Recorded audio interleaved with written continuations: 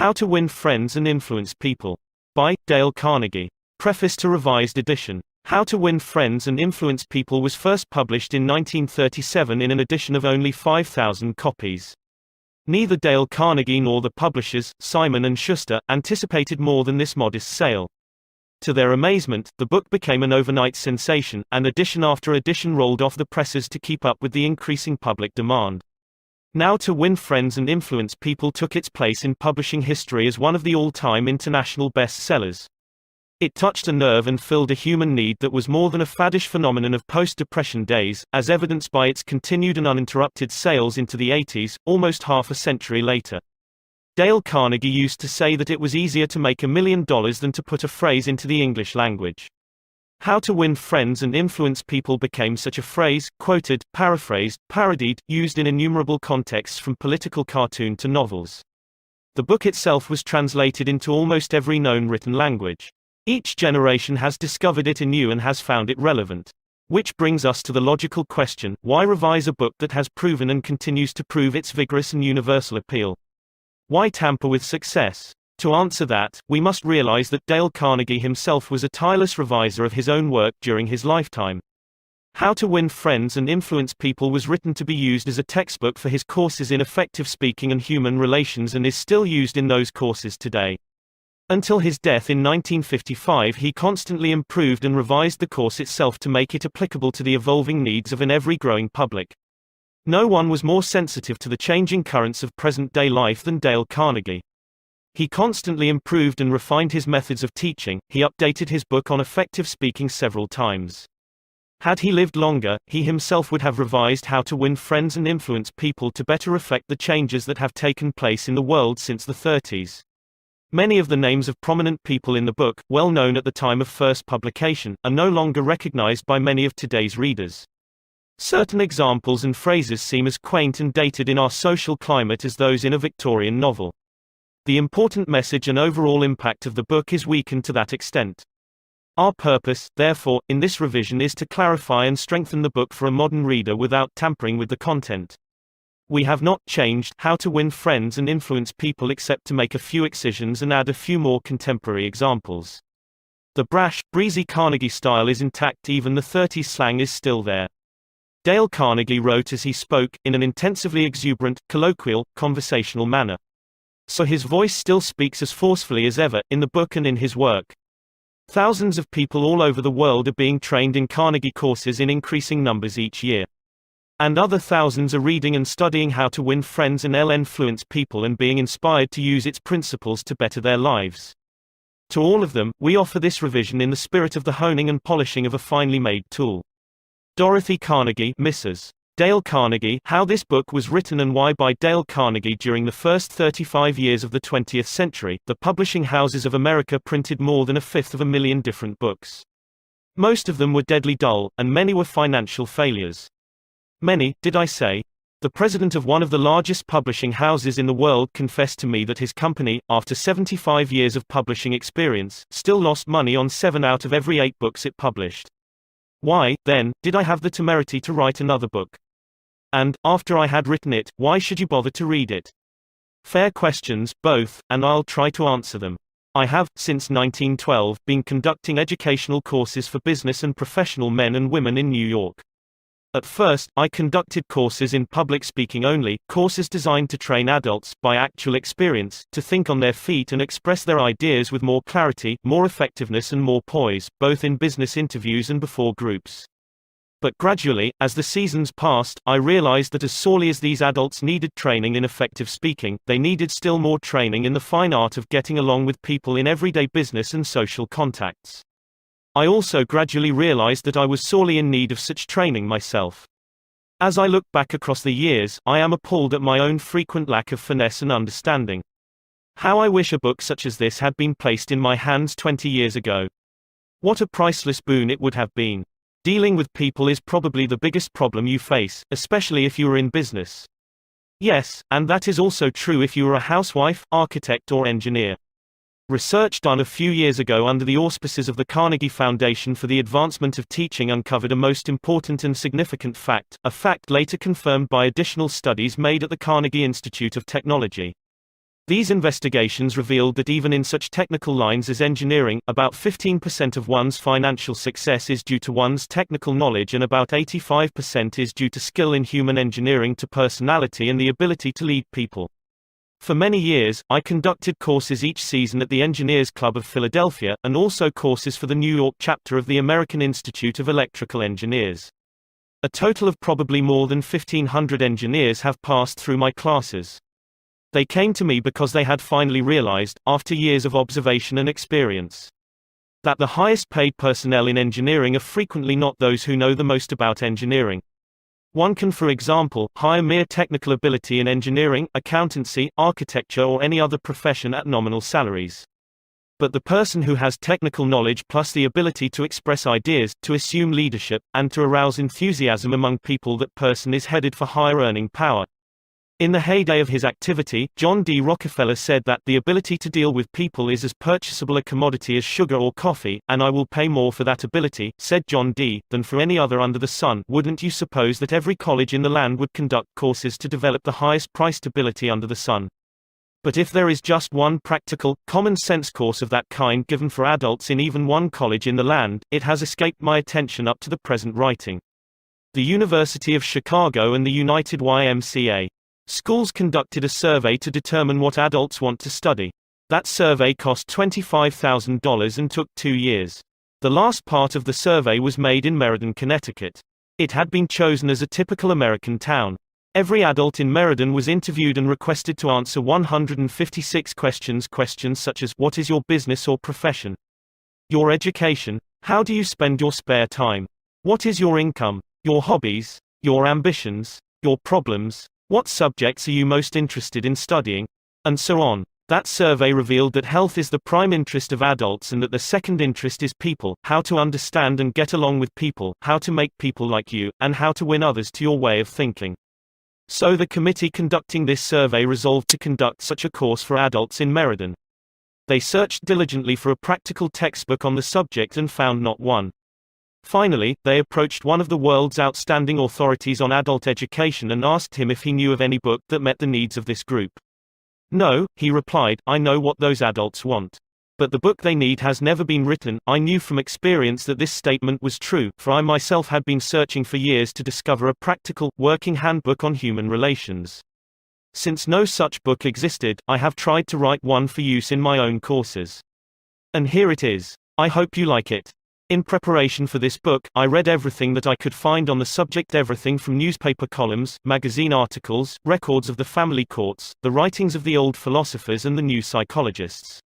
In addition, I hired a trained researcher to spend 1.5 years in various libraries reading everything I had missed, plowing through erudite tomes on psychology, poring over hundreds of magazine articles, searching through countless biographies, trying to ascertain how the great leaders of all ages had dealt with people. We read their biographies, we read the life stories of all great leaders from Julius Caesar to Thomas Edison. I recall that we read over 100 biographies of Theodore Roosevelt alone. We were determined to spare no time, no expense, to discover every practical idea that anyone had ever used throughout the ages for winning friends and influencing people. I personally interviewed scores of successful people, some of them world-famous inventors like Marconi and Edison, political leaders like Franklin D. Roosevelt and James Farley, business leaders like Owen D. Young, movie stars like Clark Gable and Mary Pickford, and explorers like Martin Johnson, and tried to discover the techniques they used in human relations. From all this material, I prepared a short talk.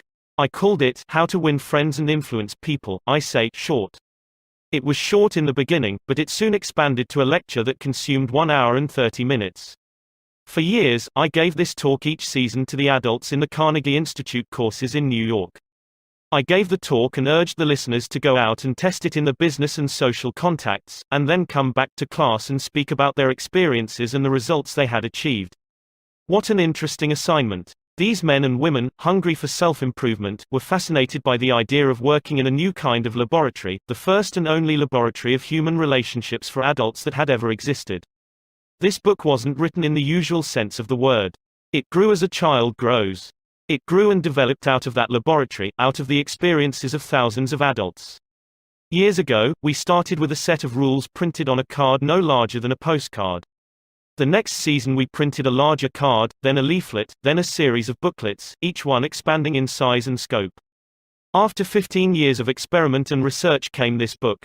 The rules we have set down here are not mere theories or guesswork.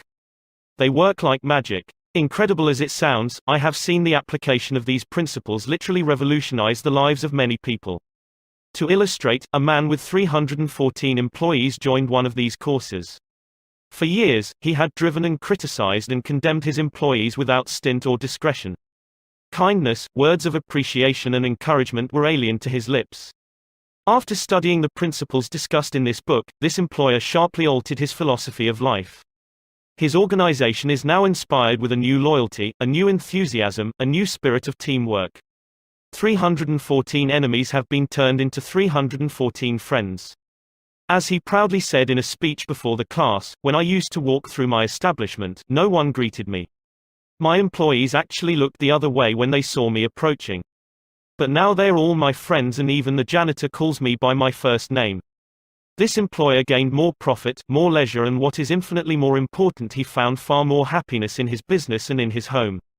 Countless numbers of salespeople have sharply increased their sales by the use of these principles. Many have opened up new accounts that they had formerly solicited in vain. Executives have been given increased authority, increased pay.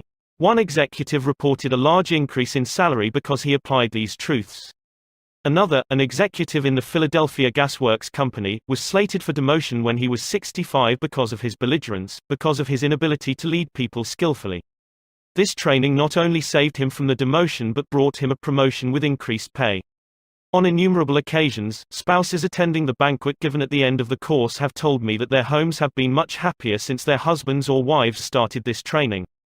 People are frequently astonished at the new results they achieve. It all seems like magic. In some cases, in their enthusiasm, they have telephoned me at my home on Sundays because they couldn't wait 48 hours to report their achievements at the regular session of the course.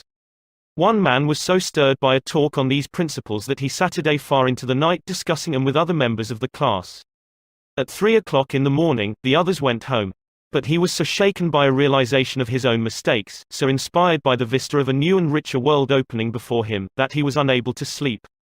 He didn't sleep that night or the next day or the next night. Who was he? A naive, untrained individual ready to gush over any new theory that came along? No, far from it.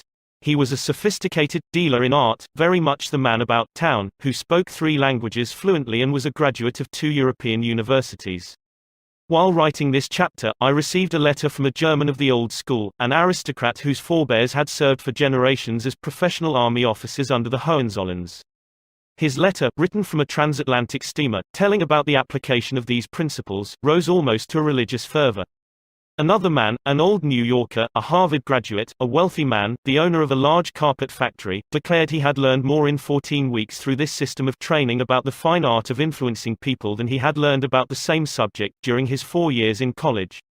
Absurd, laughable, fantastic. Of course, you are privileged to dismiss this statement with whatever adjective you wish. I am merely reporting, without comment, a declaration made by a conservative and eminently successful Harvard graduate in a public address to approximately 600 people at the Yale Club in New York on the evening of Thursday, February 23, 1933. Compared to what we ought to be, said the famous Professor William James of Harvard, compared to what we ought to be, we are only half awake. We are making use of only a small part of our physical and mental resources. Stating the thing broadly, the human individual thus lives far within his limits. He possesses powers of various sorts which he habitually fails to use, those powers which you habitually fail to use. The sole purpose of this book is to help you discover, develop and profit by those dormant and unused assets. Education, said Dr. John G. Hibben, former president of Princeton University, is the ability to meet life's situations. If by the time you have finished reading the first 3 chapters of this book if you aren't then a little better equipped to meet life's situations, then I shall consider this book to be a total failure so far as you are concerned. For, the great aim of education, said Herbert Spencer, is not knowledge but action, and this is an action book. Dale Carnegie 1936, 9 suggestions on how to get the most out of this book. If you wish to get the most out of this book, there is one indispensable requirement, one essential infinitely more important than any rule or technique. Unless you have this one fundamental requisite, 1,000 rules on how to study will avail little, and if you do have this cardinal endowment, then you can achieve wonders without reading any suggestions for getting the most out of a book. What is this magic requirement? Just this: a deep, driving desire to learn, a vigorous determination to increase your ability to deal with people. How can you develop such an urge? By constantly reminding yourself how important these principles are to you. Picture to yourself how their mastery will aid you in leading a richer, fuller, happier and more fulfilling life. Say to yourself over and over, my popularity, my happiness and sense of worth depend to no small extent upon my skill in dealing with people. Read each chapter rapidly at first to get a bird's eye view of it. You will probably be tempted then to rush on to the next one. But don't, unless you are reading merely for entertainment. But if you are reading because you want to increase your skill in human relations, then go back and reread each chapter thoroughly. In the long run, this will mean saving time and getting results. Stop frequently in your reading to think over what you are reading. Ask yourself just how and when you can apply each suggestion. Read with a crayon, pencil, pen, magic marker or highlighter in your hand. When you come across a suggestion that you feel you can use, draw a line beside it. If it is a 4-star suggestion, then underscore every sentence or highlight it, or mark it with ********. Marking and underscoring a book makes it more interesting, and far easier to review rapidly. I knew a woman who had been office manager for a large insurance concern for 15 years. Every month, she read all the insurance contracts her company had issued that month. Yes, she read many of the same contracts over month after month, year after year. Why? Because experience had taught her that that was the only way she could keep the provisions clearly in mind. I once spent almost 2 years writing a book on public speaking, and yet I found I had to keep going back over it from time to time in order to remember what I had written in my own book. The rapidity with which we forget is astonishing. So, if you want to get a real, lasting benefit out of this book, don't imagine that skimming through it once will suffice. After reading it thoroughly, you ought to spend a few hours reviewing it every month. Keep it on your desk in front of you every day. Glance through it often. Keep constantly impressing yourself with the rich possibilities for improvement that still lie in the offing. Remember that the use of these principles can be made habitual only by a constant and vigorous campaign of review and application. There is no other way. Bernard Shaw once remarked, "If you teach a man anything, he will never learn." Shaw was right. Learning is an active process. We learn by doing. So, if you desire to master the principles you are studying in this book, do something about them. Apply these rules at every opportunity. If you don't, you will forget them quickly. Only knowledge that is used sticks in your mind. You will probably find it difficult to apply these suggestions all the time. I know, because I wrote the book, and yet frequently I found it difficult to apply everything I advocated. For example, when you are displeased, it is much easier to criticize and condemn than it is to try to understand the other person's viewpoint. It is frequently easier to find fault than to find praise. It is more natural to talk about what you want than to talk about what the other person wants. And so on. So, as you read this book, remember that you are not merely trying to acquire information. You are attempting to form new habits. Ah yes, you are attempting a new way of life. That will require time and persistence and daily application. So refer to these pages often. Regard this as a working handbook on human relations, and whenever you are confronted with some specific problem, such as handling a child, winning your spouse to your way of thinking, or satisfying an irritated customer, hesitate about doing the natural thing, the impulsive thing. This is usually wrong. Instead, turn to these pages and review the paragraphs you have underscored. Then try these new ways and watch them achieve magic for you. Offer your spouse, your child or some business associate a dime or $1 every time he or she catches you violating a certain principle. Make a lively game out of mastering these rules. The president of an important Wall Street bank once described, in a talk before one of my classes, a highly efficient system he used for self-improvement. This man had little formal schooling, yet he had become one of the most important financiers in America, and he confessed that he owed most of his success to the constant application of his homemade system. This is what he does. I'll put it in his own words as accurately as I can remember. For years I have kept an engagement book showing all the appointments I had during the day. My family never made any plans for me on Saturday night, for the family knew that I devoted a part of each Saturday evening to the illuminating process of self-examination and review and appraisal. After dinner I went off by myself, opened my engagement book, and thought over all the interviews, discussions and meetings that had taken place during the week. I asked myself, what mistakes did I make that time, what did I do that was right, and in what way could I have improved my performance, what lessons can I learn from that experience? I often found that this weekly review made me very unhappy. I was frequently astonished at my own blunders. Of course, as the years passed, these blunders became less frequent. Sometimes I was inclined to pat myself on the back a little after one of these sessions. This system of self-analysis, self-education, continued year after year, did more for me than any other one thing I have ever attempted. It helped me improve my ability to make decisions, and it aided me enormously in all my contacts with people. I cannot recommend it too highly. Why not use a similar system to check up on your application of the principles discussed in this book? If you do, two things will result. First, you will find yourself engaged in an educational process that is both intriguing and priceless. Second, you will find that your ability to meet and deal with people will grow enormously. You will find at the end of this book several blank pages on which you should record your triumphs in the application of these principles. Be specific. Give names, dates, results. Keeping such a record will inspire you to greater efforts, and how fascinating these entries will be when you chance upon them some evening years from now. In order to get the most out of this book, A. Develop a deep, driving desire to master the principles of human relations. B. Read each chapter twice before going on to the next one. C. As you read, stop frequently to ask yourself how you can apply each suggestion. D. Underscore each important idea. E. Review this book each month. F. Apply these principles at every opportunity. Use this volume as a working handbook to help you solve your daily problems. G. Make a lively game out of your learning by offering some friend a dime or $1 every time he or she catches you violating one of these principles. H. Check up each week on the progress you are making. Ask yourself what mistakes you have made, what improvement, what lessons you have learned for the future. I. Keep notes in the back of this book showing how and when you have applied these principles.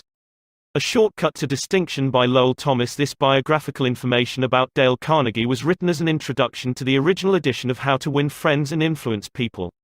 It is reprinted in this edition to give the readers additional background on Dale Carnegie. It was a cold January night in 1935, but the weather couldn't keep them away. 2,500 men and women thronged into the grand ballroom of the Hotel Pennsylvania in New York. Every available seat was filled by 7:30. At 8 o'clock, the eager crowd was still pouring in. The spacious balcony was soon jammed. Presently even standing space was at a premium, and hundreds of people, tired after navigating a day in business, stood up for an hour and a half that night to witness, what? A fashion show, a 6-day bicycle race, or a personal appearance by Clark Gable. No, these people had been lured there by a newspaper ad. 2 evenings previously, they had seen this full-page announcement in the New York Sun staring them in the face: learn to speak effectively, prepare for leadership. Old stuff. Yes, but believe it or not, in the most sophisticated town on earth, during a depression with 20% of the population on relief, 2,500 people had left their homes and hustled to the hotel in response to that ad. The people who responded were of the upper economic strata, executives, employers and professionals. These men and women had come to hear the opening gun of an ultra-modern, ultra-practical course in Effective Speaking and Influencing Men in Business, a course given by the Dale Carnegie Institute of Effective Speaking and Human Relations. Why were they there, these 2,500 businessmen and women? Because of a sudden hunger for more education because of the Depression? Apparently not, for this same course had been playing to packed houses in New York City every season for the preceding 24 years. During that time, more than 15,000 business and professional people had been trained by Dale Carnegie. Even large, skeptical, conservative organizations such as the Westinghouse Electric Company, the McGraw-Hill Publishing Company, the Brooklyn Union Gas Company, the Brooklyn Chamber of Commerce, the American Institute of Electrical Engineers and the New York Telephone Company have had this training conducted in their own offices for the benefit of their members and executives. The fact that these people, 10 or 20 years after leaving grade school, high school or college, come and take this training is a glaring commentary on the shocking deficiencies of our educational system. What do adults really want to study? That is an important question, and in order to answer it, the University of Chicago, the American Association for Adult Education, and the United YMCA Schools made a survey over a 2-year period. That survey revealed that the prime interest of adults is health. It also revealed that their second interest is in developing skill in human relationships. They want to learn the technique of getting along with and influencing other people. They don't want to become public speakers, and they don't want to listen to a lot of high-sounding talk about psychology. They want suggestions they can use immediately in business, in social contacts and in the home. So that was what adults wanted to study, was it? All right, said the people making the survey. Fine. If that is what they want, we'll give it to them. Looking around for a textbook, they discovered that no working manual had ever been written to help people solve their daily problems in human relationships. Here was a fine kettle of fish. For hundreds of years, learned volumes had been written on Greek and Latin and higher mathematics, topics about which the average adult doesn't give two hoots. But on the one subject on which he has a thirst for knowledge, a veritable passion for guidance and help, nothing. This explained the presence of 2,500 eager adults crowding into the grand ballroom of the Hotel Pennsylvania in response to a newspaper advertisement. Here, apparently, at last was the thing for which they had long been seeking. Back in high school and college, they had pored over books, believing that knowledge alone was the open sesame to financial and professional rewards. But a few years in the rough and tumble of business and professional life had brought sharp disillusionment. They had seen some of the most important business successes won by men who possessed, in addition to their knowledge, the ability to talk well, to win people to their way of thinking, and to sell themselves and their ideas. They soon discovered that if one aspired to wear the captain's cap and navigate the ship of business, personality and the ability to talk are more important than a knowledge of Latin verbs or a sheepskin from Harvard. The advertisement in the New York Sun promised that the meeting would be highly entertaining. It was. 18 people who had taken the course were marshaled in front of the loudspeaker, and 15 of them were given precisely 75 seconds each to tell his or her story. Only 75 seconds of talk, then bang went the gavel, and the chairman shouted, "Time." Next speaker. The affair moved with the speed of a herd of buffalo thundering across the plains. Spectators stood for an hour and a half to watch the performance. The speakers were a cross-section of life, several sales representatives, a chain store executive, a baker, the president of a trade association, two bankers, an insurance agent, an accountant, a dentist, an architect, a druggist who had come from Indianapolis to New York to take the course, a lawyer who had come from Havana in order to prepare himself to give one important 3-minute speech. The first speaker bore the Gaelic name Patrick J. O'Hare. Born in Ireland, he attended school for only 4 years, drifted to America, worked as a mechanic, then as a chauffeur. Now, however, he was 40, he had a growing family and needed more money, so he tried selling trucks. Suffering from an inferiority complex that, as he put it, was eating his heart out, he had to walk up and down in front of an office half a dozen times before he could summon up enough courage to open the door. He was so discouraged as a salesman that he was thinking of going back to working with his hands in a machine shop, when one day he received a letter inviting him to an organization meeting of the Dale Carnegie course in effective speaking. He didn't want to attend. He feared he would have to associate with a lot of college graduates, that he would be out of place. His despairing wife insisted that he go, saying, "It may do you some good, Pat. God knows you need it."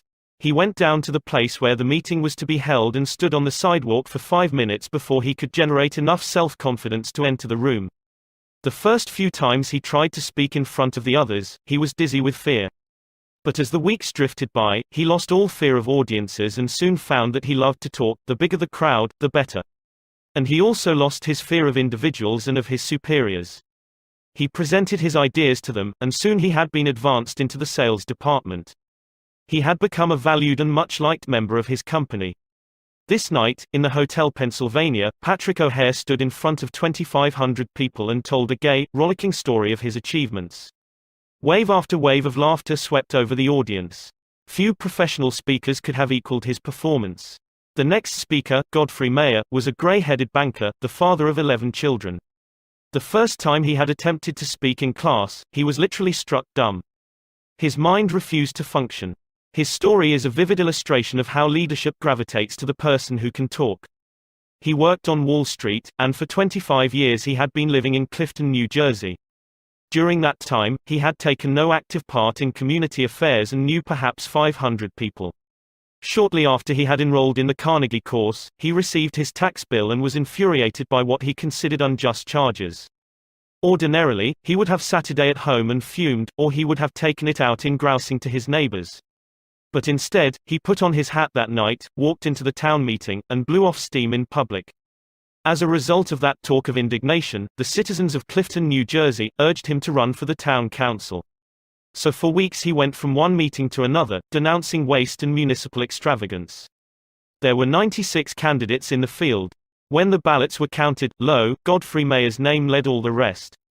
Almost overnight, he had become a public figure among the 40,000 people in his community. As a result of his talks, he made 80 times more friends in 6 weeks than he had been able to previously in 25 years.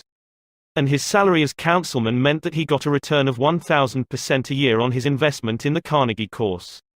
The third speaker, the head of a large national association of food manufacturers, told how he had been unable to stand up and express his ideas at meetings of a board of directors. As a result of learning to think on his feet, 2 astonishing things happened. He was soon made president of his association, and in that capacity, he was obliged to address meetings all over the United States.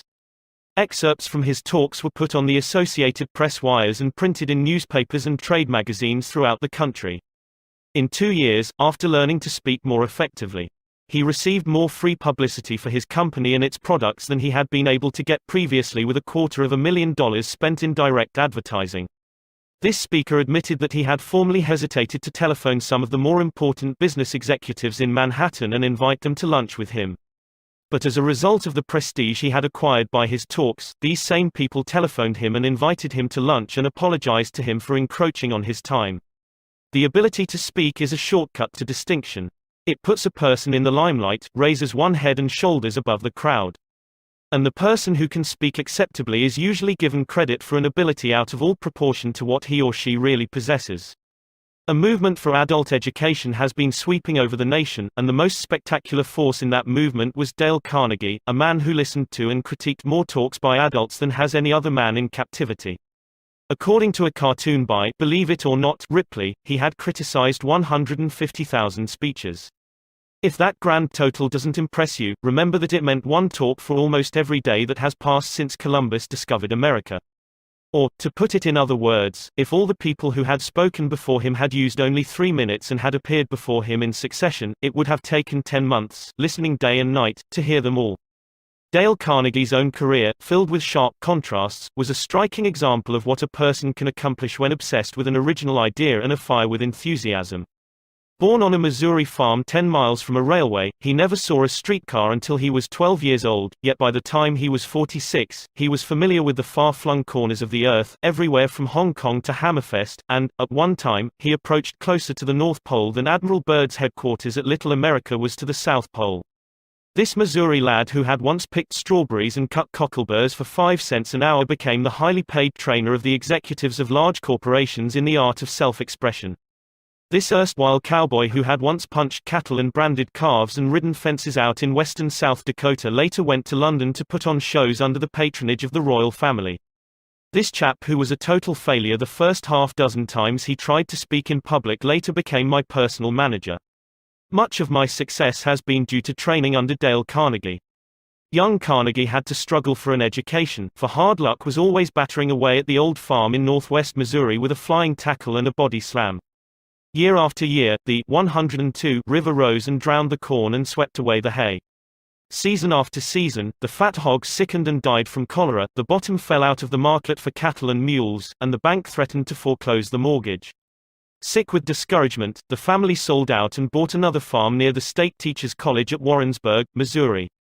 Board and room could be had in town for $1 a day, but young Carnegie couldn't afford it.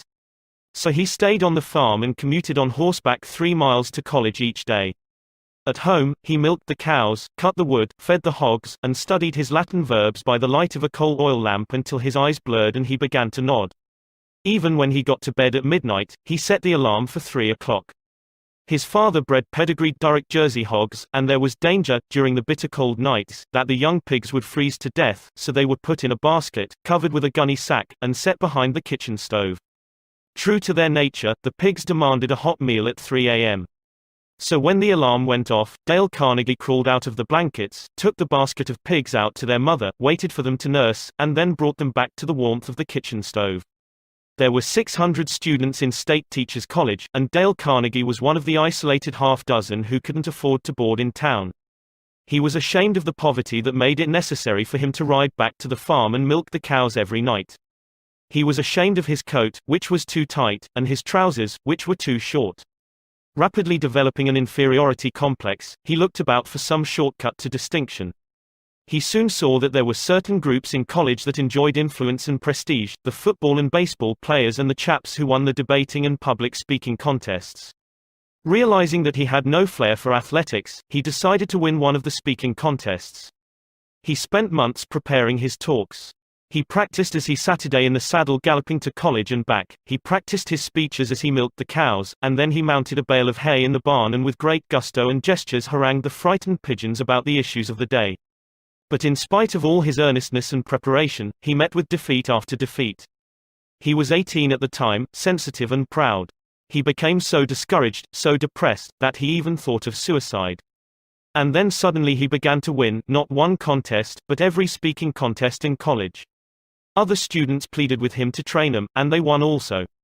After graduating from college, he started selling correspondence courses to the ranchers among the sandhills of western Nebraska and eastern Wyoming. In spite of all his boundless energy and enthusiasm, he couldn't make the grade.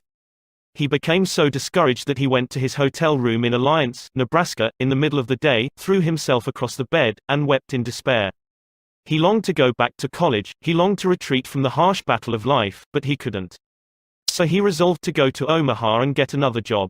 He didn't have the money for a railroad ticket, so he traveled on a freight train, feeding and watering 2 carloads of wild horses in return for his passage. After landing in South Omaha, he got a job selling bacon and soap and lard for Armour and Company. His territory was up among the Badlands and the cow and Indian country of western South Dakota. He covered his territory by freight train and stage coach and horseback and slept in pioneer hotels where the only partition between the rooms was a sheet of muslin. He studied books on salesmanship, rode bucking broncos, played poker with the Indians, and learned how to collect money. And when, for example, an inland storekeeper couldn't pay cash for the bacon and hams he had ordered, Dale Carnegie would take a dozen pairs of shoes off his shelf, sell the shoes to the railroad men, and forward the receipts to Armour and Company. He would often ride a freight train 100 miles a day. When the train stopped to unload freight, he would dash uptown, see 3 or 4 merchants, get his orders, and when the whistle blew, he would dash down the street again lickety-split and swing onto the train while it was moving. Within 2 years, he had taken an unproductive territory that had stood in the 25th place and had boosted it to first place among all the 29 car routes leading out of South Omaha. Armour and Company offered to promote him, saying, "You have achieved what seemed impossible." But he refused the promotion and resigned, went to New York, studied at the American Academy of Dramatic Arts, and toured the country, playing the role of Dr. Hartley in Polly of the Circus. He would never be a Booth or a Barrymore. He had the good sense to recognize that, so back he went to sales work, selling automobiles and trucks for the Packard Motor Car Company. He knew nothing about machinery and cared nothing about it. Dreadfully unhappy, he had to scourge himself to his task each day. He longed to have time to study, to write the books he had dreamed about writing back in college. So he resigned. He was going to spend his days writing stories and novels and support himself by teaching in a night school.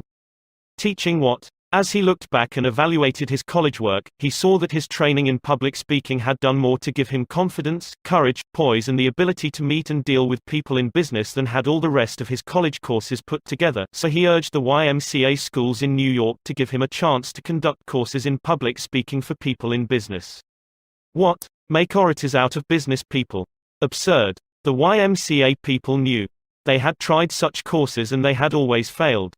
When they refused to pay him a salary of $2 a night, he agreed to teach on a commission basis and take a percentage of the net profits if there were any profits to take.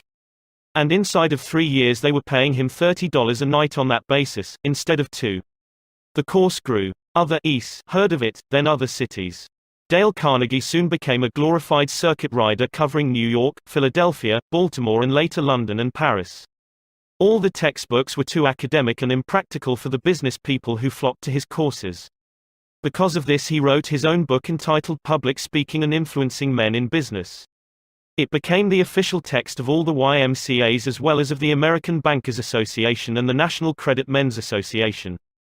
Dale Carnegie claimed that all people can talk when they get mad.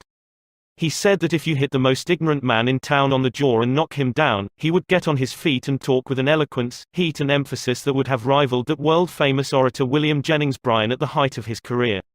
He claimed that almost any person can speak acceptably in public if he or she has self-confidence and an idea that is boiling and stewing within.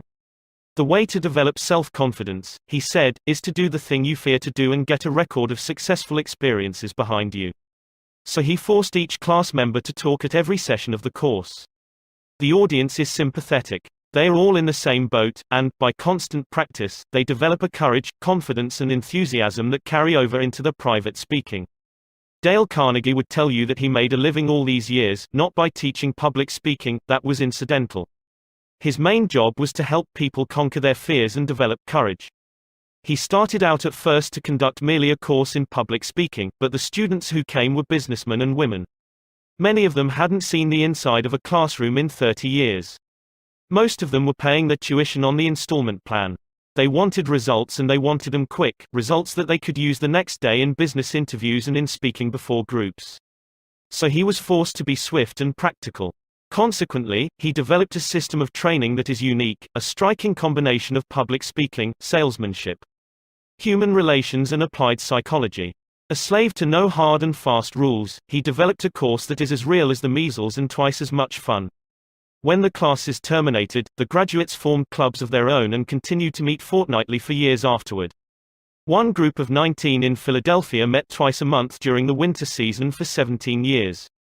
Class members frequently travel 50 or 100 miles to attend classes. One student used to commute each week from Chicago to New York. Professor William James of Harvard used to say that the average person develops only 10% of his latent mental ability. Dale Carnegie, by helping businessmen and women to develop their latent possibilities, created one of the most significant movements in adult education. Lowell Thomas, 1936. Part 1, Fundamental Techniques in Handling People. If you want to gather honey, don't kick over the beehive. On May 7, 1931, the most sensational manhunt New York City had ever known had come to its climax. After weeks of search, Two-Gun Crowley, the killer, the gunman who didn't smoke or drink, was at bay, trapped in his sweetheart's apartment on West End Avenue. 150 policemen and detectives laid siege to his top-floor hideaway. They chopped holes in the roof, they tried to smoke out Crowley, the cop killer, with tear gas.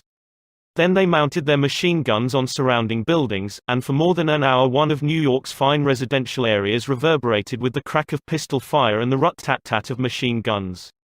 Crowley, crouching behind an overstuffed chair, fired incessantly at the police.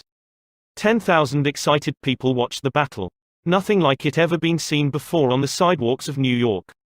When Crowley was captured, Police Commissioner E.P. Mulrooney declared that the two-gun desperado was one of the most dangerous criminals ever encountered in the history of New York.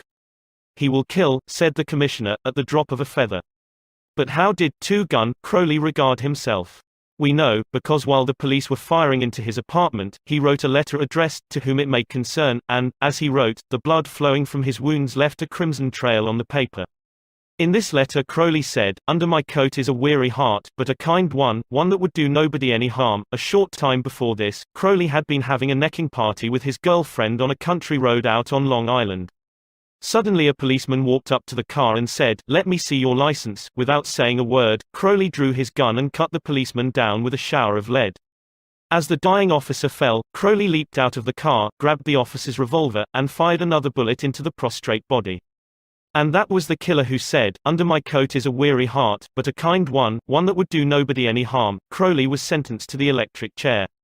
When he arrived at the death house in Sing Sing, did he say, "This is what I get for killing people"? No, he said, "This is what I get for defending myself." The point of the story is this: Two-Gun Crowley didn't blame himself for anything. Is that an unusual attitude among criminals? If you think so, listen to this: "I have spent the best years of my life giving people the lighter pleasures, helping them have a good time, and all I get is abuse, the existence of a hunted man."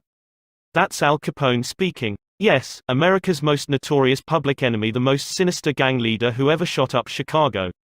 Capone didn't condemn himself. He actually regarded himself as a public benefactor, an unappreciated and misunderstood public benefactor. And so did Dutch Schultz before he crumpled up under gangster bullets in Newark. Dutch Schultz, one of New York's most notorious rats, said in a newspaper interview that he was a public benefactor. And he believed it. I have had some interesting correspondence with Lewis Laws, who was warden of New York's infamous Sing Sing prison for many years, on this subject, and he declared that few of the criminals in Sing Sing regard themselves as bad men. They are just as human as you and I, so they rationalize, they explain. They can tell you why they had to crack a safe or be quick on the trigger finger. Most of them attempt by a form of reasoning, fallacious or logical, to justify their antisocial acts even to themselves, consequently stoutly maintaining that they should never have been imprisoned at all. If Al Capone, Two Gun, Crowley, Dutch Schultz, and the desperate men and women behind prison walls don't blame themselves for anything, what about the people with whom you and I come in contact? John Wanamaker, founder of the stores that bear his name, once confessed, "I learned 30 years ago that it is foolish to scold. I have enough trouble overcoming my own limitations without fretting over the fact that God has not seen fit to distribute evenly the gift of intelligence." Wanamaker learned this lesson early, but I personally had to blunder through this old world for a third of a century before it even began to dawn upon me that 99 times out of 100, people don't criticize themselves for anything, no matter how wrong it may be. Criticism is futile because it puts a person on the defensive and usually makes him strive to justify himself. Criticism is dangerous, because it wounds a person's precious pride, hurts his sense of importance, and arouses resentment. B.F. Skinner, the world-famous psychologist, proved through his experiments that an animal rewarded for good behavior will learn much more rapidly and retain what it learns far more effectively than an animal punished for bad behavior. Later studies have shown that the same applies to humans. By criticizing, we do not make lasting changes and often incur resentment. Hans Selye, another great psychologist, said, "As much as we thirst for approval, we dread condemnation." The resentment that criticism engenders can demoralize employees, family members and friends, and still not correct the situation that has been condemned. George B. Johnston of Enid, Oklahoma, is the safety coordinator for an engineering company. One of his responsibilities is to see that employees wear their hard hats whenever they are on the job in the field.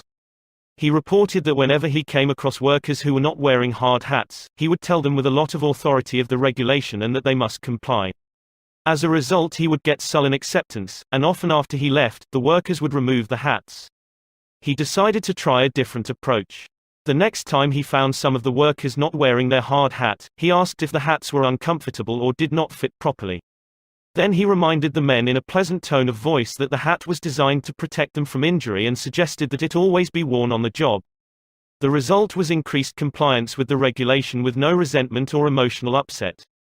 You will find examples of the futility of criticism bristling on 1,000 pages of history. Take, for example, the famous quarrel between Theodore Roosevelt and President Taft, a quarrel that split the Republican Party, put Woodrow Wilson in the White House, and wrote bold, luminous lines across the First World War and altered the flow of history. Let's review the facts quickly. When Theodore Roosevelt stepped out of the White House in 1908, he supported Taft, who was elected president. Then Theodore Roosevelt went off to Africa to shoot lions. When he returned, he exploded. He denounced Taft for his conservatism, tried to secure the nomination for a third term himself, formed the Bull Moose Party, and all but demolished the GOP. In the election that followed, William Howard Taft and the Republican Party carried only 2 states, Vermont and Utah. The most disastrous defeat the party had ever known. Theodore Roosevelt blamed Taft, but did President Taft blame himself? Of course not. With tears in his eyes, Taft said, "I don't see how I could have done any differently from what I have." Who was to blame? Roosevelt or Taft? Frankly, I don't know, and I don't care. The point I am trying to make is that all of Theodore Roosevelt's criticism didn't persuade Taft that he was wrong. It merely made Taft strive to justify himself and to reiterate with tears in his eyes, "I don't see how I could have done any differently from what I have." Or, take the Teapot Dome oil scandal. It kept the newspapers ringing with indignation in the early 1920s. It rocked the nation. Within the memory of living men, nothing like it had ever happened before in American public life. Here are the bare facts of the scandal. Albert B. Fall, Secretary of the Interior in Harding's cabinet, was entrusted with the leasing of government oil reserves at Elk Hill and Teapot Dome, oil reserves that had been set aside for the future use of the Navy. Did Secretary Fall permit competitive bidding? No sir. He handed the fat, juicy contract outright to his friend Edward L. Doheny. And what did Doheny do? He gave Secretary Fall what he was pleased to call a loan of $100,000. Then, in a high-handed manner, Secretary Fall ordered United States Marines into the district to drive off competitors whose adjacent wells were sapping oil out of the Elk Hill reserves. These competitors, driven off the ground at the ends of guns and bayonets, rushed into court, and blew the lid off the Teapot Dome scandal. A stench arose so vile that it ruined the Harding administration, nauseated an entire nation, threatened to wreck the Republican Party, and put Albert B. Fall behind prison bars. Fall was condemned viciously, condemned as few men in public life have ever been. Did he repent? Never. Years later, Herbert Hoover intimated in a public speech that President Harding's death had been due to mental anxiety and worry because a friend had betrayed him. When Mrs. Fall heard that, she sprang from her chair, she wept, she shook her fists at fate and screamed, "What? Harding betrayed by Fall? No. My husband never betrayed anyone. This whole house full of gold would not tempt my husband to do wrong. He is the one who has been betrayed and led to the slaughter and crucified." There you are, human nature in action, wrongdoers, blaming everybody but themselves. We are all like that.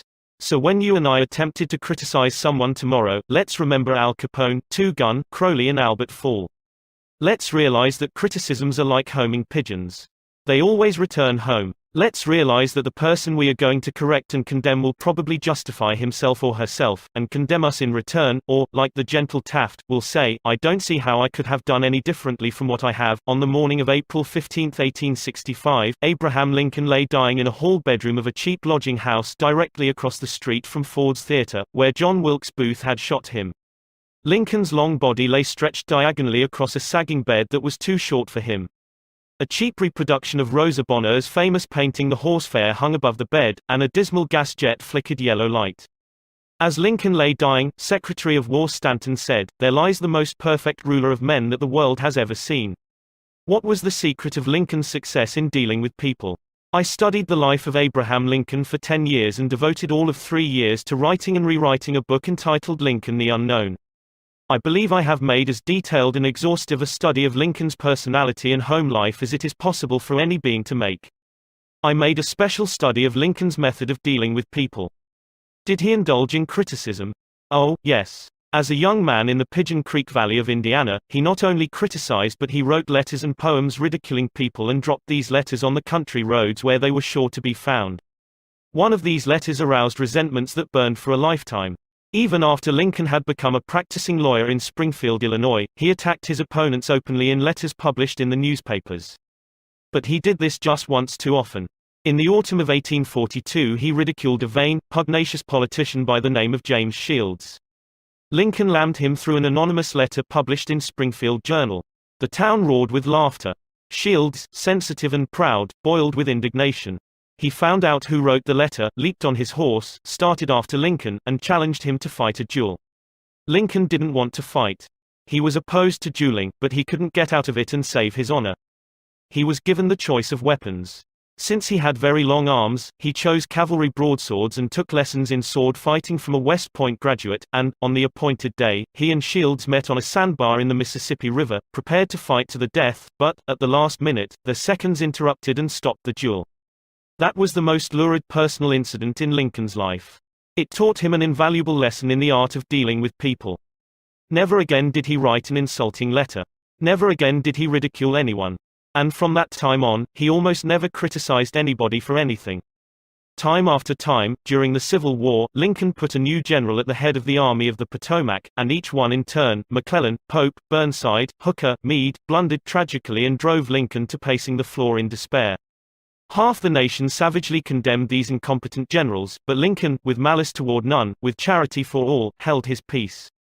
One of his favorite quotations was, "Judge not, that ye be not judged," and when Mrs. Lincoln and others spoke harshly of the Southern people, Lincoln replied, "Don't criticize them, they are just what we would be under similar circumstances."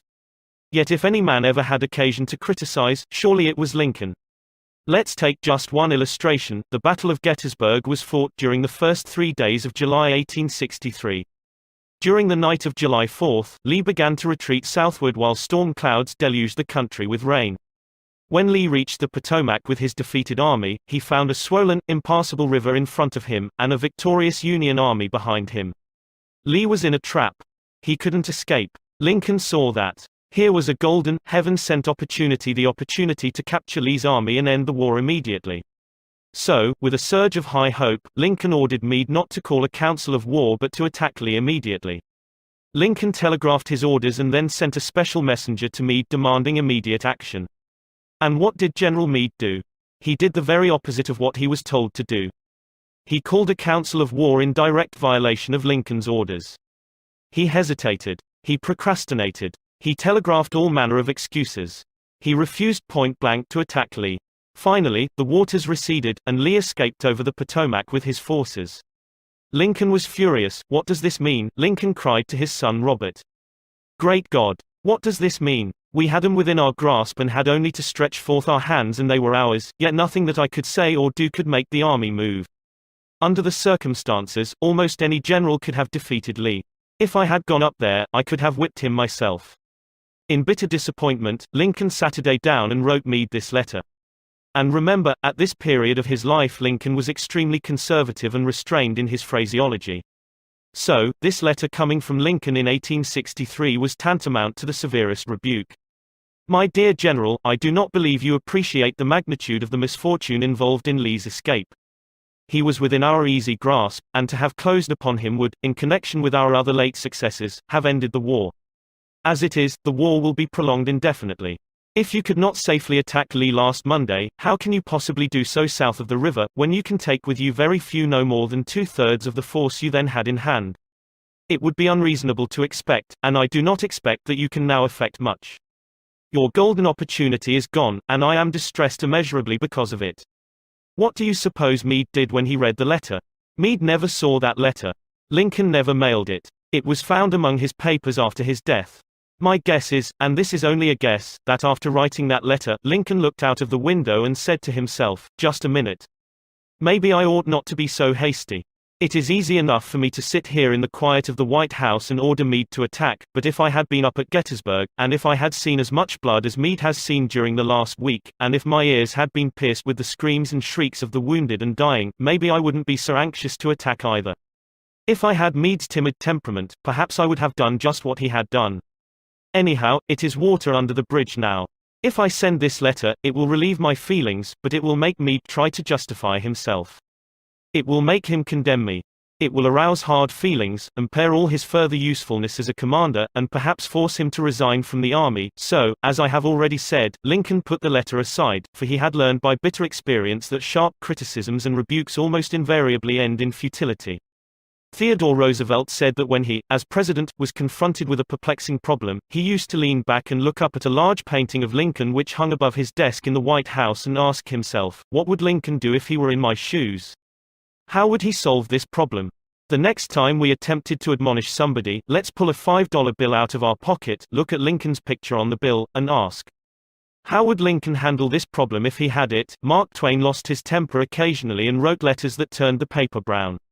For example, he once wrote to a man who had aroused his ire, "The thing for you is a burial permit. You have only to speak and I will see that you get it." On another occasion he wrote to an editor about a proofreader's attempts to improve my spelling and punctuation. He ordered, "Set the matter according to my copy hereafter and see that the proofreader retains his suggestions in the mush of his decayed brain." The writing of these stinging letters made Mark Twain feel better. They allowed him to blow off steam, and the letters didn't do any real harm, because Mark's wife secretly lifted them out of the mail. They were never sent. Do you know someone you would like to change and regulate and improve? Good. That is fine. I am all in favor of it, but why not begin on yourself? From a purely selfish standpoint, that is a lot more profitable than trying to improve others, yes, and a lot less dangerous. Don't complain about the snow on your neighbor's roof, said Confucius, when your own doorstep is unclean. When I was still young and trying hard to impress people, I wrote a foolish letter to Richard Harding Davis, an author who once loomed large on the literary horizon of America. I was preparing a magazine article about authors, and I asked Davis to tell me about his method of work. A few weeks earlier, I had received a letter from someone with this notation at the bottom, "Dictated but not read." I was quite impressed. I felt that the writer must be very big and busy and important. I wasn't the slightest bit busy, but I was eager to make an impression on Richard Harding Davis, so I ended my short note with the words, "Dictated but not read." He never troubled to answer the letter. He simply returned it to me with this scribbled across the bottom, "Your bad manners are exceeded only by your bad manners." True, I had blundered, and perhaps I deserved this rebuke. But, being human, I resented it. I resented it so sharply that when I read of the death of Richard Harding Davis 10 years later, the one thought that still persisted in my mind, I am ashamed to admit, was the hurt he had given me. If you and I want to stir up a resentment tomorrow that may rankle across the decades and endure until death, just let us indulge in a little stinging criticism no matter how certain we are that it is justified. When dealing with people, let us remember we are not dealing with creatures of logic. We are dealing with creatures of emotion, creatures bristling with prejudices and motivated by pride and vanity. Bitter criticism caused the sensitive Thomas Hardy, one of the finest novelists ever to enrich English literature, to give up forever the writing of fiction.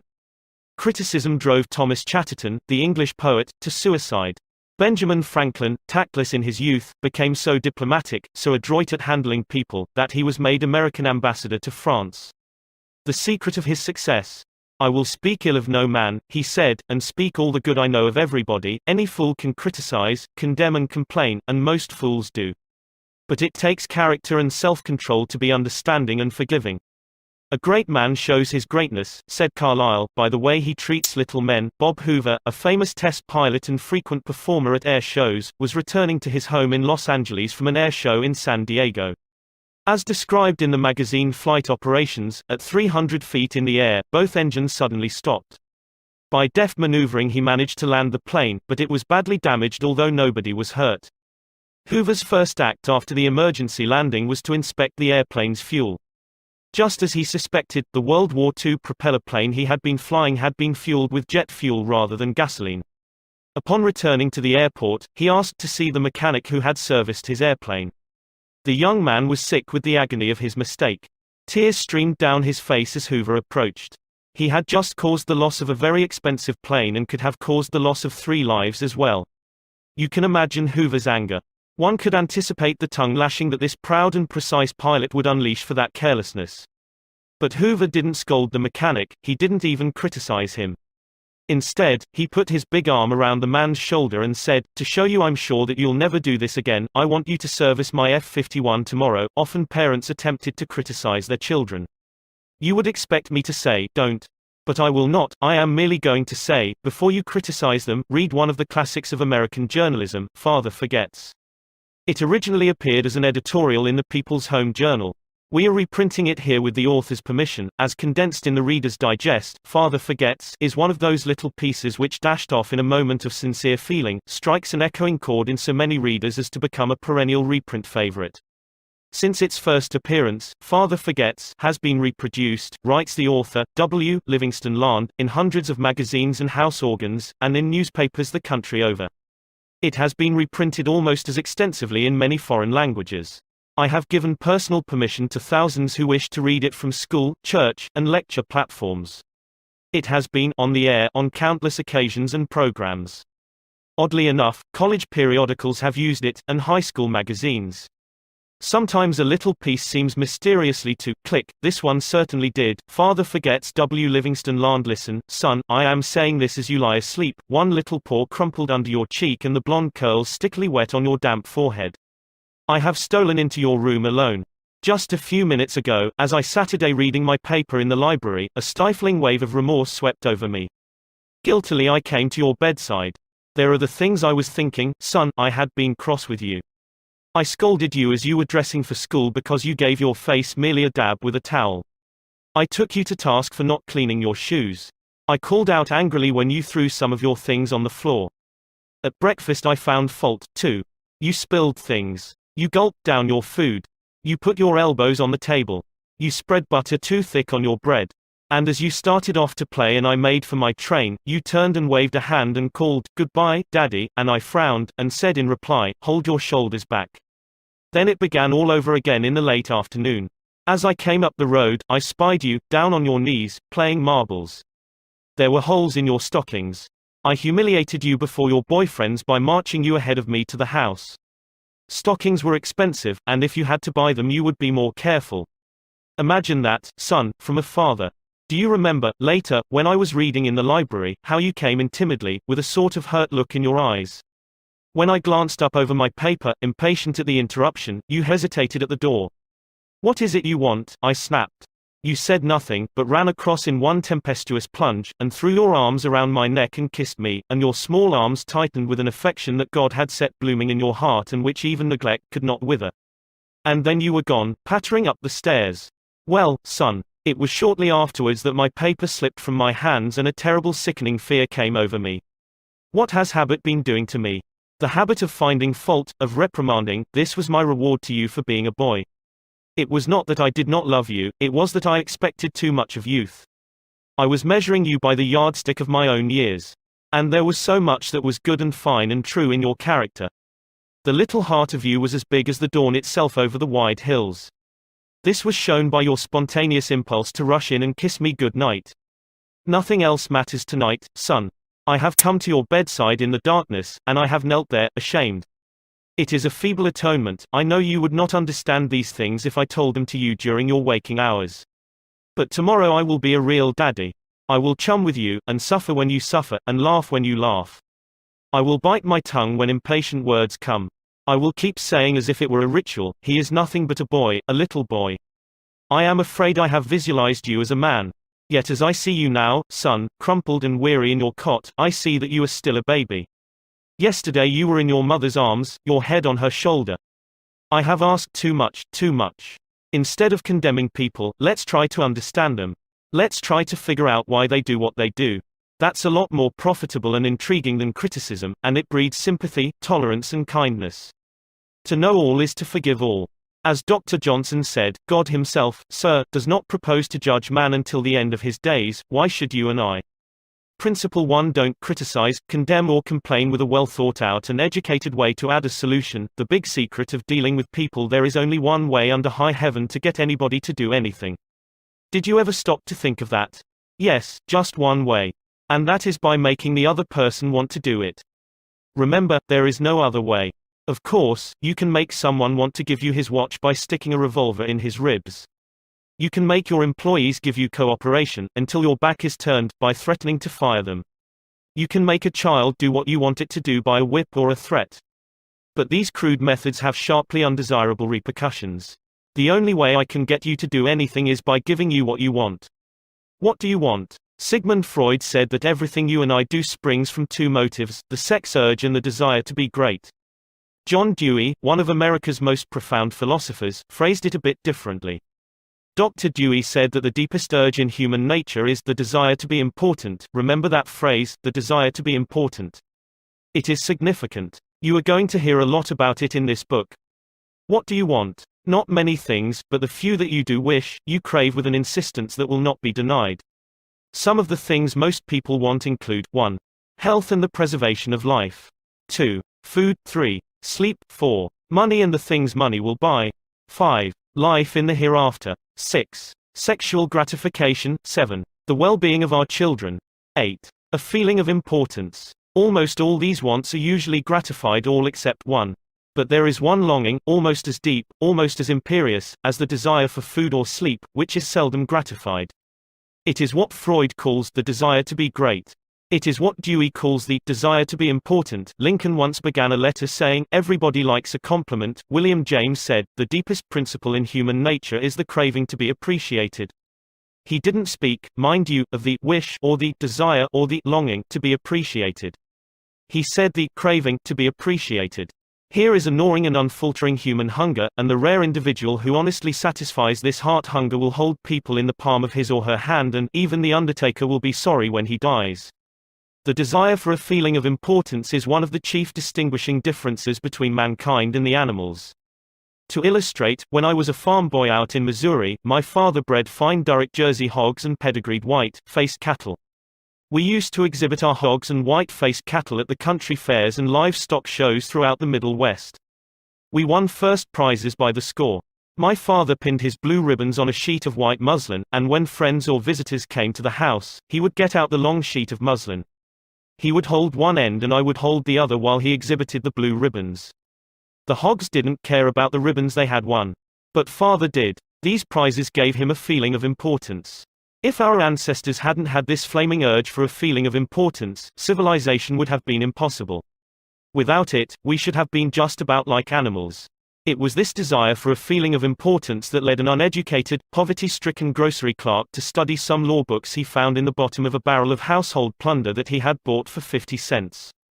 You have probably heard of this grocery clerk. His name was Lincoln. It was this desire for a feeling of importance that inspired Dickens to write his immortal novels. This desire inspired Sir Christopher Wren to design his symphonies in stone.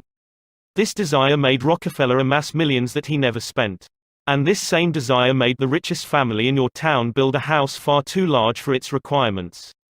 This desire makes you want to wear the latest styles, drive the latest cars, and talk about your brilliant children. It is this desire that lures many boys and girls into joining gangs and engaging in criminal activities. The average young criminal, according to E.P. Mulrooney, one-time police commissioner of New York, is filled with ego, and his first request after arrest is for those lurid newspapers that make him out a hero. The disagreeable prospect of serving time seems remote so long as he can gloat over his likeness sharing space with pictures of sports figures, movie and TV stars and politicians. If you tell me how you get your feeling of importance, I'll tell you what you are. That determines your character. That is the most significant thing about you. For example, John D. Rockefeller got his feeling of importance by giving money to erect a modern hospital in Peking, China, to care for millions of poor people whom he had never seen and never would see. Dillinger, on the other hand, got his feeling of importance by being a bandit, a bank robber and killer. When the FBI agents were hunting him, he dashed into a farmhouse up in Minnesota and said, "I'm Dillinger." He was proud of the fact that he was public enemy number one. "I'm not going to hurt you, but I'm Dillinger," he said. Yes, the one significant difference between Dillinger and Rockefeller is how they got the feeling of importance. History sparkles with amusing examples of famous people struggling for a feeling of importance. Even George Washington wanted to be called His Mightiness, the President of the United States, and Columbus pleaded for the title Admiral of the Ocean and Viceroy of India. Catherine the Great refused to open letters that were not addressed to Her Imperial Majesty, and Mrs. Lincoln, in the White House, turned upon Mrs. Grant like a tigress and shouted, "How dare you be seated in my presence until I invite you?" Our millionaires helped finance Admiral Byrd's expedition to the Antarctic in 1928 with the understanding that ranges of icy mountains would be named after them, and Victor Hugo aspired to have nothing less than the city of Paris renamed in his honor. Even Shakespeare, mightiest of the mighty, tried to add luster to his name by procuring a coat of arms for his family. People sometimes became invalids in order to win sympathy and attention and get a feeling of importance. For example, take Mrs. McKinley. She got a feeling of importance by forcing her husband, the President of the United States, to neglect important affairs of state while he reclined on the bed beside her for hours at a time, his arm about her, soothing her to sleep. She fed her gnawing desire for attention by insisting that he remain with her while she was having her teeth fixed, and once created a stormy scene when he had to leave her alone with the dentist while he kept an appointment with John Hay, his Secretary of State.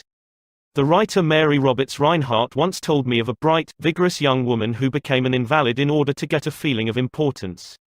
One day, said Mrs. Rinehart, this woman had been obliged to face something, her age perhaps. The lonely years were stretching ahead and there was little left for her to anticipate.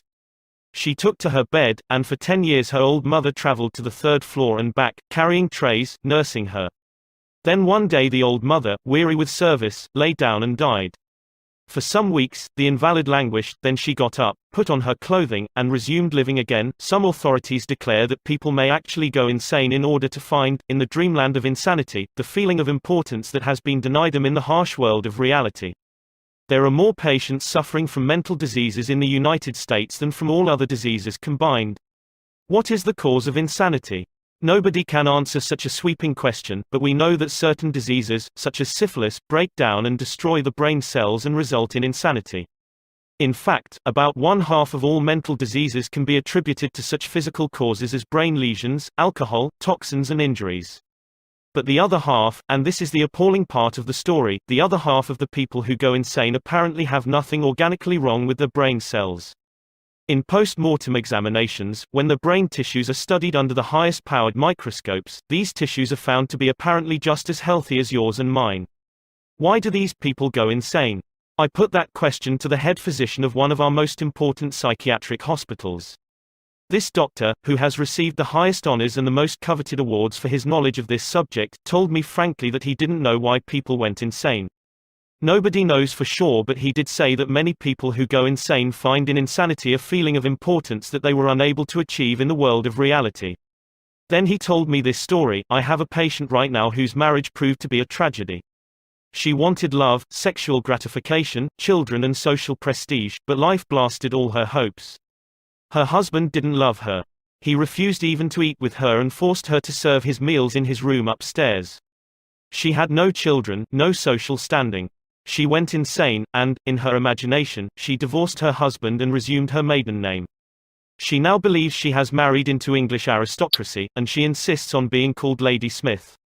And as for children, she imagines now that she has had a new child every night.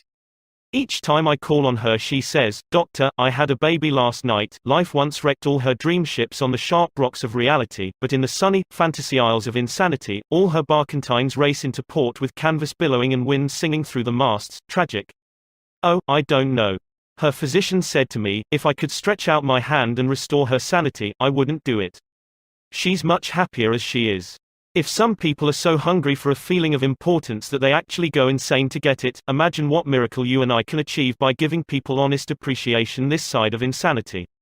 One of the first people in American business to be paid a salary of over $1 million a year when there was no income tax and a person earning $50 a week was considered well off was Charles Schwab. He had been picked by Andrew Carnegie to become the first president of the newly formed United States Steel Company in 1921, when Schwab was only 38 years old. Schwab later left U.S. Steel to take over the then troubled Bethlehem Steel Company, and he rebuilt it into one of the most profitable companies in America. Why did Andrew Carnegie pay $1 million a year, or more than $3,000 a day, to Charles Schwab? Why? Because Schwab was a genius?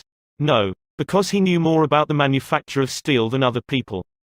Nonsense. Charles Schwab told me himself that he had many men working for him who knew more about the manufacture of steel than he did. Schwab says that he was paid this salary largely because of his ability to deal with people. I asked him how he did it.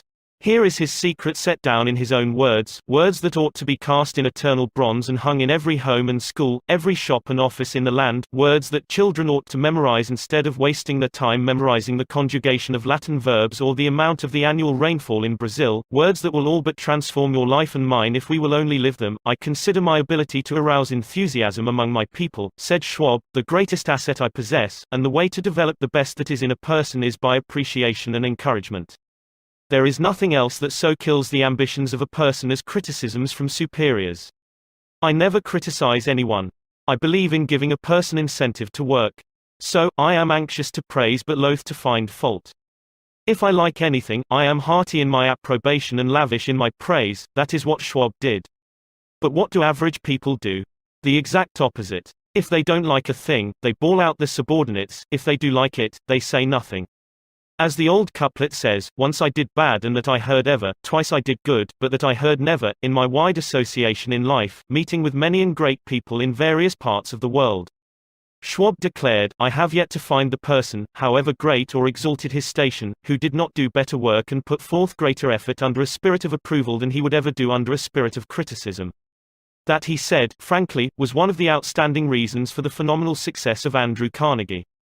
Carnegie praised his associates publicly as well as privately. Carnegie wanted to praise his assistants even on his tombstone.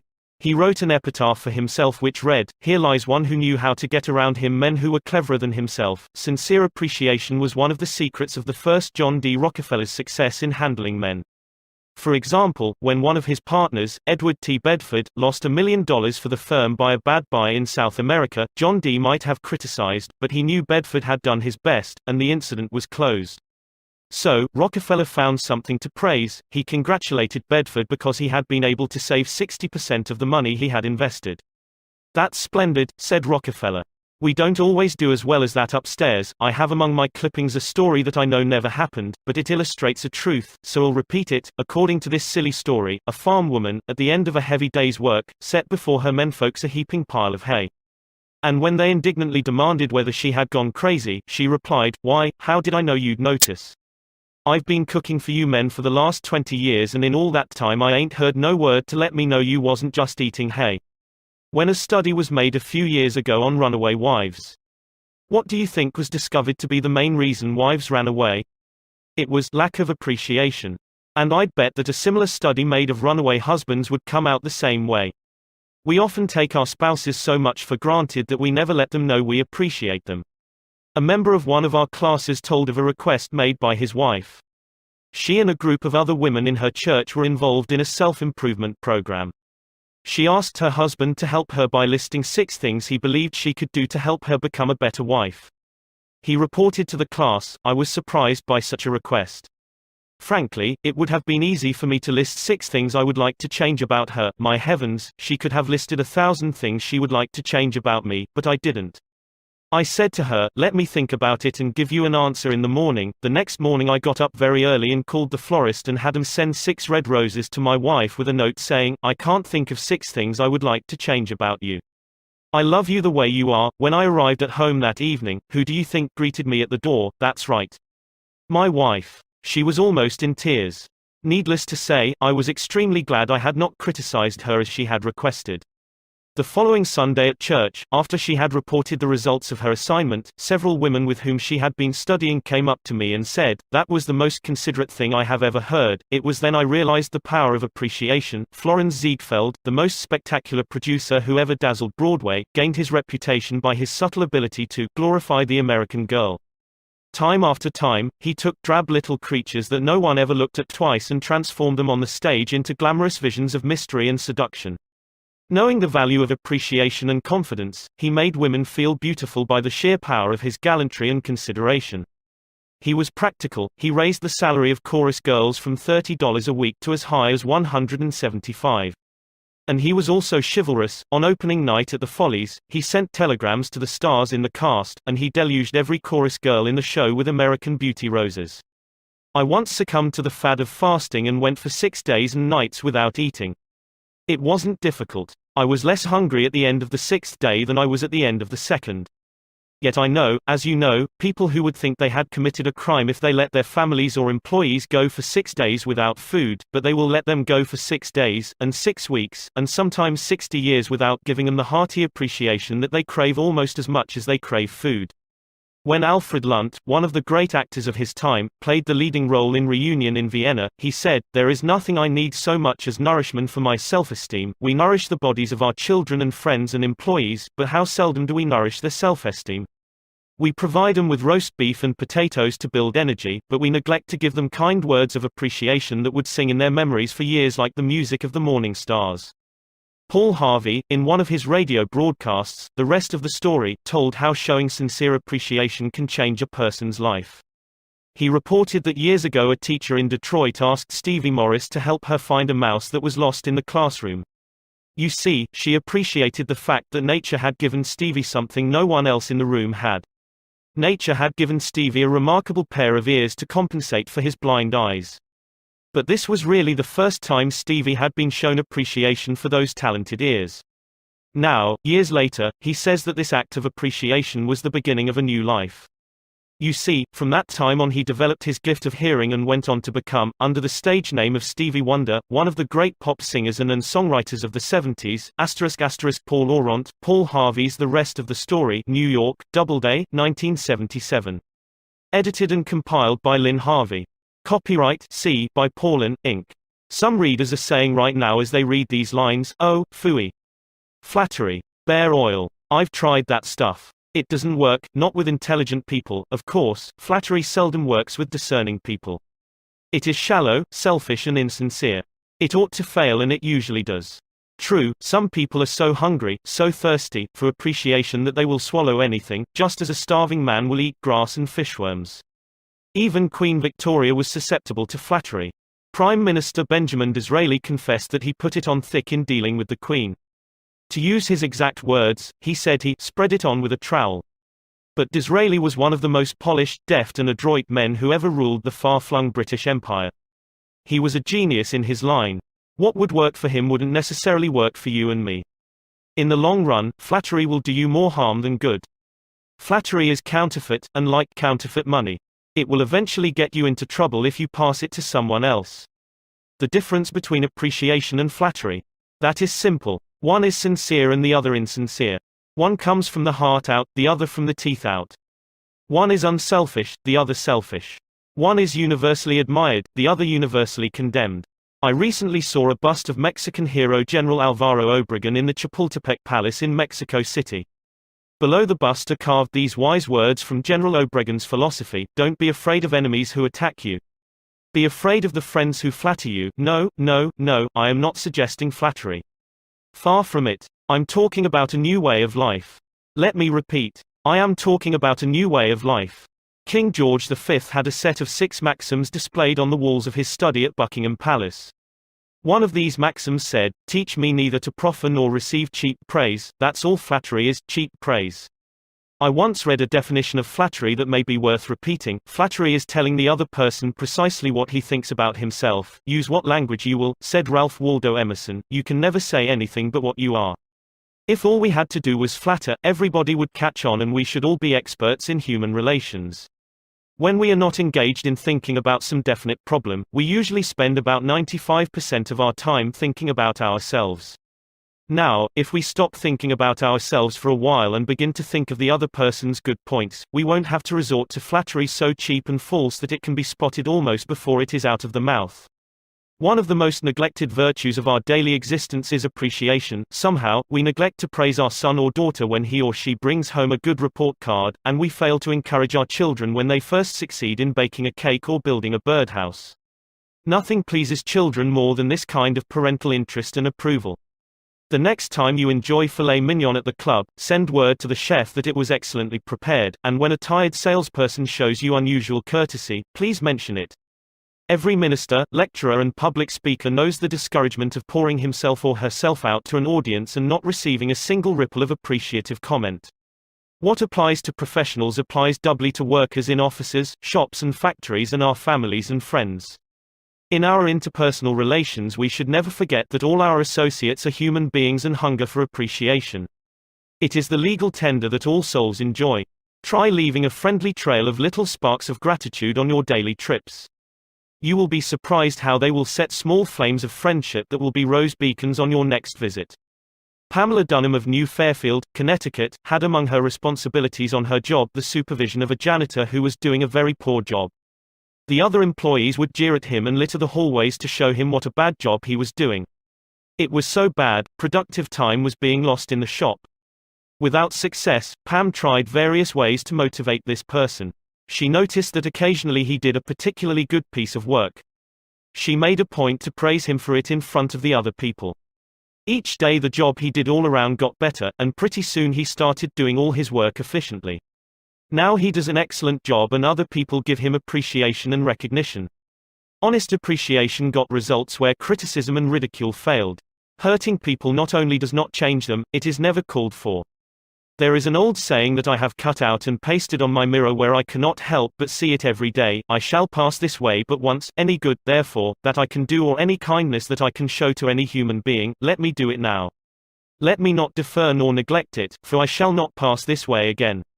Emerson said, "Every man I meet is my superior in some way, in that, I learn of him." If that was true of Emerson, isn't it likely to be 1,000 times more true of you and me?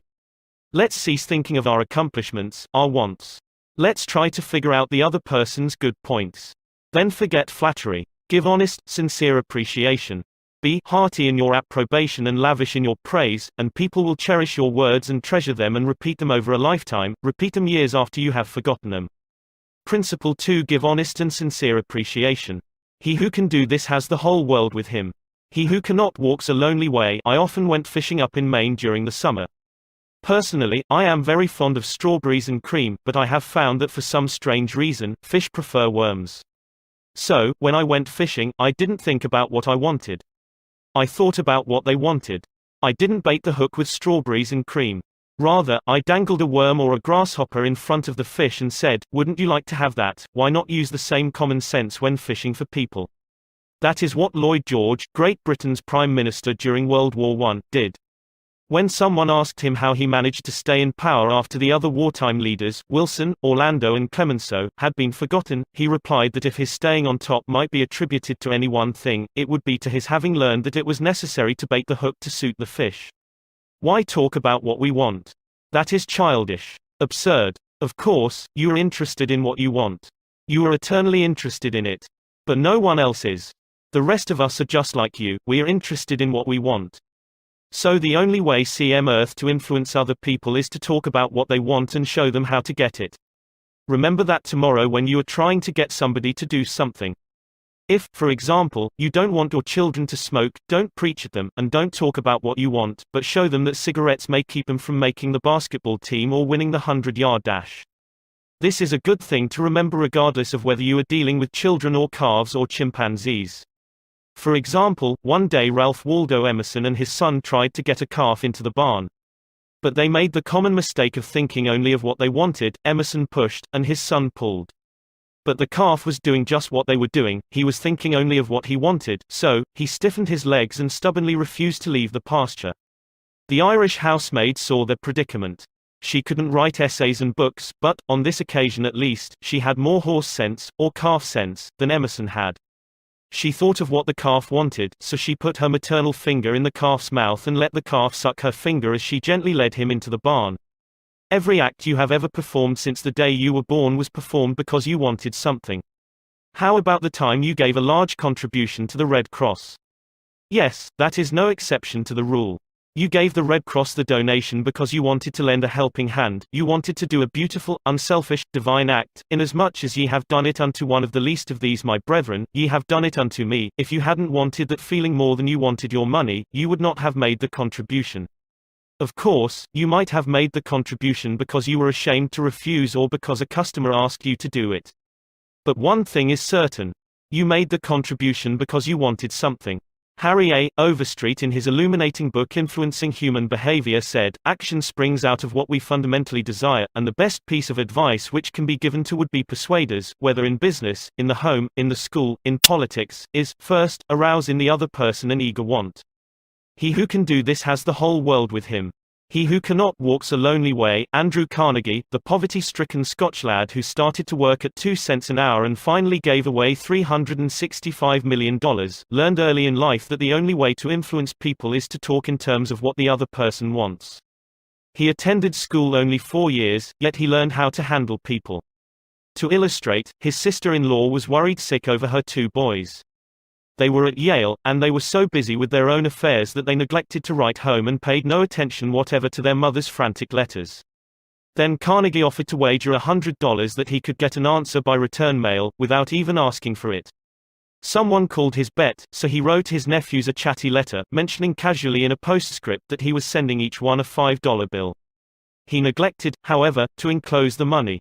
Back came replies by return mail thanking "Dear Uncle Andrew" for his kind note, and you can finish the sentence yourself.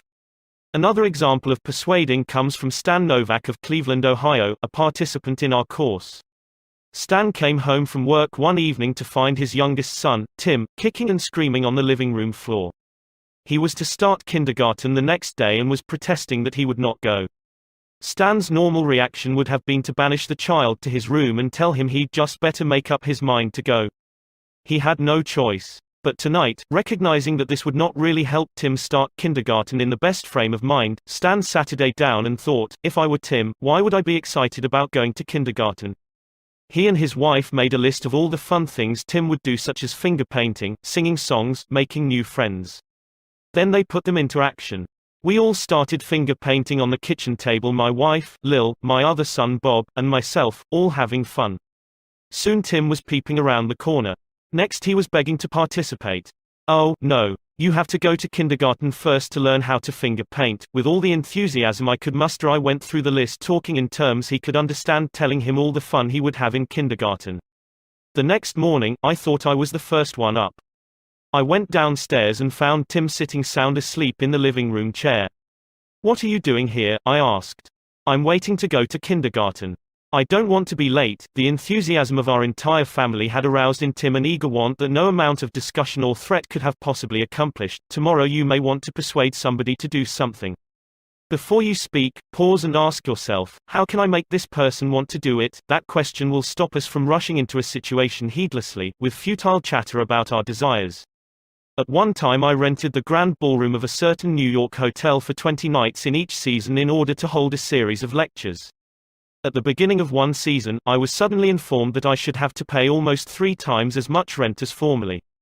This news reached me after the tickets had been printed and distributed and all announcements had been made. Naturally, I didn't want to pay the increase, but what was the use of talking to the hotel about what I wanted? They were interested only in what they wanted. So, a couple of days later I went to see the manager. "I was a bit shocked when I got your letter," I said, "but I don't blame you at all. If I had been in your position, I should probably have written a similar letter myself. Your duty as the manager of the hotel is to make all the profit possible.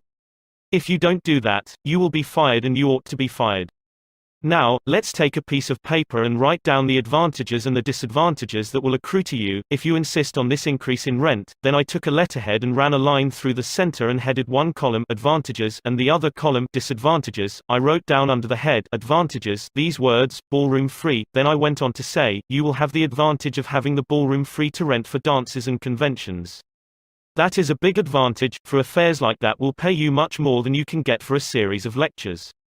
If I tie your ballroom up for 20 nights during the course of the season, it is sure to mean a loss of some very profitable business to you. Now, let's consider the disadvantages. First, instead of increasing your income from me, you are going to decrease it. In fact, you are going to wipe it out because I cannot pay the rent you are asking. I shall be forced to hold these lectures at some other place. There's another disadvantage to you also. These lectures attract crowds of educated and cultured people to your hotel. That is good advertising for you, isn't it?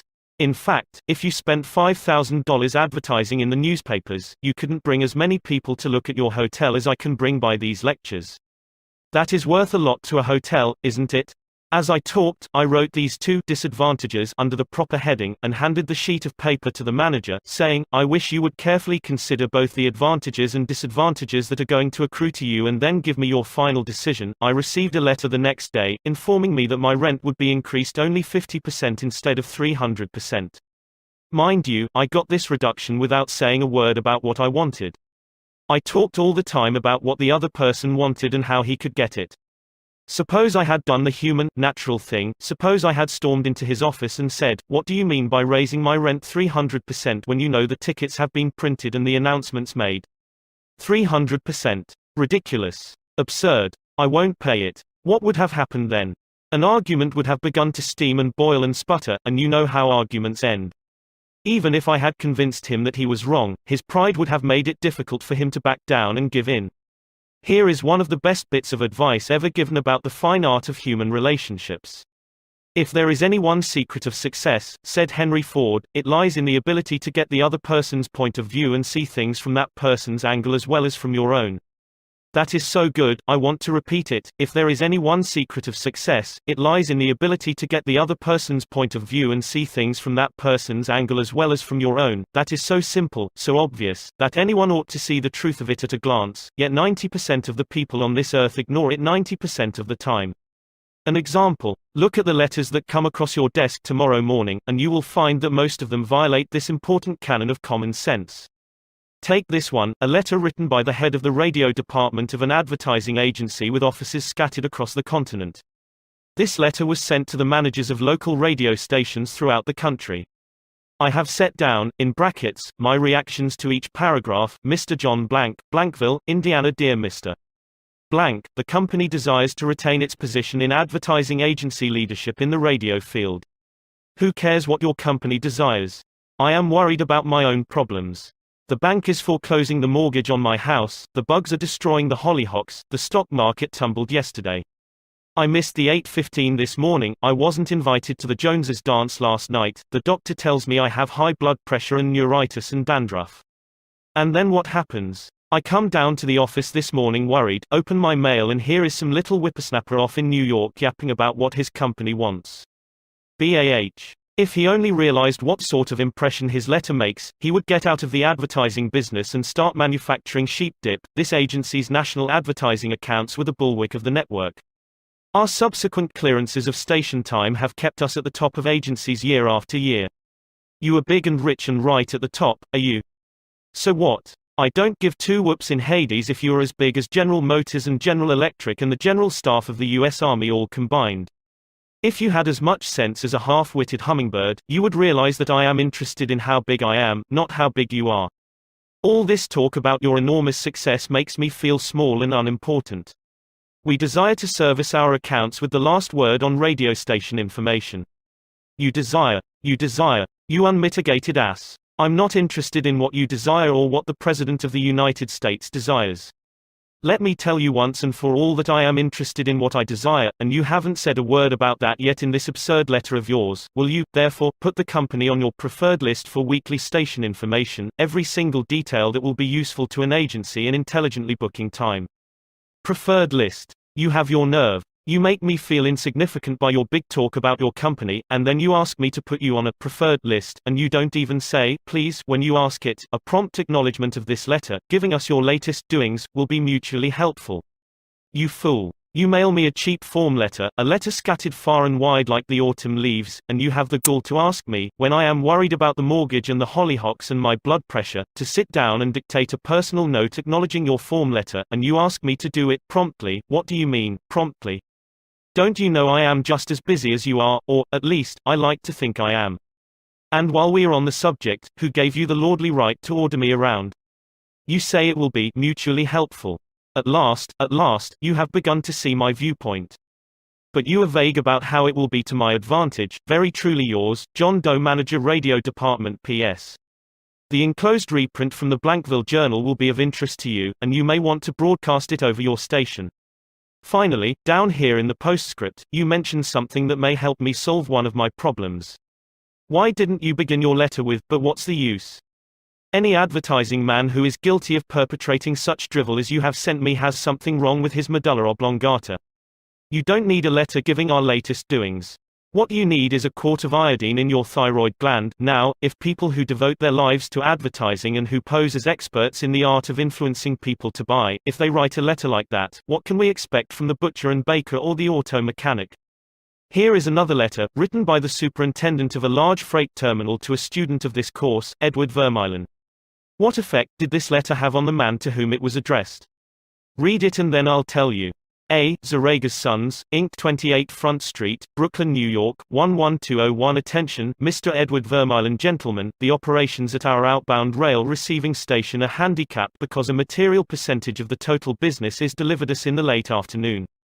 This condition results in congestion, overtime on the part of our forces, delays to trucks, and in some cases delays to freight. On November 10, we received from your company a lot of 510 pieces, which reached here at 4:20 p.m. We solicit your cooperation toward overcoming the undesirable effects arising from late receipt of freight. May we ask that, on days on which you ship the volume which was received on the above date, effort be made either to get the truck here earlier or to deliver as part of the freight during the morning. The advantage that would accrue to you under such an arrangement would be that of more expeditious discharge of your trucks and the assurance that your business would go forward on the date of its receipt. Very truly yours, J. B. Supt. After reading this letter, Mr. Vermeulen, sales manager for A. Zaraga's Sons, Inc., sent it to me with the following comment: this letter had the reverse effect from that which was intended. The letter begins by describing the terminal's difficulties, in which we are not interested, generally speaking. Our cooperation is then requested without any thought as to whether it would inconvenience us, and then, finally, in the last paragraph, the fact is mentioned that if we do cooperate it will mean more expeditious discharge of our trucks with the assurance that our freight will go forward on the date of its receipt. In other words, that in which we are most interested is mentioned last, and the whole effect is one of raising a spirit of antagonism rather than of cooperation. Let's see if we can't rewrite and improve this letter. Let's not waste any time talking about our problems. As Henry Ford admonishes, let's get the other person's point of view and see things from his or her angle, as well as from our own. Here is one way of revising the letter. It may not be the best way, but isn't it an improvement? Mr. Edward Vermeulen, A. Zaraga's Sons, Inc., 28 Front Street, Brooklyn, New York, 11201. Dear Mr. Vermeulen, your company has been one of our good customers for 14 years. Naturally, we are very grateful for your patronage and are eager to give you the speedy, efficient service you deserve. However, we regret to say that it isn't possible for us to do that when your trucks bring us a large shipment late in the afternoon, as they did on November 10. Why? Because many other customers make late afternoon deliveries also. Naturally, that causes congestion. That means your trucks are held up unavoidably at the pier and sometimes even your freight is delayed. That's bad, but it can be avoided. If you make your deliveries at the pier in the morning when possible, your trucks will be able to keep moving, your freight will get immediate attention, and our workers will get home early at night to enjoy a dinner of the delicious macaroni and noodles that you manufacture. Regardless of when your shipments arrive, we shall always cheerfully do all in our power to serve you promptly. You are busy. Please don't trouble to answer this note. Yours truly, J. B. Supt. Barbara Anderson, who worked in a bank in New York, desired to move to Phoenix, Arizona, because of the health of her son. Using the principles she had learned in our course, she wrote the following letter to 12 banks in Phoenix: Dear Sir, my 10 years of bank experience should be of interest to a rapidly growing bank like yours. In various capacities in bank operations with the Bankers Trust Company in New York, leading to my present assignment as branch manager, I have acquired skills in all phases of banking including depositor relations, credits, loans and administration. I will be relocating to Phoenix in May and I am sure I can contribute to your growth and profit. I will be in Phoenix the week of April 3rd and would appreciate the opportunity to show you how I can help your bank meet its goals. Sincerely, Barbara L. Anderson. Do you think Mrs. Anderson received any response from that letter? 11 of the 12 banks invited her to be interviewed, and she had a choice of which bank's offer to accept. Why? Mrs. Anderson did not state what she wanted but wrote in the letter how she could help them, and focused on their wants, not her own. Thousands of salespeople are pounding the pavements today, tired, discouraged and underpaid. Why? Because they are always thinking only of what they want. They don't realize that neither you nor I want to buy anything. If we did, we would go out and buy it. But both of us are eternally interested in solving our problems. And if salespeople can show us how their services or merchandise will help us solve our problems, they won't need to sell us. We'll buy. And customers like to feel that they are buying, not being sold. Yet many salespeople spend a lifetime in selling without seeing things from the customer's angle. For example, for many years I lived in Forest Hills, a little community of private homes in the center of Greater New York. One day as I was rushing to the station, I chanced to meet a real estate operator who had bought and sold property in that area for many years. He knew Forest Hills well, so I hurriedly asked him whether or not my stucco house was built with metal lath or hollow tile. He said he didn't know and told me what I already knew, that I could find out by calling the Forest Hills Garden Association. The following morning, I received a letter from him. Did he give me the information I wanted? He could have gotten it in 60 seconds by a telephone call. But he didn't. He told me again that I could get it by telephoning, and then asked me to let him handle my insurance. He was not interested in helping me. He was interested only in helping himself. J. Howard Lucas of Birmingham, Alabama, tells how two salespeople from the same company handled the same type of situation. He reported, several years ago, I was on the management team of a small company. Headquartered near us was the district office of a large insurance company. Their agents were assigned territories, and our company was assigned to two agents, whom I shall refer to as Carl and John. One morning, Carl dropped by our office and casually mentioned that his company had just introduced a new life insurance policy for executives and thought we might be interested later on, and he would get back to us when he had more information on it. The same day, John saw us on the sidewalk while returning from a coffee break, and he shouted, "Hey Luke, hold up, I have some great news for you fellows." He hurried over and very excitedly told us about an executive life insurance policy his company had introduced that very day. It was the same policy that Carl had casually mentioned. He wanted us to have one of the first issued. He gave us a few important facts about the coverage and ended saying, "The policy is so new, I'm going to have someone from the home office come out tomorrow and explain it.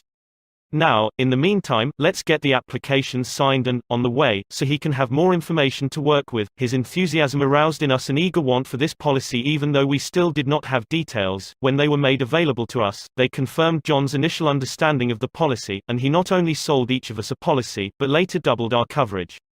Carl could have had those sales, but he made no effort to arouse in us any desire for the policies.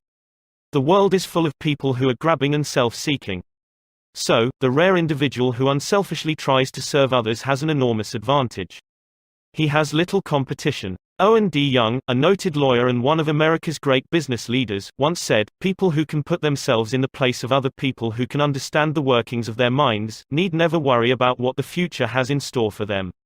If out of reading this book you get just one thing, an increased tendency to think always in terms of other people's point of view, and see things from their angle, if you get that one thing out of this book, it may easily prove to be one of the building blocks of your career. Looking at the other person's point of view and arousing in him an eager want for something is not to be construed as manipulating that person so that he will do something that is only for your benefit and his detriment. Each party should gain from the negotiation. In the letters to Mr. Vermeulen, both the sender and the receiver of the correspondence gained by implementing what was suggested.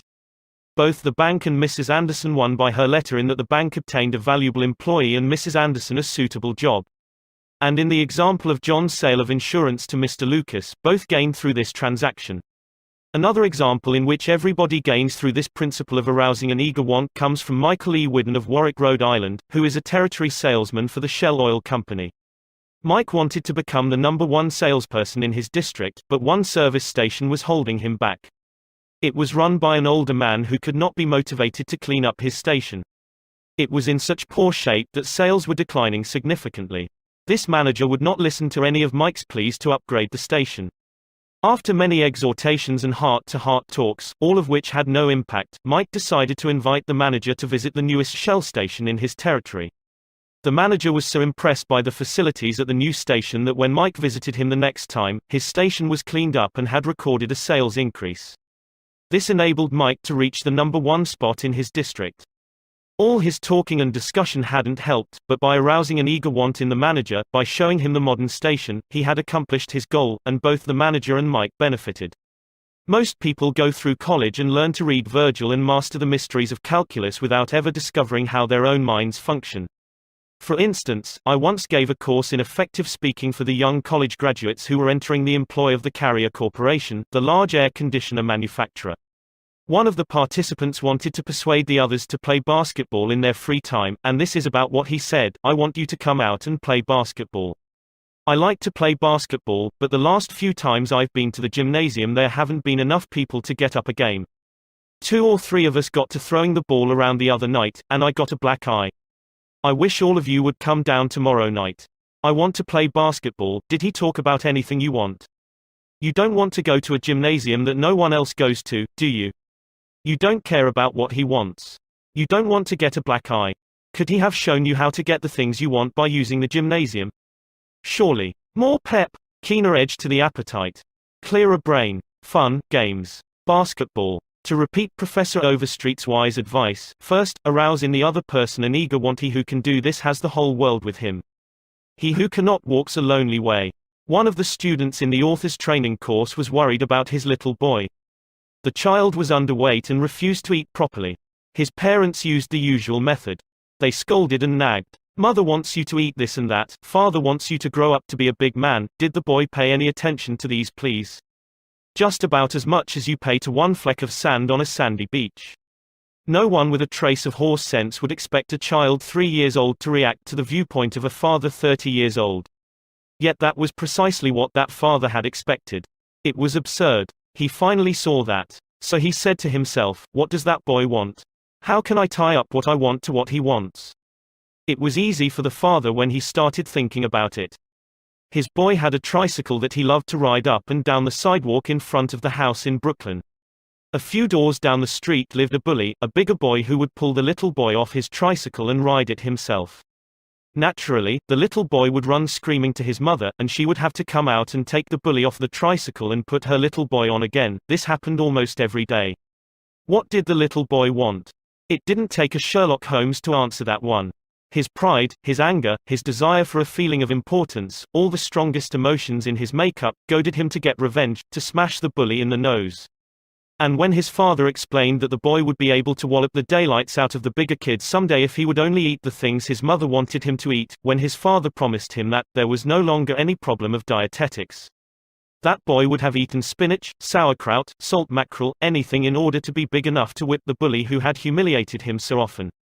After solving that problem, the parents tackled another. The little boy had the unholy habit of wetting his bed. He slept with his grandmother. In the morning, his grandmother would wake up and feel the sheet and say, "Look, Johnny, what you did again last night." He would say, "No, I didn't do it." "You did it," scolding, spanking, shaming him, reiterating that the parents didn't want him to do it. None of these things kept the bed dry. So, the parents asked, "How can we make this boy want to stop wetting his bed?" What were his wants? First, he wanted to wear pajamas like Daddy instead of wearing a nightgown like Grandmother. Grandmother was getting fed up with his nocturnal iniquities, so she gladly offered to buy him a pair of pajamas if he would reform. Second, he wanted a bed of his own. Grandma didn't object. His mother took him to a department store in Brooklyn, winked at the salesgirl, and said, "Here is a little gentleman who would like to do some shopping." The salesgirl made him feel important by saying, "Young man, what can I show you?" He stood a couple of inches taller and said, "I want to buy a bed for myself." When he was shown the one his mother wanted him to buy, she winked at the salesgirl and the boy was persuaded to buy it. The bed was delivered the next day, and that night, when father came home, the little boy ran to the door shouting, "Daddy! Daddy! Come upstairs and see my bed that I bought." The father, looking at the bed, obeyed Charles Schwab's injunction. He was hearty in his approbation and lavish in his praise. "You are not going to wet this bed, are you?" The father said. "Oh, no, no. I am not going to wet this bed." The boy kept his promise, for his pride was involved. That was his bed. He and he alone had bought it. And he was wearing pajamas now like a little man. He wanted to act like a man. And he did. Another father, K.T. Dutchman, a telephone engineer, a student of this course, couldn't get his 3-year-old daughter to eat breakfast food. The usual scolding, pleading, coaxing methods had all ended in futility. So the parents asked themselves, how can we make her want to do it? The little girl loved to imitate her mother, to feel big and grown up, so one morning they put her on a chair and let her make the breakfast food. At just the psychological moment, father drifted into the kitchen while she was stirring the cereal and she said, "Oh, look, Daddy, I am making the cereal this morning." She ate 2 helpings of the cereal without any coaxing, because she was interested in it. She had achieved a feeling of importance. She had found in making the cereal an avenue of self-expression. William Winter once remarked that, "Self-expression is the dominant necessity of human nature. Why can't we adapt this same psychology to business dealings? When we have a brilliant idea, instead of making others think it is ours, why not let them cook and stir the idea themselves? They will then regard it as their own, they will like it and maybe eat a couple of helpings of it." Remember, first, arouse in the other person an eager want. He who can do this has the whole world with him. He who cannot walks a lonely way. Principle 3. Arouse in the other person an eager want. In a nutshell, fundamental techniques in handling people. Principle 1. Don't criticize, condemn or complain. Principle 2. Give honest and sincere appreciation. Principle 3. Arouse in the other person an eager want. Part 2. Ways to make people like you. 1. Do this and you'll be welcome anywhere. Why read this book to find out how to win friends? Why not study the technique of the greatest winner of friends the world has ever known? Who is he? You may meet him tomorrow coming down the street. When you get within 10 feet of him, he will begin to wag his tail. If you stop and pat him, he will almost jump out of his skin to show you how much he likes you. And you know that behind this show of affection on his part, there are no ulterior motives. He doesn't want to sell you any real estate, and he doesn't want to marry you. Did you ever stop to think that a dog is the only animal that doesn't have to work for a living? A hen has to lay eggs, a cow has to give milk, and a canary has to sing. But a dog makes his living by giving you nothing but love. When I was 5 years old, my father bought a little yellow-haired pup for 50 cents. He was the light and joy of my childhood. Every afternoon about 4:30, he would sit in the front yard with his beautiful eyes staring steadfastly at the path, and as soon as he heard my voice or saw me swinging my dinner pail through the buckbrush, he was off like a shot, racing breathlessly up the hill to greet me with leaps of joy and barks of sheer ecstasy. Tippy was my constant companion for 5 years. Then one tragic night, I shall never forget it, he was killed within 10 feet of my head, killed by lightning. Tippy's death was the tragedy of my boyhood. You never read a book on psychology, Tippy. You didn't need to. You knew by some divine instinct that you can make more friends in 2 months by becoming genuinely interested in other people than you can in 2 years by trying to get other people interested in you. Let me repeat that. You can make more friends in 2 months by becoming interested in other people than you can in 2 years by trying to get other people interested in you. Yet I know and you know people who blunder through life trying to wigwag other people into becoming interested in them. Of course, it doesn't work. People are not interested in you. They are not interested in me. They are interested in themselves, morning, noon and after dinner. The New York Telephone Company made a detailed study of telephone conversations to find out which word is the most frequently used. You have guessed it, it is the personal pronoun I. It was used 3,900 times in 500 telephone conversations. I. When you see a group photograph that you are in, whose picture do you look for first? If we merely try to impress people and get people interested in us, we will never have many true, sincere friends. Friends, real friends, are not made that way. Napoleon tried it, and in his last meeting with Josephine he said, "Josephine, I have been as fortunate as any man ever was on this earth, and yet, at this hour, you are the only person in the world on whom I can rely," and historians doubt whether he could rely even on her. Alfred Adler, the famous Viennese psychologist, wrote a book entitled What Life Should Mean to You. In that book he says, "It is the individual who is not interested in his fellow men who has the greatest difficulties in life and provides the greatest injury to others. It is from among such individuals that all human failures spring." You may read scores of erudite tomes on psychology without coming across a statement more significant for you and for me. Adler's statement is so rich with meaning that I am going to repeat it in italics. It is the individual who is not interested in his fellow men who has the greatest difficulties in life and provides the greatest injury to others. It is from among such individuals that all human failures spring. I once took a course in short story writing at New York University, and during that course the editor of a leading magazine talked to our class. He said he could pick up any one of the dozens of stories that drifted across his desk every day, and after reading a few paragraphs he could feel whether the author liked people. If the author doesn't like people, he said, people won't like his or her stories. This hard-boiled editor stopped twice in the course of his talk on fiction writing and apologized for preaching a sermon. "I am telling you," he said, "the same things your preacher would tell you, but remember, you have to be interested in people if you want to be a successful writer of stories. If that is true of writing fiction, you can be sure it is true of dealing with people face to face." I spent an evening in the dressing room of Howard Thurston the last time he appeared on Broadway. Thurston was the acknowledged dean of magicians. For 40 years he had traveled all over the world, time and again, creating illusions, mystifying audiences, and making people gasp with astonishment. More than 60 million people had paid admission to his show, and he had made almost $2 million in profit. I asked Mr. Thurston to tell me the secret of his success. His schooling certainly had nothing to do with it, for he ran away from home as a small boy, became a hobo, rode in boxcars, slept in haystacks, begged his food from door to door, and learned to read by looking out of boxcars at signs along the railway. Did he have a superior knowledge of magic? No, he told me hundreds of books had been written about legerdemain and scores of people knew as much about it as he did. But he had two things that the others didn't have. First, he had the ability to put his personality across the footlights. He was a master showman. He knew human nature. Everything he did, every gesture, every intonation of his voice, every lifting of an eyebrow had been carefully rehearsed in advance, and his actions were timed to split seconds. But, in addition to that, Thurston had a genuine interest in people.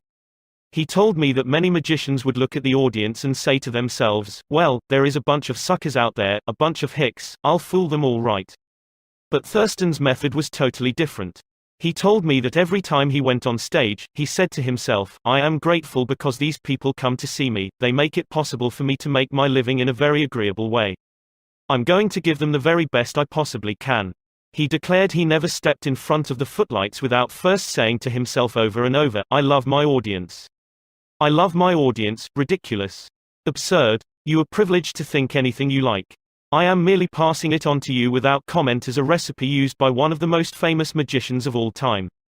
George Dyke of North Warren, Pennsylvania, was forced to retire from his service station business after 30 years when a new highway was constructed over the site of his station.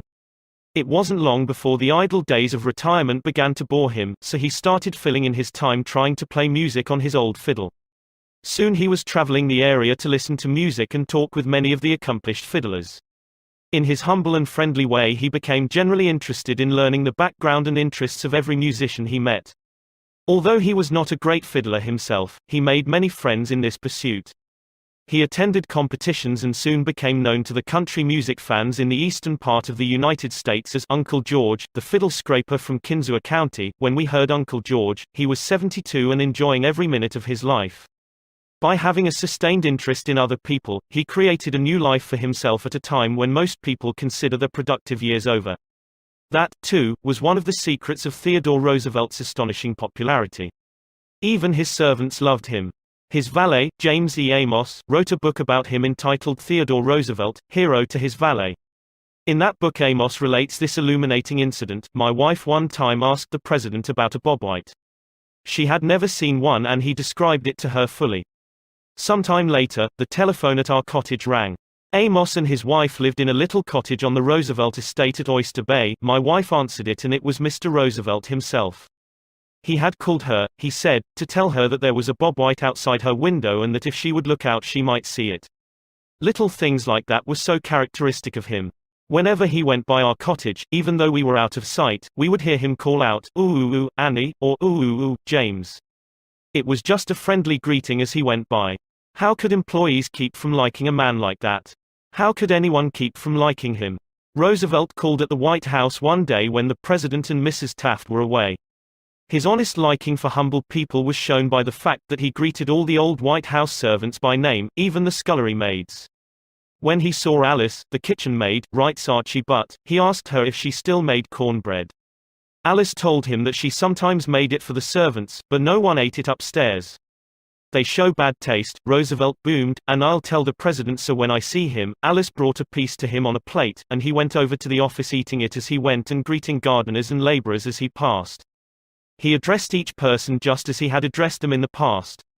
Ike Hoover, who had been head usher at the White House for 40 years, said with tears in his eyes, "It is the only happy day we had in nearly 2 years, and not one of us would exchange it for a $100 bill." The same concern for the seemingly unimportant people helped sales representative Edward M. Sykes Jr., of Chatham, New Jersey, retain an account.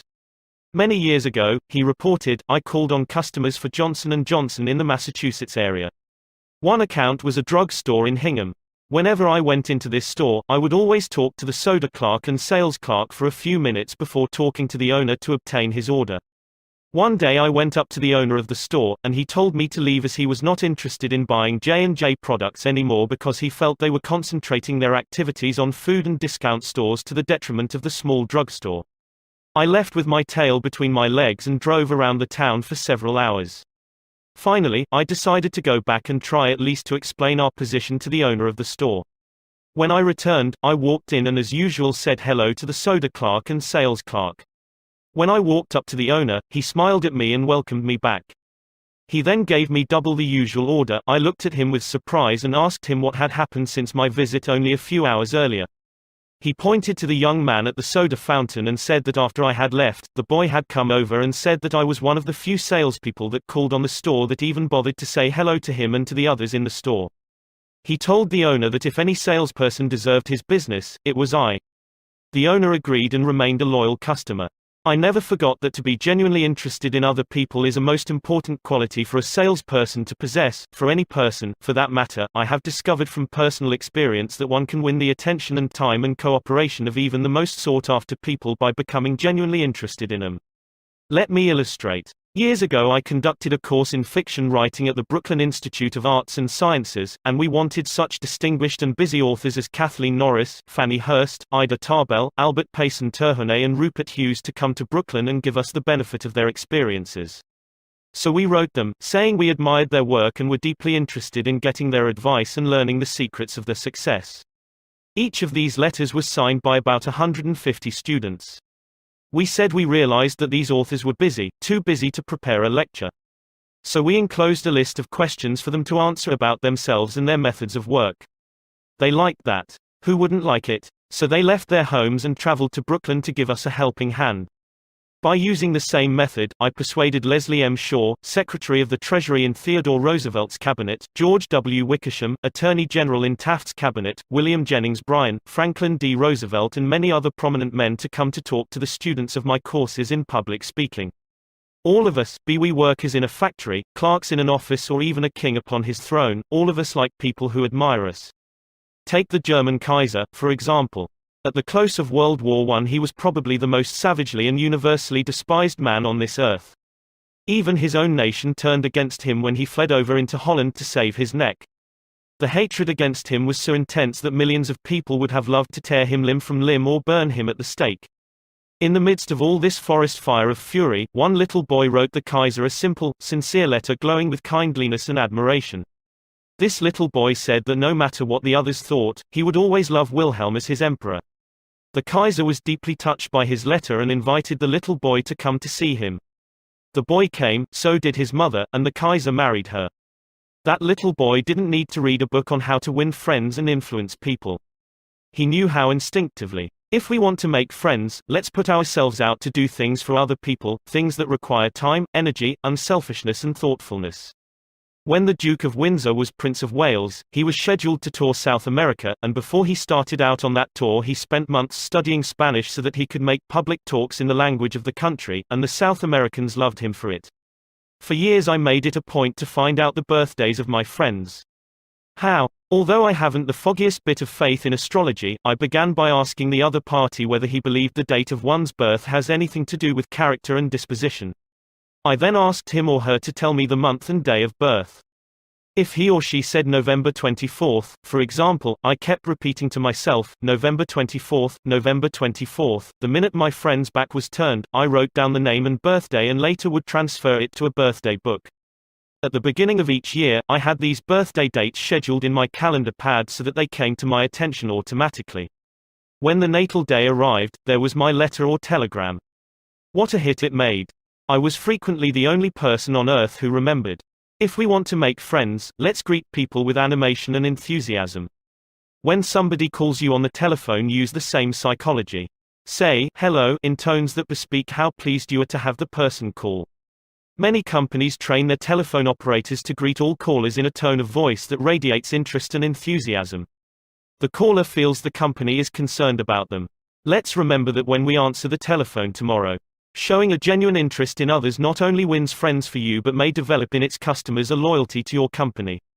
In an issue of the publication of the National Bank of North America of New York, the following letter from Madeline Rosedale, a depositor, was published, *** Eagle, publication of the National Bank of North America, NEW York, March 31, 1978. I would like you to know how much I appreciate your staff. Everyone is so courteous, polite and helpful. What a pleasure it is, after waiting on a long line, to have the teller greet you pleasantly. Last year my mother was hospitalized for 5 months. Frequently I went to Marie Petricello, a teller. She was concerned about my mother and inquired about her progress. Is there any doubt that Mrs. Rosedale will continue to use this bank? Charles R. Walters, of one of the large banks in New York City, was assigned to prepare a confidential report on a certain corporation. He knew of only one person who possessed the facts he needed so urgently. As Mr. Walters was ushered into the president's office, a young woman stuck her head through a door and told the president that she didn't have any stamps for him that day. I am collecting stamps for my 12-year-old son, the president explained to Mr. Walters. Mr. Walters stated his mission and began asking questions. The president was vague, general, nebulous. He didn't want to talk, and apparently nothing could persuade him to talk. The interview was brief and barren. Frankly, I didn't know what to do, Mr. Walters said as he related the story to the class. Then I remembered what his secretary had said to him, stamps, 12-year-old son. And I also recalled that the foreign department of our bank collected stamps taken from letters pouring in from every continent washed by the 7 seas. The next afternoon I called on this man and sent in word that I had some stamps for his boy. Was I ushered in with enthusiasm? Yes, sir, he couldn't have shaken my hand with more enthusiasm if he had been running for Congress. He radiated smiles and goodwill. My George will love this one, he kept saying as he fondled the stamps. And look at this. This is a treasure. We spent half an hour talking stamps and looking at a picture of his boy, and he then devoted more than an hour of his time to giving me every bit of information I wanted, without my even suggesting that he do it. He told me all he knew, and then called in his subordinates and questioned them. He telephoned some of his associates. He loaded me down with facts, figures, reports and correspondence. In the parlance of newspaper reporters, I had a scoop. Here is another illustration. M. Nafley Jr., of Philadelphia had tried for years to sell fuel to a large chain store organization. But the chain store company continued to purchase its fuel from an out-of-town dealer and haul it right past the door of Nal's office. Mr. Nafley made a speech one night before one of my classes, pouring out his hot wrath upon chain stores, branding them as a curse to the nation. And still he wondered why he couldn't sell them. I suggested that he try different tactics. To put it briefly, this is what happened. We staged a debate between members of the course on whether the spread of the chain store is doing the country more harm than good. Mr. Nafley, at my suggestion, took the negative side. He agreed to defend the chain stores, and then went straight to an executive of the chain store organization that he despised and said, I am not here to try to sell fuel. I have come to ask you to do me a favor. He then told about his debate and said, I have come to you for help because I can't think of anyone else who would be more capable of giving me the facts I want. I'm anxious to win this debate, and I'll deeply appreciate whatever help you can give me. Here is the rest of the story in Mr. Nall's own words. I had asked this man for precisely 1 minute of his time. It was with that understanding that he consented to see me. After I had stated my case, he motioned me to a chair and talked to me for exactly 1 hour and 47 minutes. He called in another executive who had written a book on chain stores. He wrote to the National Chain Store Association and secured for me a copy of a debate on the subject. He feels that the chain store is rendering a real service to humanity. He is proud of what he is doing for hundreds of communities. His eyes fairly glowed as he talked, and I must confess that he opened my eyes to things I had never even dreamed of. He changed my whole mental attitude. As I was leaving, he walked with me to the door, put his arm around my shoulder, wished me well in my debate, and asked me to stop in and see him again and let him know how I made out. The last words he said to me were, "Please see me again later in the spring. I should like to place an order with you for fuel." To me that was almost a miracle. Here he was offering to buy fuel without my even suggesting it. I had made more headway in 2 hours by becoming genuinely interested in him and his problems than I could have made in 10 years trying to get him interested in me and my product. You didn't discover a new truth, Mr. Nafli. For a long time ago, 100 years before Christ was born, a famous old Roman poet, Publius Syrus, remarked, "We are interested in others when they are interested in us." A show of interest, as with every other principle of human relations, must be sincere. It must pay off not only for the person showing the interest, but for the person receiving the attention. It is a two-way street, both parties benefit. Martin Ginsberg, who took our course in Long Island, New York, reported how the special interest a nurse took in him profoundly affected his life. It was Thanksgiving Day and I was 10 years old. I was in a welfare ward of a city hospital and was scheduled to undergo major orthopedic surgery the next day. I knew that I could only look forward to months of confinement, convalescence and pain. My father was dead, my mother and I lived alone in a small apartment and we were on welfare. My mother was unable to visit me that day. As the day went on, I became overwhelmed with the feeling of loneliness, despair and fear. I knew my mother was home alone worrying about me, not having anyone to be with, not having anyone to eat with and not even having enough money to afford a Thanksgiving Day dinner. The tears welled up in my eyes, and I stuck my head under the pillow and pulled the covers over it. I cried silently, but oh so bitterly, so much that my body racked with pain. A young student nurse heard my sobbing and came over to me. She took the covers off my face and started wiping my tears. She told me how lonely she was, having to work that day and not being able to be with her family. She asked me whether I would have dinner with her. She brought 2 trays of food, sliced turkey, mashed potatoes, cranberry sauce and ice cream for dessert. She talked to me and tried to calm my fears. Even though she was scheduled to go off duty at 4 p.m., she stayed on her own time until almost 11 p.m. She played games with me, talked to me and stayed with me until I finally fell asleep. Many Thanksgivings have come and gone since I was 10, but one never passes without me remembering that particular one and my feelings of frustration, fear, loneliness and the warmth and tenderness of the stranger that somehow made it all bearable. If you want others to like you, if you want to develop real friendships, if you want to help others at the same time as you help yourself, keep this principle in mind. Principle 1: Become genuinely interested in other people. A simple way to make a good first impression. At a dinner party in New York, one of the guests, a woman who had inherited money, was eager to make a pleasing impression on everyone. She had squandered a modest fortune on sables, diamonds and pearls. But she hadn't done anything whatever about her face. It radiated soreness and selfishness. She didn't realize what everyone knows, namely, that the expression one wears on one's face is far more important than the clothes one wears on one's back. Charles Schwab told me his smile had been worth $1 million. And he was probably understating the truth. For Schwab's personality, his charm, his ability to make people like him, were almost wholly responsible for his extraordinary success, and one of the most delightful factors in his personality was his captivating smile. Actions speak louder than words, and a smile says, "I like you, you make me happy. I am glad to see you." That is why dogs make such a hit. They are so glad to see us that they almost jump out of their skins. So, naturally, we are glad to see them. A baby's smile has the same effect. Have you ever been in a doctor's waiting room and looked around at all the glum faces waiting impatiently to be seen? Dr. Stephen K. Sproul, a veterinarian in Raytown, Missouri, told of a typical spring day when his waiting room was full of clients waiting to have their pets inoculated. No one was talking to anyone else, and all were probably thinking of a dozen other things they would rather be doing than wasting time sitting in that office. He told one of our classes, there were 6 or 7 clients waiting when a young woman came in with a 9-month-old baby and a kitten.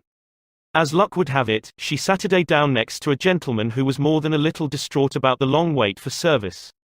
The next thing he knew, the baby just looked up at him with that great big smile that is so characteristic of babies. What did that gentleman do? Just what you and I would do, of course, he smiled back at the baby. Soon he struck up a conversation with the woman about her baby and his grandchildren, and soon the entire reception room joined in, and the boredom and tension were converted into a pleasant and enjoyable experience, an insincere grin. No, that doesn't fool anybody. We know it is mechanical and we resent it. I am talking about a real smile, a heartwarming smile, a smile that comes from within, the kind of smile that will bring a good price in the marketplace. Professor James V. McConnell, a psychologist at the University of Michigan, expressed his feelings about a smile. People who smile, he said, tend to manage, teach and sell more effectively, and to raise happier children. There's far more information in a smile than a frown. That's why encouragement is a much more effective teaching device than punishment. The employment manager of a large New York department store told me she would rather hire a sales clerk who hadn't finished grade school, if he or she has a pleasant smile, than to hire a doctor of philosophy with a somber face. The effect of a smile is powerful, even when it is unseen. Telephone companies throughout the United States have a program called Phone Power, which is offered to employees who use the telephone for selling their services or products. In this program, they suggest that you smile when talking on the phone. Your smile comes through in your voice. Robert Cryer, manager of a computer department for a Cincinnati, Ohio, company, told how he had successfully found the right applicant for a hard-to-fill position. I was desperately trying to recruit a PhD in computer science for my department. I finally located a young man with ideal qualifications who was about to be graduated from Purdue University. After several phone conversations, I learned that he had several offers from other companies, many of them larger and better known than mine. I was delighted when he accepted my offer. After he started on the job, I asked him why he had chosen us over the others. He paused for a moment and then he said, I think it was because managers in the other companies spoke on the phone in a cold, business-like manner, which made me feel like just another business transaction. Your voice sounded as if you were glad to hear from me, that you really wanted me to be part of your organization. You can be assured, I am still answering my phone with a smile. The chairman of the board of directors of one of the largest rubber companies in the United States told me that, according to his observations, people rarely succeed at anything unless they have fun doing it. This industrial leader doesn't put much faith in the old adage that hard work alone is the magic key that will unlock the door to our desires. I have known people, he said, who succeeded because they had a rip-roaring good time conducting their business. Later, I saw those people change as the fun became work. The business had grown dull, they lost all joy in it, and they failed. You must have a good time meeting people if you expect them to have a good time meeting you. I have asked thousands of business people to smile at someone every hour of the day for a week and then come to class and talk about the results. How did it work? Let's see. Here is a letter from William B. Steinhardt, a New York stockbroker. His case isn't isolated. In fact, it is typical of hundreds of cases. One have been married for over 18 years, wrote Mr. Steinhardt, and in all that time I seldom smiled at my wife or spoke 24 words to her from the time I got up until I was ready to leave for business. I was one of the worst grouches who ever walked down Broadway. When you asked me to make a talk about my experience with smiles, I thought I would try it for a week. So the next morning, while combing my hair, I looked at my glum mug in the mirror and said to myself, Bill, you are going to wipe the scowl off that sourpuss of yours today. You are going to smile. And you are going to begin right now. As I sat down to breakfast, I greeted my wife with a good morning, my dear, and smiled as I said it. You warned me that she might be surprised. Well, you underestimated her reaction. She was bewildered. She was shocked. I told her that in the future she could expect this as a regular occurrence, and I kept it up every morning. This changed attitude of mine brought more happiness into our home in the 2 months since I started than there was during the last year. As I leave for my office, I greet the elevator operator in the apartment house with a good morning and a smile. I greet the doorman with a smile. I smile at the cashier in the subway booth when I ask for change. As I stand on the floor of the stock exchange, I smile at people who until recently never saw me smile. I soon found that everybody was smiling back at me. I treat those who come to me with complaints or grievances in a cheerful manner. I smile as I listen to them and I find that adjustments are accomplished much easier. I find that smiles are bringing me dollars, many dollars every day. I share my office with another broker. One of his clerks is a likable young chap, and I was so elated about the results I was getting that I told him recently about my new philosophy of human relations. He then confessed that when I first came to share my office with his firm he thought me a terrible grouch, and only recently changed his mind. He said I was really human when I smiled. I have also eliminated criticism from my system. I give appreciation and praise now instead of condemnation. I have stopped talking about what I want. I am now trying to see the other person's viewpoint. And these things have literally revolutionized my life. I am a totally different man, a happier man, a richer man, richer in friendships and happiness, the only things that matter much after all. You don't feel like smiling? Then what? 2 things. First, force yourself to smile. If you are alone, force yourself to whistle or hum a tune or sing. Act as if you were already happy, and that will tend to make you happy. Here is the way the psychologist and philosopher William James put it: action seems to follow feeling, but really action and feeling go together, and by regulating the action, which is under the more direct control of the will, we can indirectly regulate the feeling, which is not. Thus the sovereign voluntary path to cheerfulness, if our cheerfulness be lost, is to sit up cheerfully and to act and speak as if cheerfulness were already there. Quote. Everybody in the world is seeking happiness, and there is one sure way to find it. That is by controlling your thoughts. Happiness doesn't depend on outward conditions. It depends on inner conditions. It isn't what you have or who you are or where you are or what you are doing that makes you happy or unhappy. It is what you think about it. For example, 2 people may be in the same place, doing the same thing, both may have about an equal amount of money and prestige, and yet one may be miserable and the other happy. Why? Because of a different mental attitude. I have seen just as many happy faces among the poor peasants toiling with their primitive tools in the devastating heat of the tropics as I have seen in air-conditioned offices in New York, Chicago or Los Angeles. There is nothing either good or bad, said Shakespeare, but thinking makes it so. Abe Lincoln once remarked that most folks are about as happy as they make up their minds to be. He was right. I saw a vivid illustration of that truth as I was walking up the stairs of the Long Island Railroad station in New York. Directly in front of me 30 or 40 crippled boys on canes and crutches were struggling up the stairs. One boy had to be carried up. I was astonished at their laughter and gaiety. I spoke about it to one of the men in charge of the boys. Oh, yes, he said, when a boy realizes that he is going to be a cripple for life, he is shocked at first, but after he gets over the shock, he usually resigns himself to his fate and then becomes as happy as normal boys. I felt like taking my hat off to those boys. They taught me a lesson I hope I shall never forget. Working all by oneself in a closed-off room in an office not only is lonely, but it denies one the opportunity of making friends with other employees in the company. Sikora Maria Gonzalez of Guadalajara, Mexico, had such a job. She envied the shared comradeship of other people in the company as she heard their chatter and laughter. As she passed them in the hall during the first weeks of her employment, she shyly looked the other way. After a few weeks, she said to herself, "Maria, you can't expect those women to come to you.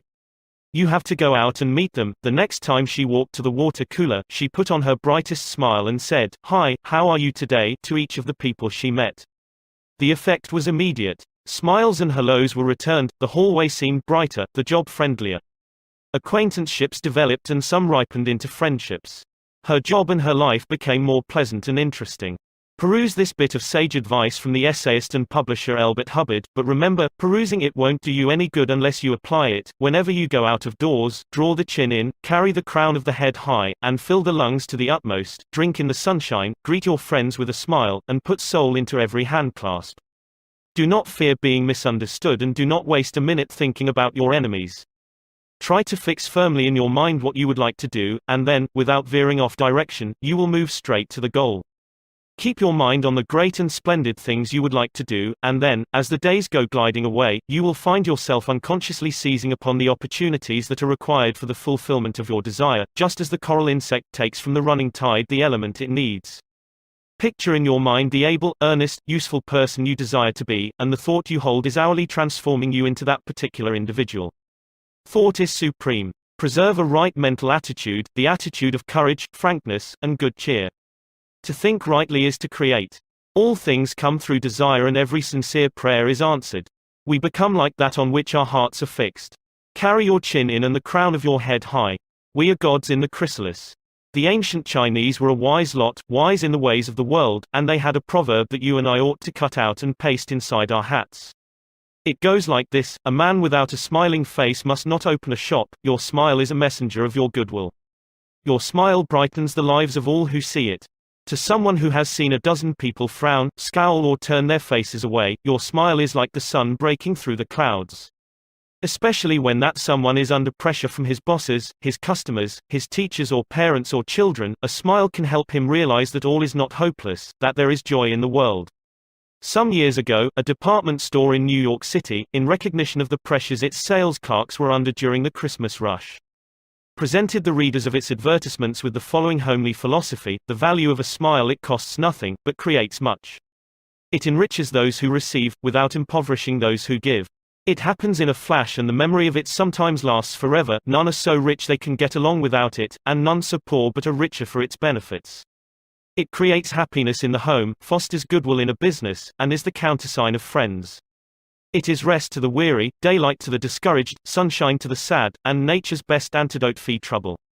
Yet it cannot be bought, begged, borrowed, or stolen, for it is something that is no earthly good to anybody till it is given away. And if in the last-minute rush of Christmas buying some of our salespeople should be too tired to give you a smile, may we ask you to leave one of yours? For nobody needs a smile so much as those who have none left to give. Principle 2: Smile. If you don't do this, you are headed for trouble. Back in 1898, a tragic thing happened in Rockland County, New York. A child had died, and on this particular day the neighbors were preparing to go to the funeral. Jim Farley went out to the barn to hitch up his horse. The ground was covered with snow, the air was cold and snappy, the horse hadn't been exercised for days, and as he was led out to the watering trough, he wheeled playfully, clicked both his heels high in the air, and killed Jim Farley. So the little village of Stony Point had 2 funerals that week instead of 1. Jim Farley left behind him a widow and 3 boys, and a few $100s in insurance. His oldest boy, Jim, was 10, and he went to work in a brickyard, wheeling sand and pouring it into the molds and turning the brick on edge to be dried by the sun. This boy Jim never had a chance to get much education. But with his natural geniality, he had a flair for making people like him, so he went into politics, and as the years went by, he developed an uncanny ability for remembering people's names. He never saw the inside of a high school, but before he was 46 years of age, 4 colleges had honored him with degrees and he had become chairman of the Democratic National Committee and Postmaster General of the United States. I once interviewed Jim Farley and asked him the secret of his success. He said, "Hard work," and I said, "Don't be funny." He then asked me what I thought was the reason for his success. I replied, "I understand you can call 10,000 people by their first names." "No. You are wrong," he said. "I can call 50,000 people by their first names, make no mistake about it." That ability helped Mr. Farley put Franklin Roosevelt in the White House when he managed Roosevelt's campaign in 1932. During the years that Jim Farley traveled as a salesman for a gypsum concern, and during the years that he held office as town clerk in Stony Point, he built up a system for remembering names. In the beginning, it was a very simple one.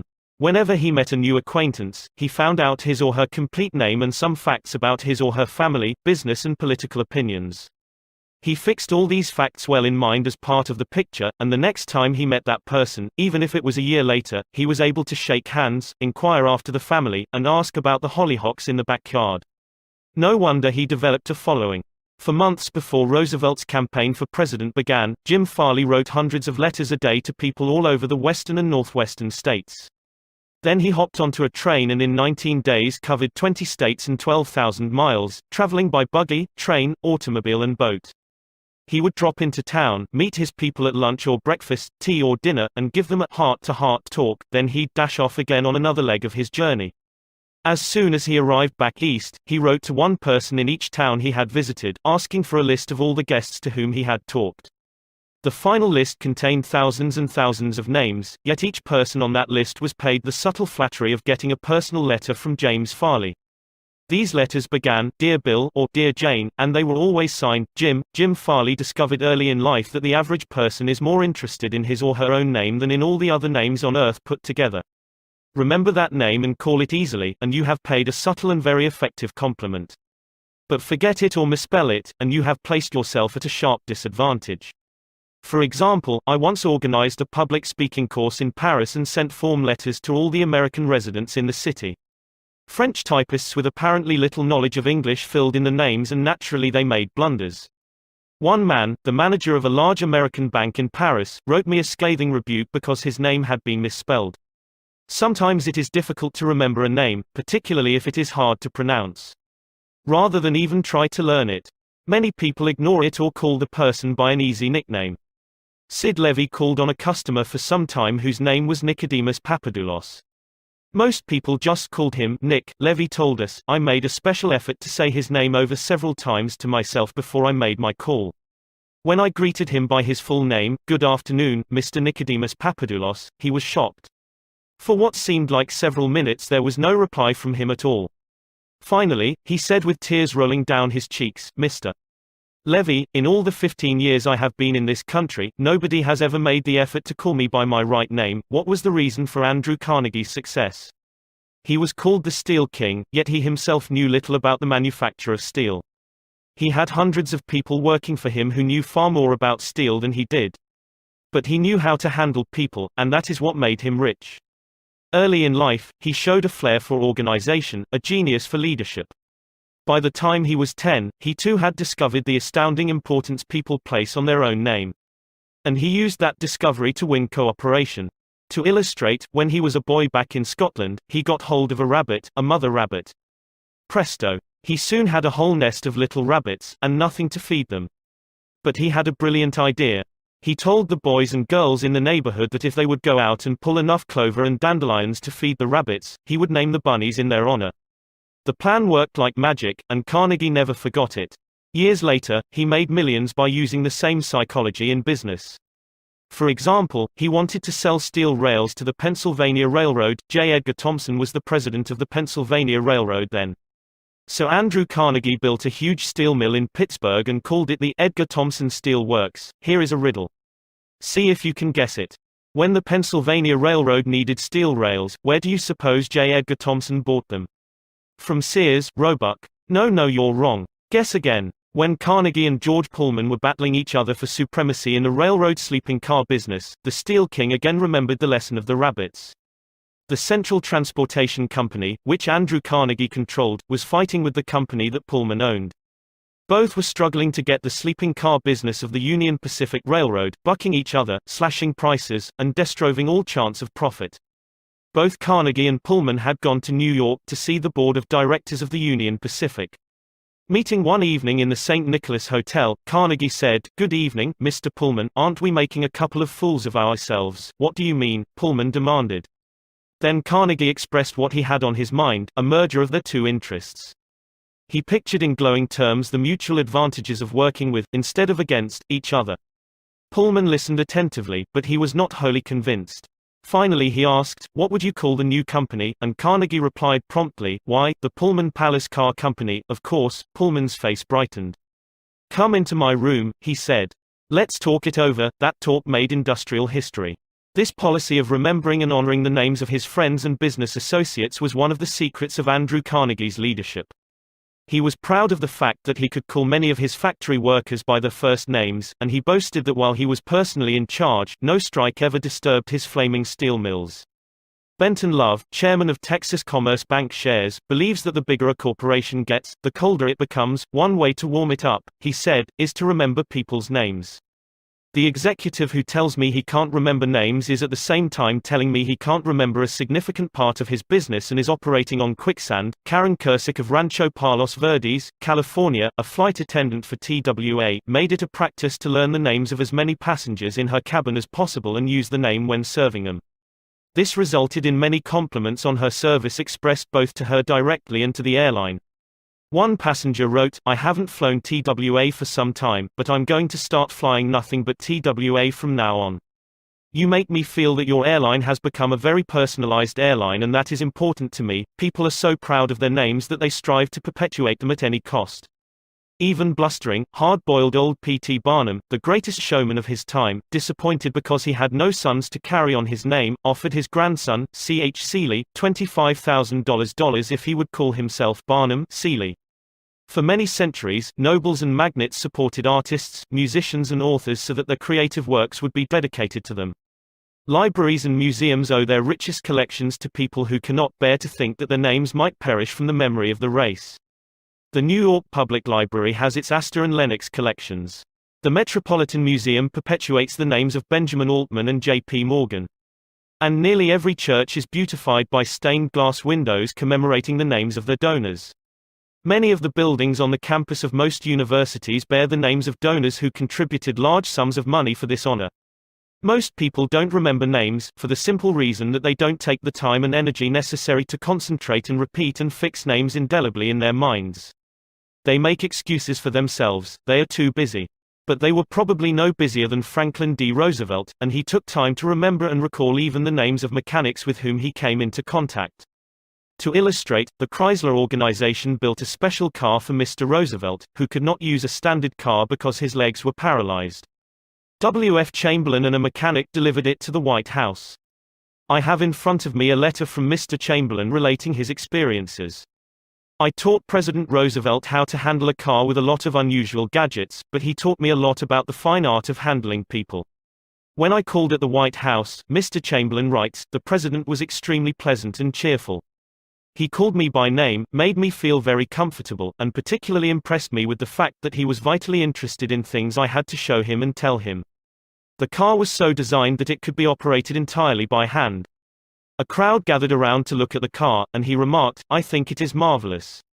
All you have to do is to touch a button and it moves away and you can drive it without effort. I think it is grand, I don't know what makes it go.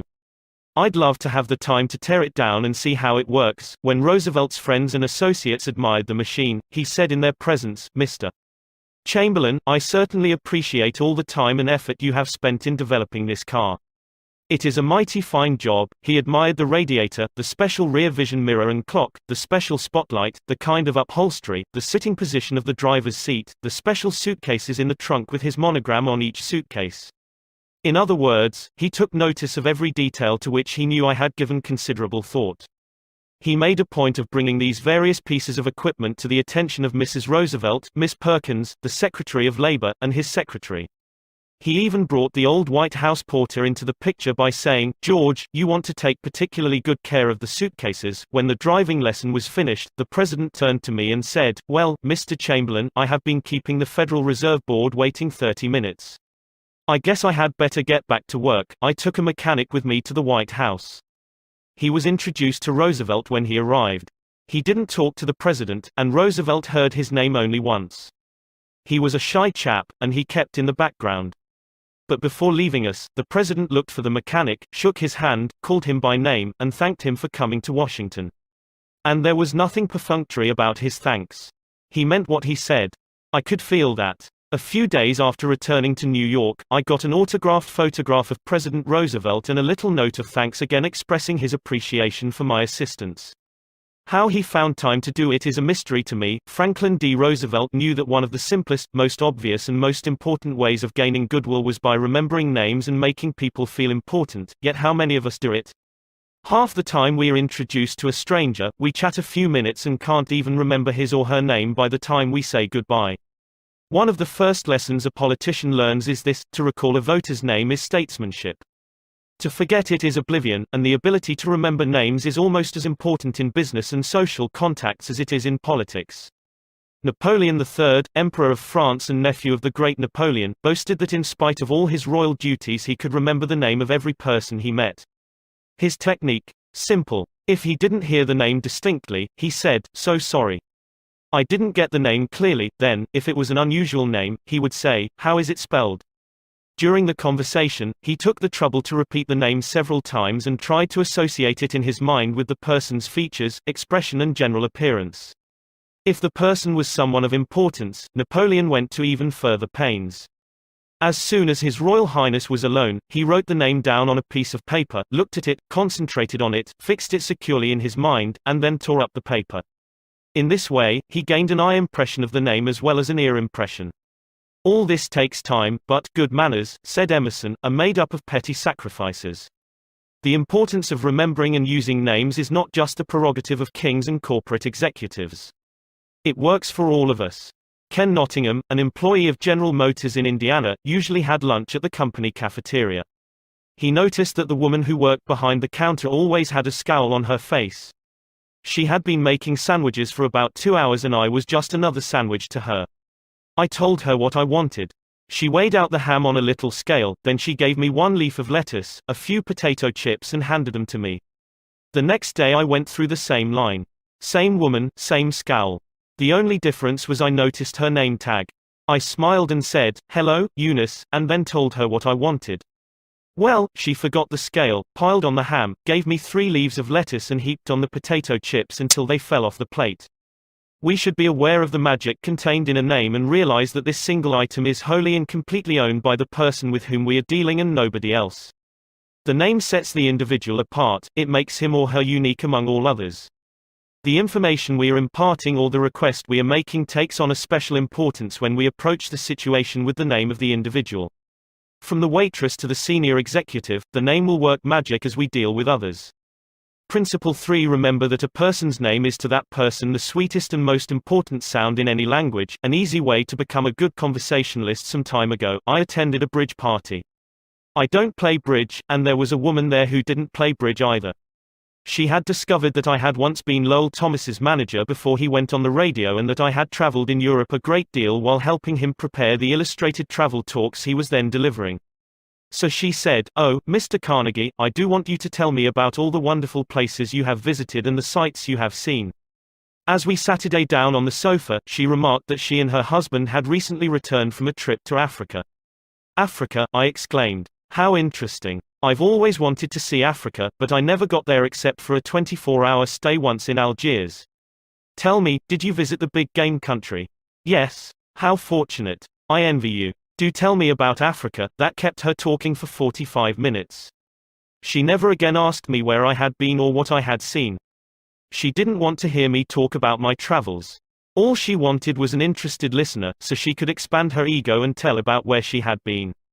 Was she unusual? No. Many people are like that. For example, I met a distinguished botanist at a dinner party given by a New York book publisher. I had never talked with a botanist before, and I found him fascinating. I literally sat on the edge of my chair and listened while he spoke of exotic plants and experiments in developing new forms of plant life and indoor gardens, and even told me astonishing facts about the humble potato. I had a small indoor garden of my own, and he was good enough to tell me how to solve some of my problems. As I said, we were at a dinner party. There must have been a dozen other guests, but I violated all the canons of courtesy, ignored everyone else, and talked for hours to the botanist. Midnight came, I said good night to everyone and departed. The botanist then turned to our host and paid me several flattering compliments. I was most stimulating, I was this and I was that, and he ended by saying I was a most interesting conversationalist, an interesting conversationalist. Why, I had said hardly anything at all. I couldn't have said anything if I had wanted to without changing the subject, for I didn't know any more about botany than I knew about the anatomy of a penguin. But I had done this, I had listened intently. I had listened because I was genuinely interested. And he felt it. Naturally that pleased him. That kind of listening is one of the highest compliments we can pay anyone.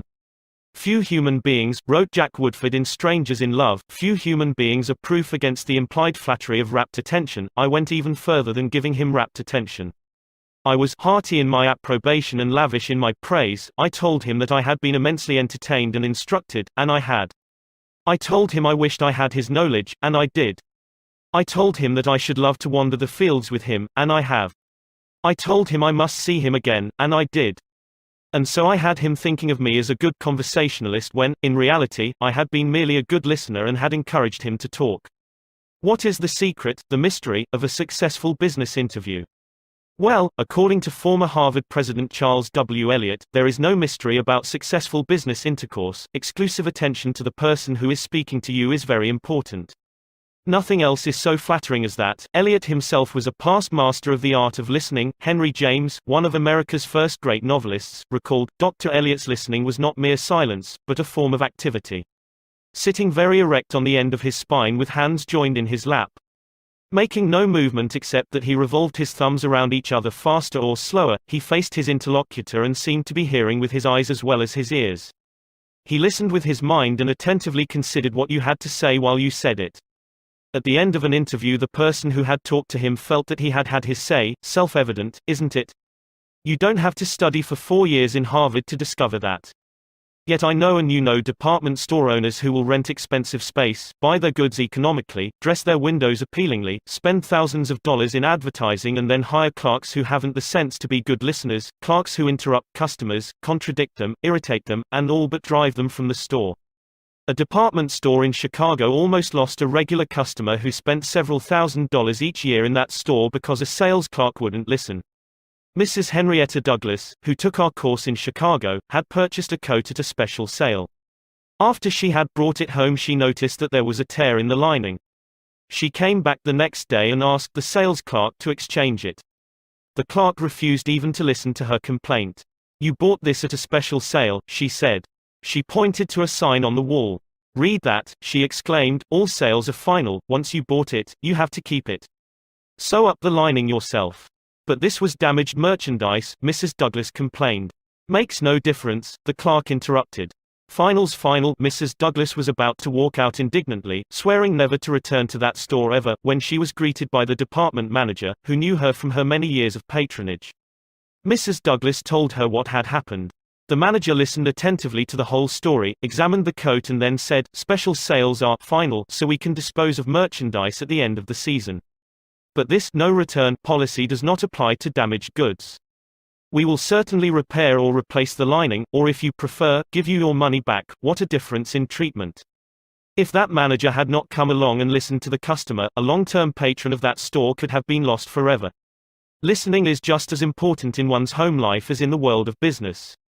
Millie Esposito of Croton-on-Hudson, New York, made it her business to listen carefully when one of her children wanted to speak with her.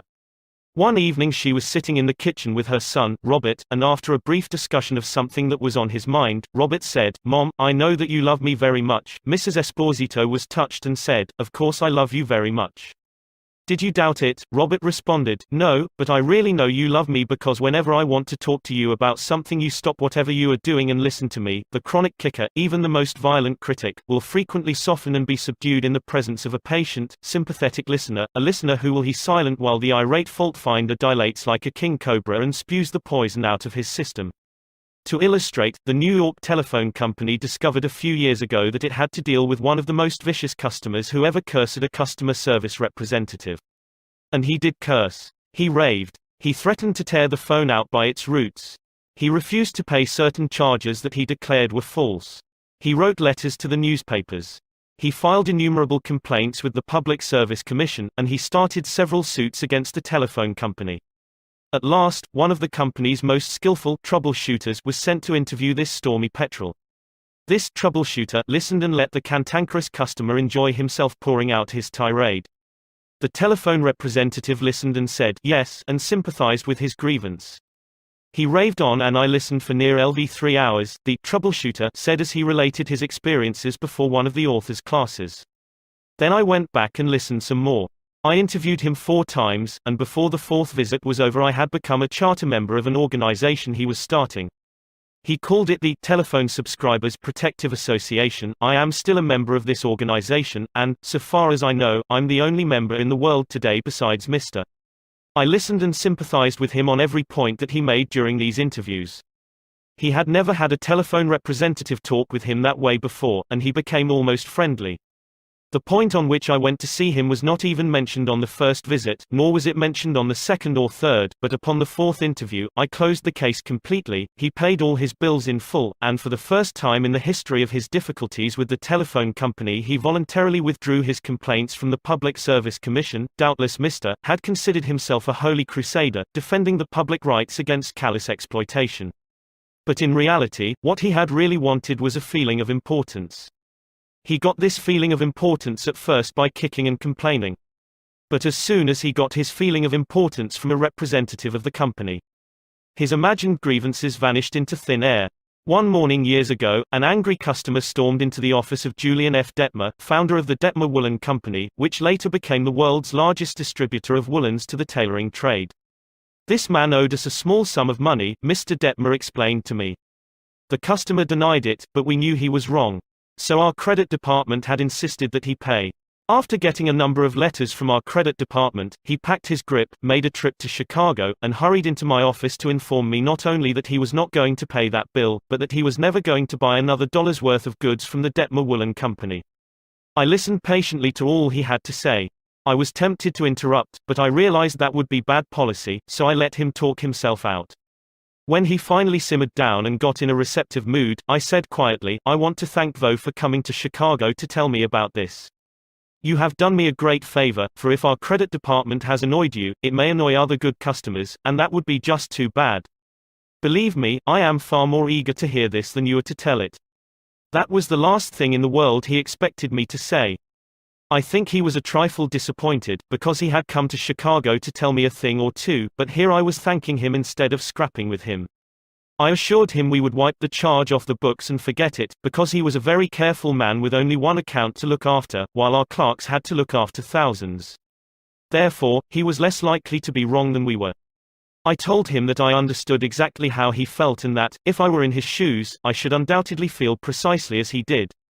Since he wasn't going to buy from us anymore, I recommended some other woolen houses. In the past, we had usually lunched together when he came to Chicago, so I invited him to have lunch with me this day. He accepted reluctantly, but when we came back to the office he placed a larger order than ever before. He returned home in a softened mood and, wanting to be just as fair with us as we had been with him, looked over his bills, found one that had been mislaid, and sent us a check with his apologies. Later, when his wife presented him with a baby boy, he gave his son the middle name of Detmer, and he remained a friend and customer of the house until his death 22 years afterwards. Years ago, a poor Dutch immigrant boy washed the windows of a bakery shop after school to help support his family.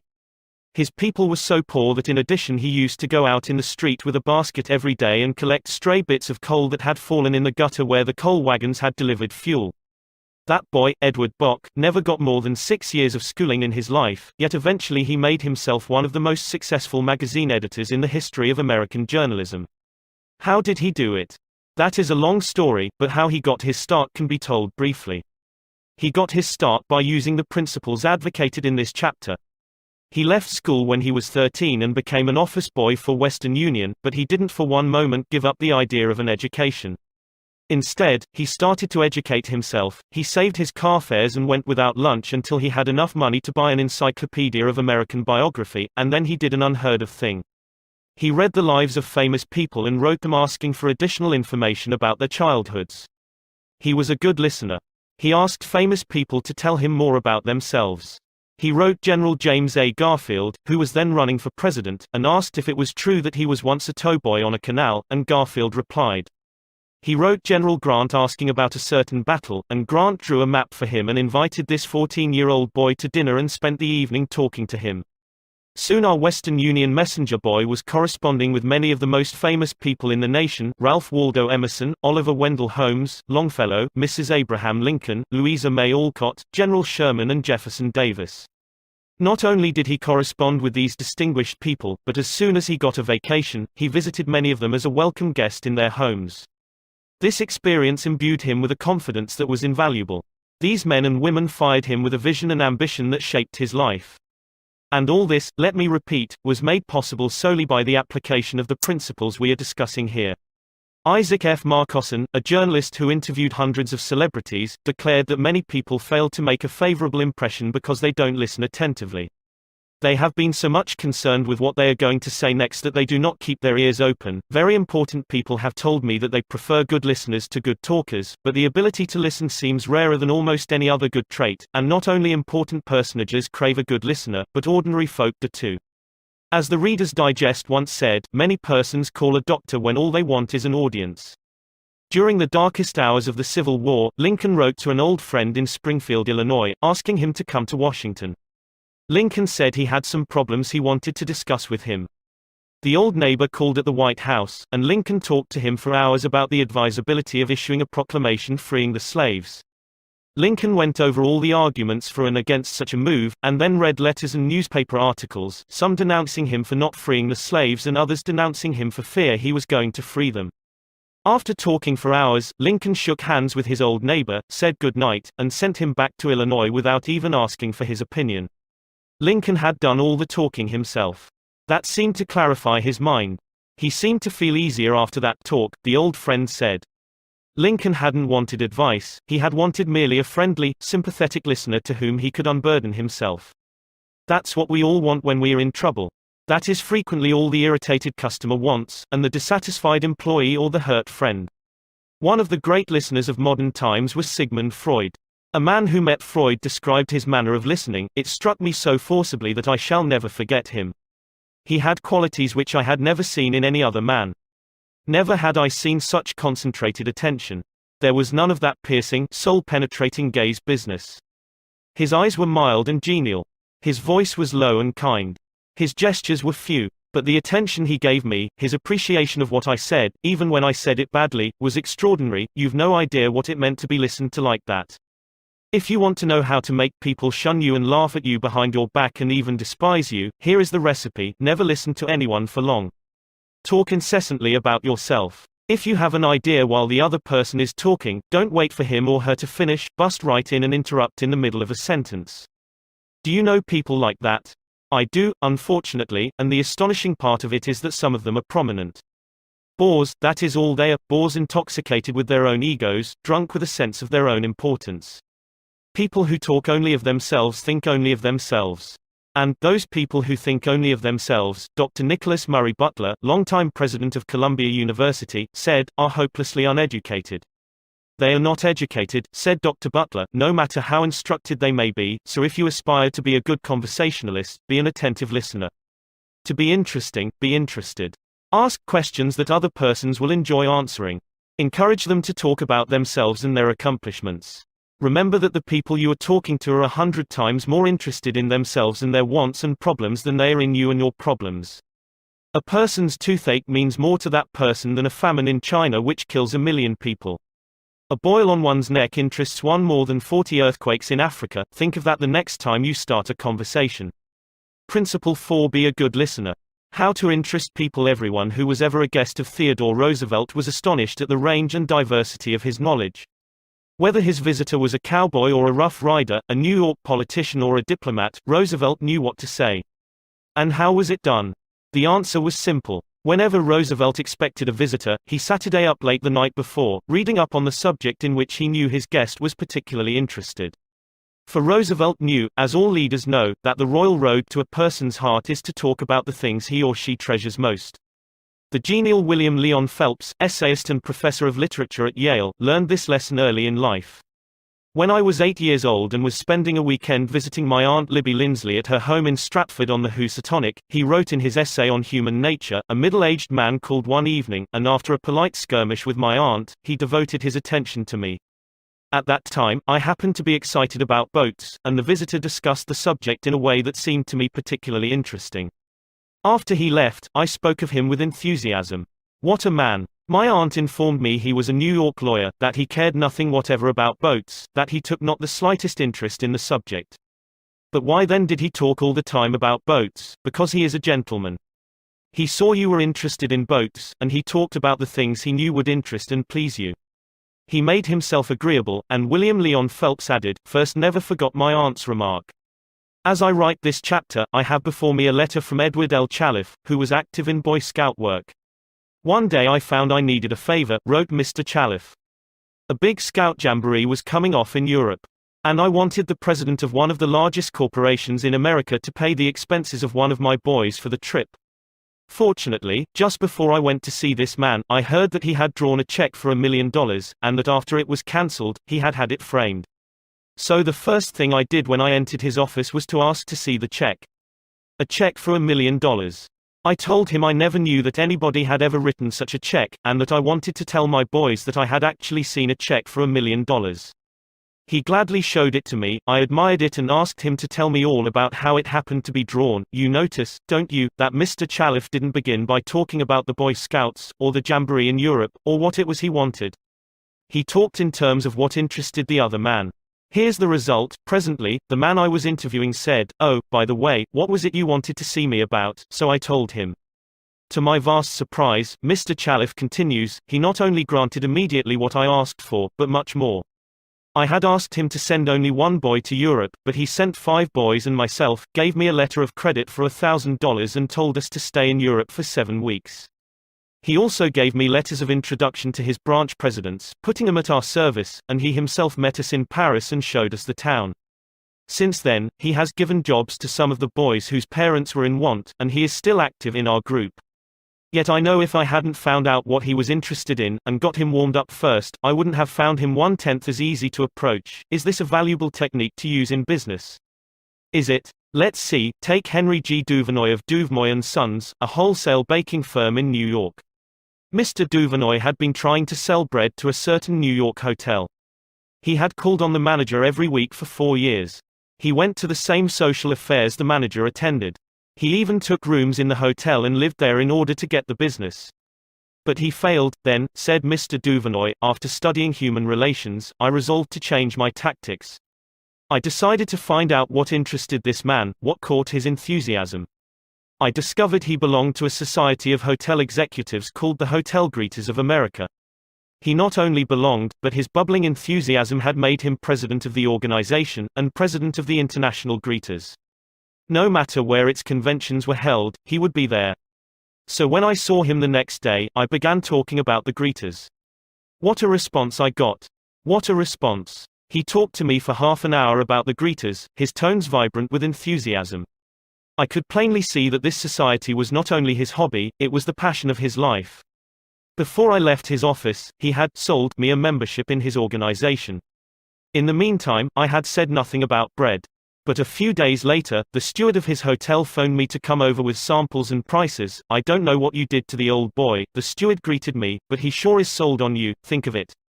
I had been drumming at that man for 4 years, trying to get his business, and I'd still be drumming at him if I hadn't finally taken the trouble to find out what he was interested in, and what he enjoyed talking about. Edward E. Harriman of Hagerstown, Maryland, chose to live in the beautiful Cumberland Valley of Maryland after he completed his military service. Unfortunately, at that time there were few jobs available in the area. A little research uncovered the fact that a number of companies in the area were either owned or controlled by an unusual business maverick, R.J. Funkhauser, whose rise from poverty to riches intrigued Mr. Harriman. However, he was known for being inaccessible to job seekers. Mr. Harriman wrote, I interviewed a number of people and found that his major interest was anchored in his drive for power and money. Since he protected himself from people like me by use of a dedicated and stern secretary, I studied her interests and goals, and only then I paid an unannounced visit at her office. She had been Mr. Funkhauser's orbiting satellite for about 15 years. When I told her I had a proposition for him which might translate itself into financial and political success for him, she became enthused. I also conversed with her about her constructive participation in his success. After this conversation, she arranged for me to meet Mr. Funkhauser. I entered his huge and impressive office determined not to ask directly for a job. He was seated behind a large carved desk and thundered at me, How about it, young man? I said, Mr. Funkhauser, I believe I can make money for you. He immediately rose and invited me to sit in one of the large upholstered chairs. I enumerated my ideas and the qualifications I had to realize these ideas, as well as how they would contribute to his personal success and that of his businesses. R.J., as he became known to me, hired me at once, and for over 20 years I have grown in his enterprises and we both have prospered. Talking in terms of the other person's interests pays off for both parties. Howard Z. Herzig, a leader in the field of employee communications, has always followed this principle. When asked what reward he got from it, Mr. Herzig responded that he not only received a different reward from each person, but that in general the reward had been an enlargement of his life each time he spoke to someone. Principle 5. Talk in terms of the other person's interests. How to make people like you instantly. I was waiting in line to register a letter in the post office at 33rd Street and 8th Avenue in New York. I noticed that the clerk appeared to be bored with the job, weighing envelopes, handing out stamps, making change, issuing receipts, the same monotonous grind year after year. So I said to myself, I am going to try to make that clerk like me. Obviously, to make him like me, I must say something nice, not about myself, but about him. So I asked myself, what is there about him that I can honestly admire? That is sometimes a hard question to answer, especially with strangers, but, in this case, it happened to be easy. I instantly saw something I admired no end. So while he was weighing my envelope, I remarked with enthusiasm, I certainly wish I had your head of hair. He looked up, half startled, his face beaming with smiles. Well, it isn't as good as it used to be, he said modestly. I assured him that although it might have lost some of its pristine glory, nevertheless it was still magnificent. He was immensely pleased. We carried on a pleasant little conversation, and the last thing he said to me was, "Many people have admired my hair. I'll bet that person went out to lunch that day walking on air. I'll bet he went home that night and told his wife about it. I'll bet he looked in the mirror and said, 'It is a beautiful head of hair.'" I told this story once in public, and a man asked me afterwards, "What did you want to get out of him? What was I trying to get out of him? What was I trying to get out of him?" If we are so contemptibly selfish that we can't radiate a little happiness and pass on a bit of honest appreciation without trying to get something out of the other person in return, if our souls are no bigger than sour crab apples, we shall meet with the failure we so richly deserve. Oh yes, I did want something out of that chap. I wanted something priceless. And I got it. I got the feeling that I had done something for him without his being able to do anything whatever in return for me. That is a feeling that flows and sings in your memory long after the incident is past. There is one all-important law of human conduct. If we obey that law, we shall almost never get into trouble. In fact, that law, if obeyed, will bring us countless friends and constant happiness. But the very instant we break the law, we shall get into endless trouble. The law is this: always make the other person feel important. John Dewey, as we have already noted, said that the desire to be important is the deepest urge in human nature, and William James said, the deepest principle in human nature is the craving to be appreciated. As I have already pointed out, it is this urge that differentiates us from the animals. It is this urge that has been responsible for civilization itself. Philosophers have been speculating on the rules of human relationships for thousands of years, and out of all that speculation, there has evolved only one important precept. It is not new. It is as old as history. Zoroaster taught it to his followers in Persia 2500 years ago. Confucius preached it in China 24 centuries ago. Lao Tzu, the founder of Taoism, taught it to his disciples in the Valley of the Han. Buddha preached it on the bank of the holy Ganges 500 years before Christ. The sacred books of Hinduism taught it 1,000 years before that. Jesus taught it among the stony hills of Judea 19 centuries ago. Jesus summed it up in one thought, probably the most important rule in the world: do unto others as you would have others do unto you. You want the approval of those with whom you come in contact. You want recognition of your true worth.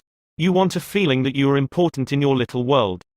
You don't want to listen to cheap, insincere flattery, but you do crave sincere appreciation. You want your friends and associates to be, as Charles Schwab put it, hearty in their approbation and lavish in their praise. All of us want that. So let's obey the golden rule, and give unto others what we would have others give unto us. How? When? Where? The answer is, all the time, everywhere. David G. Smith of Eau Claire, Wisconsin, told one of our classes how he handled a delicate situation when he was asked to take charge of the refreshment booth at a charity concert. The night of the concert, I arrived at the park and found two elderly ladies in a very bad humor standing next to the refreshment stand. Apparently, each thought that she was in charge of this project. As I stood there pondering what to do, me of the members of the sponsoring committee appeared and handed me a cash box and thanked me for taking over the project. She introduced Rose and Jane as my helpers and then ran off.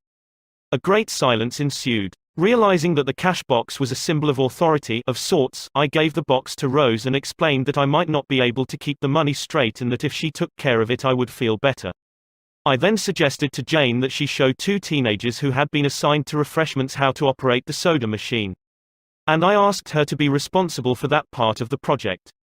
The evening was very enjoyable, with Rose happily counting the money, Jane supervising the teenagers, and me enjoying the concert. You don't have to wait until you are ambassador to France or chairman of the Clambarquet committee of your lodge before you use this philosophy of appreciation. You can work magic with it almost every day.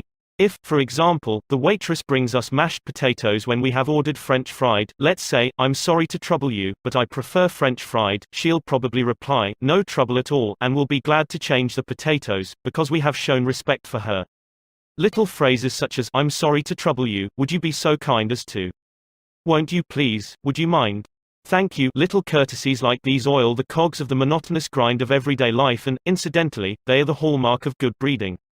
Let's take another illustration. Paul Kane's novels The Christian, The Deemster, The Manxman, among them, were all bestsellers in the early part of this century. Millions of people read his novels, countless millions. He was the son of a blacksmith.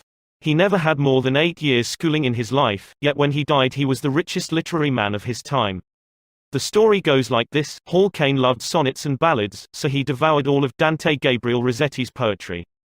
He even wrote a lecture chanting the praises of Rossetti's artistic achievement and sent a copy to Rossetti himself. Rossetti was delighted. "Any young man who has such an exalted opinion of my ability," Rossetti probably said to himself, "must be brilliant." So Rossetti invited this blacksmith's son to come to London and act as his secretary. That was the turning point in Hall Caine's life, for, in his new position, he met the literary artists of the day. Profiting by their advice and inspired by their encouragement, he launched upon a career that emblazoned his name across the sky. His home, Greeba Castle, on the Isle of Man, became a mecca for tourists from the far corners of the world, and he left a multi-million-dollar estate. Yet, who knows, he might have died poor and unknown had he not written an essay expressing his admiration for a famous man. Such is the power, the stupendous power, of sincere, heartfelt appreciation. Rossetti considered himself important. That is not strange, almost everyone considers himself important, very important. The life of many a person could probably be changed if only someone would make him feel important. Ronald J. Rowland, who is one of the instructors of our course in California, is also a teacher of arts and crafts. He wrote to us about a student named Chris in his beginning crafts class. Chris was a very quiet, shy boy lacking in self-confidence, the kind of student that often does not receive the attention he deserves. I also teach an advanced class that had grown to be somewhat of a status symbol and a privilege for a student to have earned the right to be in it. On Wednesday, Chris was diligently working at his desk. I really felt there was a hidden fire deep inside him. I asked Chris if he would like to be in the advanced class. How I wish I could express the look in Chris's face, the emotions in that shy 14-year-old boy, trying to hold back his tears. "Who, me, Mr. Rowland? Am I good enough?" "Yes, Chris, you are good enough." I had to leave at that point because tears were coming to my eyes. As Chris walked out of class that day, seemingly 2 inches taller, he looked at me with bright blue eyes and said in a positive voice, "Thank you, Mr. Rowland. Chris taught me a lesson I will never forget: our deep desire to feel important. To help me never forget this rule, I made a sign which reads, 'You are important.' This sign hangs in the front of the classroom for all to see and to remind me that each student I face is equally important. The unvarnished truth is that almost all the people you meet feel themselves superior to you in some way, and a sure way to their hearts is to let them realize in some subtle way that you recognize their importance, and recognize it sincerely. Remember what Emerson said, 'Every man I meet is my superior in some way.' In that, I learn of him, and the pathetic part of it is that frequently those who have the least justification for a feeling of achievement bolster up their egos by a show of tumult and conceit which is truly nauseating. As Shakespeare put it, "Man, proud man, doctorist in a little brief authority, plays such fantastic tricks before high heaven, as make the angels weep." I am going to tell you how business people in my own courses have applied these principles with remarkable results. Let's take the case of a Connecticut attorney. Because of his relatives he prefers not to have his name mentioned. Shortly after joining the course, Mr. R. drove to Long Island with his wife to visit some of her relatives. She left him to chat with an old aunt of hers and Th rushed off by herself to visit some of the younger relatives. Since he soon had to give a speech professionally on how he applied the principles of appreciation, he thought he would gain some worthwhile experience talking with the elderly lady.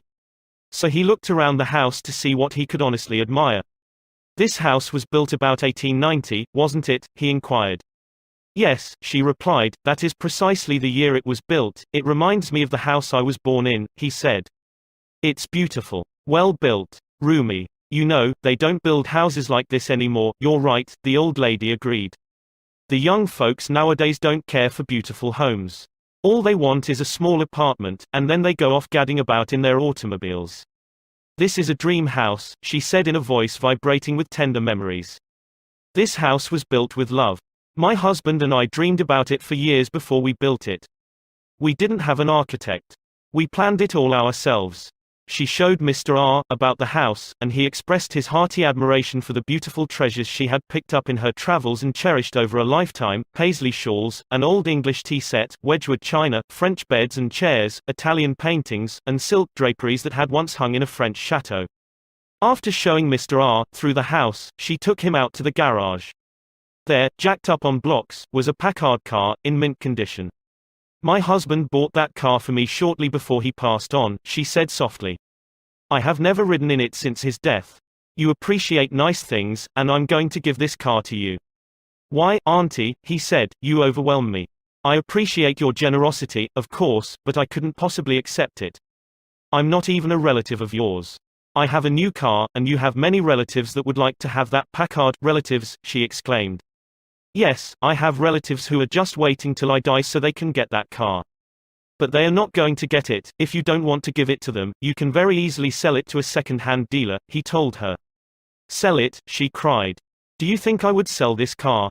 Do you think I could stand to see strangers riding up and down the street in that car that my husband bought for me? I wouldn't dream of selling it. I'm going to give it to you. You appreciate beautiful things." He tried to get out of accepting the car, but he couldn't without hurting her feelings.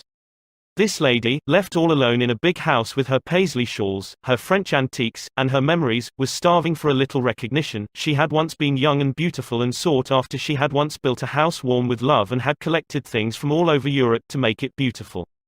Now, in the isolated loneliness of old age, she craved a little human warmth, a little genuine appreciation, and no one gave it to her. And when she found it, like a spring in the desert, her gratitude couldn't adequately express itself with anything less than the gift of her cherished Packard. Let's take another case. Donald M. McMahon, who was superintendent of Lewis and Valentine, nurseryman and landscape architects in Rye, New York, related this incident. "Shortly after I attended the talk on How to Win Friends and Influence People, I was landscaping the estate of a famous attorney. The owner came out to give me a few instructions about where he wished to plant a mass of rhododendrons and azaleas. I said, 'Judge, you have a lovely hobby. I've been admiring your beautiful dogs. I understand you win a lot of blue ribbons every year at the show in Madison Square Garden.' The effect of this little expression of appreciation was striking. 'Yes,' the judge replied, 'I do have a lot of fun with my dogs. Would you like to see my kennel?' He spent almost an hour showing me his dogs and the prizes they had won. He even brought out their pedigrees and explained about the bloodlines responsible for such beauty and intelligence. Finally, turning to me, he asked, 'Do you have any small children?' 'Yes, I do,' I replied. 'I have a son.' 'Well, wouldn't he like a puppy?' the judge inquired. 'Oh, yes, he'd be tickled pink.' 'All right, I'm going to give him one,' the judge announced. He started to tell me how to feed the puppy. Then he paused. 'You'll forget it if I tell you.' 'I'll write it out.' So the judge went in the house, typed out the pedigree and feeding instructions, and gave me a puppy worth several $100s and 1 hour and 15 minutes of his valuable time, largely because I had expressed my honest admiration for his hobby and achievements. George Eastman, of Kodak fame, invented the transparent film that made motion pictures possible, amassed a fortune of $100 million, and made himself one of the most famous businessmen on earth. Yet in spite of all these tremendous accomplishments, he craved little recognitions, even as you and I. To illustrate, when Eastman was building the Eastman School of Music and also Kilbourne Hall in Rochester, James Adamson, then president of the Superior Seating Company of New York, wanted to get the order to supply the theater chairs for these buildings. Phoning the architect, Mr. Adamson made an appointment to see Mr. Eastman in Rochester. When Adamson arrived, the architect said, "I know you want to get this order, but I can tell you right now that you won't stand a ghost of a show if you take more than 5 minutes of George Eastman's time. He is a strict disciplinarian. He is very busy. So tell your story quickly and get out." Adamson was prepared to do just that. When he was ushered into the room, he saw Mr. Eastman bending over a pile of papers at his desk. Presently, Mr. Eastman looked up, removed his glasses, and walked toward the architect and Mr. Adamson, saying, "Good morning, gentlemen, what can I do for you?" The architect introduced them, and then Mr. Adamson said, "While we've been waiting for you, Mr. Eastman, I've been admiring your office. I wouldn't mind working in a room like this myself. I'm in the interior woodworking business, and I never saw a more beautiful office in all my life." George Eastman replied, "You remind me of something I had almost forgotten. It is beautiful, isn't it? I enjoyed it a great deal when it was first built. But I come down here now with a lot of other things on my mind and sometimes don't even see the room for weeks at a time." Adamson walked over and rubbed his hand across a panel. "This is English oak, isn't it? A little different texture from Italian oak." "Yes," Eastman replied. "Imported English oak. It was selected for me by a friend who specializes in fine woods." Then Eastman showed him about the room, commenting on the proportions, the coloring, the hand carving and other effects he had helped to plan and execute. While drifting about the room, admiring the woodwork, they paused before a window, and George Eastman, in his modest, soft-spoken way, pointed out some of the institutions through which he was trying to help humanity: the University of Rochester, the General Hospital, the Homeopathic Hospital, the Friendly Home, the Children's Hospital. Mr. Adamson congratulated him warmly on the idealistic way he was using his wealth to alleviate the sufferings of humanity. Presently, George Eastman unlocked a glass case and pulled out the first camera he had ever owned, an invention he had bought from an Englishman. Adamson questioned him at length about his early struggles to get started in business, and Mr. Eastman spoke with real feeling about the poverty of his childhood, telling how his widowed mother had kept a boarding house while he clerked in an insurance office. The terror of poverty haunted him day and night, and he resolved to make enough money so that his mother wouldn't have to work. Mr. Adamson drew him out with further questions and listened, absorbed, while he related the story of his experiments with dry photographic plates. He told how he had worked in an office all day, and sometimes experimented all night, taking only brief naps while the chemicals were working, sometimes working and sleeping in his clothes for 72 hours at a stretch. James Adamson had been ushered into Eastman's office at 10:15 and had been warned that he must not take more than 5 minutes, but an hour had passed, then 2 hours passed. And they were still talking. Finally, George Eastman turned to Adamson and said, "The last time I was in Japan I bought some chairs, brought them home, and put them in my sun porch. But the sun peeled the paint, so I went downtown the other day and bought some paint and painted the chairs myself. Would you like to see what sort of a job I can do painting chairs? All right. Come up to my home and have lunch with me and I'll show you." After lunch, Mr. Eastman showed Adamson the chairs he had brought from Japan. They weren't worth more than a few dollars, but George Eastman, now a multimillionaire, was proud of them because he himself had painted them. The order for the seats amounted to $90,000. Who do you suppose got the order, James Adamson or one of his competitors? From the time of this story until Mr. Eastman's death, he and James Adamson were close friends. Claude Marais, a restaurant owner in Rouen, France, used this principle and saved his restaurant the loss of a key employee. This woman had been in his employ for 5 years and was a vital link between M. Marais and his staff of 21 people. He was shocked to receive a registered letter from her advising him of her resignation. M. Marais reported, "I was very surprised and, even more, disappointed, because I was under the impression that I had been fair to her and receptive to her needs. Inasmuch as she was a friend as well as an employee, I probably had taken her too much for granted and maybe was even more demanding of her than of other employees. I could not, of course, accept this resignation without some explanation. I took her aside and said, 'Paulette, you must understand that I cannot accept your resignation. You mean a great deal to me and to this company, and you are as important to the success of this restaurant as I am.' I repeated this in front of the entire staff, and I invited her to my home and reiterated my confidence in her with my family present. Paulette withdrew her resignation, and today I can rely on her as never before. I frequently reinforce this by expressing my appreciation for what she does and showing her how important she is to me and to the restaurant." "Talk to people about themselves," said Disraeli, one of the shrewdest men who ever ruled the British Empire. "Talk to people about themselves and they will listen for hours." Principle 6: Make the other person feel important and do it sincerely. In a nutshell, 6 ways to make people like you. Principle 1: Become genuinely interested in other people. Principle 2: Smile. Principle 3: Remember that a person's name is to that person the sweetest and most important sound in any language. Principle 4: Be a good listener. Principle 5: Talk in terms of the other person's interests. Principle 6: Make the other person feel important and do it sincerely. Part 3: How to win people to your way of thinking. 1. You can't win an argument. Shortly after the close of World War I, I learned an invaluable lesson one night in London. I was manager at the time for Sir Ross Smith. During the war, Sir Ross had been the Australian ace out in Palestine, and shortly after peace was declared, he astonished the world by flying halfway around it in 30 days.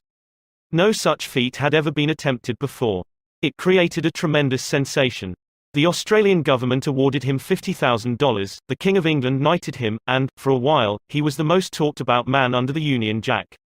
I was attending a banquet one night given in Sir Ross's honour, and during the dinner, the man sitting next to me told a humorous story which hinged on the quotation, "There's a divinity that shapes our ends, rough hew them how we will." The raconteur mentioned that the quotation was from the Bible. He was wrong. I knew it positively. There couldn't be the slightest doubt about it. And so, to get a feeling of importance and display my superiority, I appointed myself as an unsolicited and unwelcome committee of one to correct him. He stuck to his guns. "What? From Shakespeare? Impossible. Absurd. That quotation was from the Bible. And he knew it." The storyteller was sitting on my right, and Frank Gammond, an old friend of mine, was seated at my left. Mr. Gammond had devoted years to the study of Shakespeare, so the storyteller and I agreed to submit the question to Mr. Gammond. Mr. Gammond listened, kicked me under the table, and then said, "Dale, you are wrong. The gentleman is right. It is from the Bible." On our way home that night, I said to Mr. Gammond, "Frank, you knew that quotation was from Shakespeare?" "Yes, of course," he replied, "Hamlet, Act 5, Scene 2. But we were guests at a festive occasion, my dear Dale. Why prove to a man he is wrong? Is that going to make him like you? Why not let him save his face? He didn't ask for your opinion. He didn't want it. Why argue with him? Always avoid the acute angle." The man who said that taught me a lesson I'll never forget. I not only had made the storyteller uncomfortable but had put my friend in an embarrassing situation. How much better it would have been had I not become argumentative. It was a sorely needed lesson because I had been an inveterate arguer. During my youth, I had argued with my brother about everything under the Milky Way. When I went to college, I studied logic and argumentation and went in for debating contests. Talk about being from Missouri, I was born there. I had to be shown. Later, I taught debating and argumentation in New York, and once, I am ashamed to admit, I planned to write a book on the subject. Since then, I have listened to, engaged in, and watched the effect of thousands of arguments. As a result of all this, I have come to the conclusion that there is only one way under high heaven to get the best of an argument, and that is to avoid it. Avoid it as you would avoid rattlesnakes and earthquakes. 9 times out of 10, an argument ends with each of the contestants more firmly convinced than ever that he is absolutely right. You can't win an argument. You can't, because if you lose it, and if you win it, you lose it. Why? Well, suppose you triumph over the other man and shoot his argument full of holes and prove that he is non compos mentis. Then what? You will feel fine. But what about him? You have made him feel inferior. You have hurt his pride. He will resent your triumph. And, a man convinced against his will is of the same opinion still. Years ago, Patrick J. O'Hare joined one of my classes. He had had little education, and how he loved a scrap. He had once been a chauffeur, and he came to me because he had been trying, without much success, to sell trucks. A little questioning brought out the fact that he was continually scrapping with and antagonizing the very people he was trying to do business with. If a prospect said anything derogatory about the trucks he was selling, Pat saw red and was right at the customer's throat. Pat won a lot of arguments in those days. As he said to me afterward, I often walked out of an office saving, "I told that bird something." Sure, I had told him something, but I hadn't sold him anything. MV first problem was not to teach Patrick J. O'Hare to talk. My immediate task was to train him to refrain from talking and to avoid verbal fights. Mr. O'Hare became one of the star salesmen for the White Motor Company in New York. How did he do it? Here is his story in his own words. "If I walk into a buyer's office now and he says, 'What? A white truck? They're no good. I wouldn't take one if you gave it to me. I'm going to buy the Who's It truck,' I say, 'The Who's It is a good truck. If you buy the Who's It, you'll never make a mistake. The Who's It's are made by a fine company and sold by good people.' He is speechless then. There is no room for an argument. If he says the Who's It is best and I say sure it is, he has to stop. He can't keep on all afternoon saying, 'It's the best,' when I'm agreeing with him. We then get off the subject of Who's It and I begin to talk about the good points of the white truck. There was a time when a remark like his first one would have made me see scarlet and red and orange. I would start arguing against the Who's It, and the more I argued against it, the more my prospect argued in favor of it, and the more he argued, the more he sold himself on my competitor's product. As I look back now, I wonder how I was ever able to sell anything. I lost years of my life in scrapping and arguing. I keep my mouth shut now. It pays. As wise old Ben Franklin used to say, if you argue and rankle and contradict, you may achieve a victory sometimes, but it will be an empty victory because you will never get your opponent's goodwill. So figure it out for yourself. Which would you rather have, an academic, theatrical victory or a person's goodwill? You can seldom have both. The Boston Transcript once printed this bit of significant doggerel: "Here lies the body of William J., who died maintaining his right of way. He was right, dead right, as he sped along, but he's just as dead as if he were wrong." You may be right, dead right, as you speed along in your argument, but as far as changing another's mind is concerned, you will probably be just as futile as if you were wrong. Frederick S. Parsons, an income tax consultant, had been disputing and wrangling for an hour with a government tax inspector. An item of $9,000 was at stake. Mr. Parsons claimed that this $9,000 was in reality a bad debt, that it would never be collected, that it ought not to be taxed. Bad debt, my eye, retorted the inspector.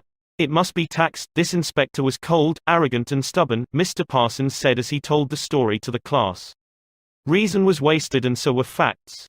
The longer we argued, the more stubborn he became. So I decided to avoid argument, change the subject, and give him appreciation. I said, I suppose this is a very petty matter in comparison with the really important and difficult decisions you're required to make. I've made a study of taxation myself. But I've had to get my knowledge from books. You are getting yours from the firing line of experience. I sometime wish I had a job like yours. It would teach me a lot. I meant every word I said. Well, the inspector straightened up in his chair, leaned back, and talked for a long time about his work, telling me of the clever frauds he had uncovered. His tone gradually became friendly, and presently he was telling me about his children. As he left, he advised me that he would consider my problem further and give me his decision in a few days. He called at my office 3 days later and informed me that he had decided to leave the tax return exactly as it was filed. This tax inspector was demonstrating one of the most common of human frailties. He wanted a feeling of importance, and as long as Mr. Parsons argued with him, he got his feeling of importance by loudly asserting his authority. But as soon as his importance was admitted and the argument stopped and he was permitted to expand his ego, he became a sympathetic and kindly human being. Buddha said, hatred is never ended by hatred but by love, and a misunderstanding is never ended by an argument but by tact, diplomacy, conciliation and a sympathetic desire to see the other person's viewpoint. Lincoln once reprimanded a young army officer for indulging in a violent controversy with an associate. No man who is resolved to make the most of himself, said Lincoln, can spare time for personal contention. Still less can he afford to take the consequences, including the vitiation of his temper and the loss of self-control. Yield larger things to which you show no more than equal rights, and yield lesser ones though clearly your own. Better give your path to a dog than be bitten by him in contesting for the right. Even killing the dog would not cure the bite. In an article in Bits and Pieces, some suggestions are made on how to keep a disagreement from becoming an argument. Welcome the disagreement. Remember the slogan, when two partners always agree, one of them is not necessary. If there is some point you haven't thought about, be thankful if it is brought to your attention. Perhaps this disagreement is your opportunity to be corrected before you make a serious mistake. Distrust your first instinctive impression.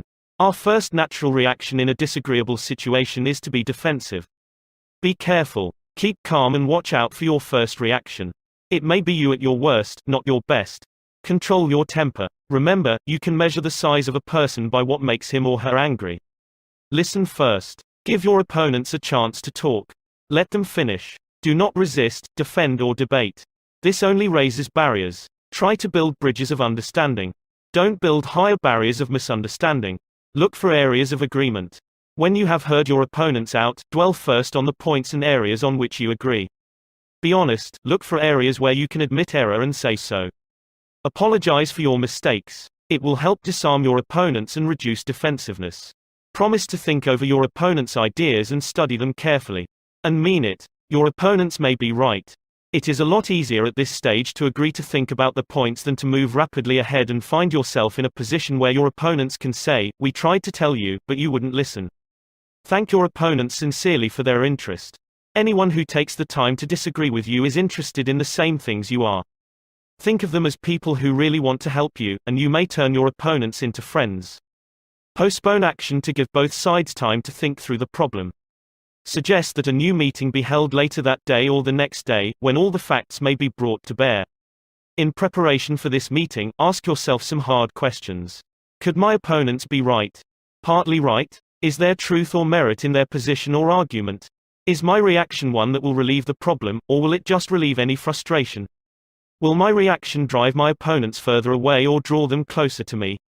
Will my reaction elevate the estimation good people have of me? Will I win or lose? What price will I have to pay if I win? If I am quiet about it, will the disagreement blow over? Is this difficult situation an opportunity for me? Bits and Pieces, published by the Economics Press, Fairfield, NJ.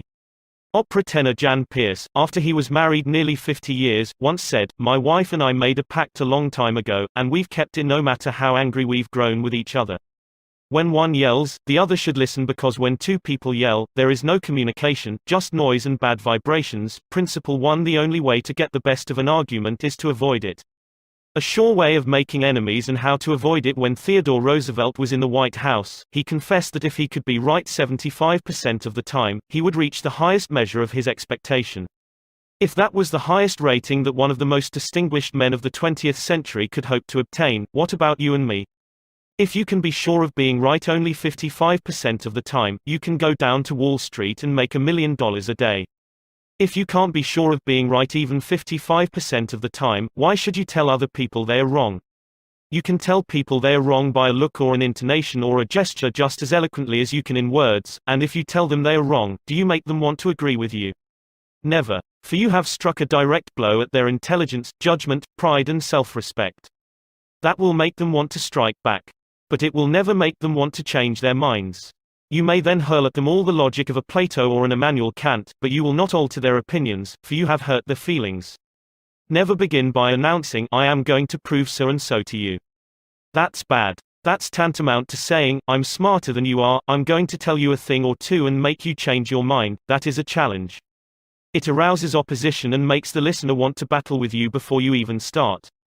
It is difficult, under even the most benign conditions, to change people's minds. So why make it harder? Why handicap yourself? If you are going to prove anything, don't let anybody know it. Do it so subtly, so adroitly, that no one will feel that you are doing it. This was expressed succinctly by Alexander Pope: "Men must be taught as if you taught them not, and things unknown proposed as things forgot." Over 300 years ago Galileo said, "You cannot teach a man anything, you can only help him to find it within himself." As Lord Chesterfield said to his son, "Be wiser than other people if you can, but do not tell them so." Socrates said repeatedly to his followers in Athens, "One thing only I know, and that is that I know nothing." Well, I can't hope to be any smarter than Socrates, so I have quit telling people they are wrong.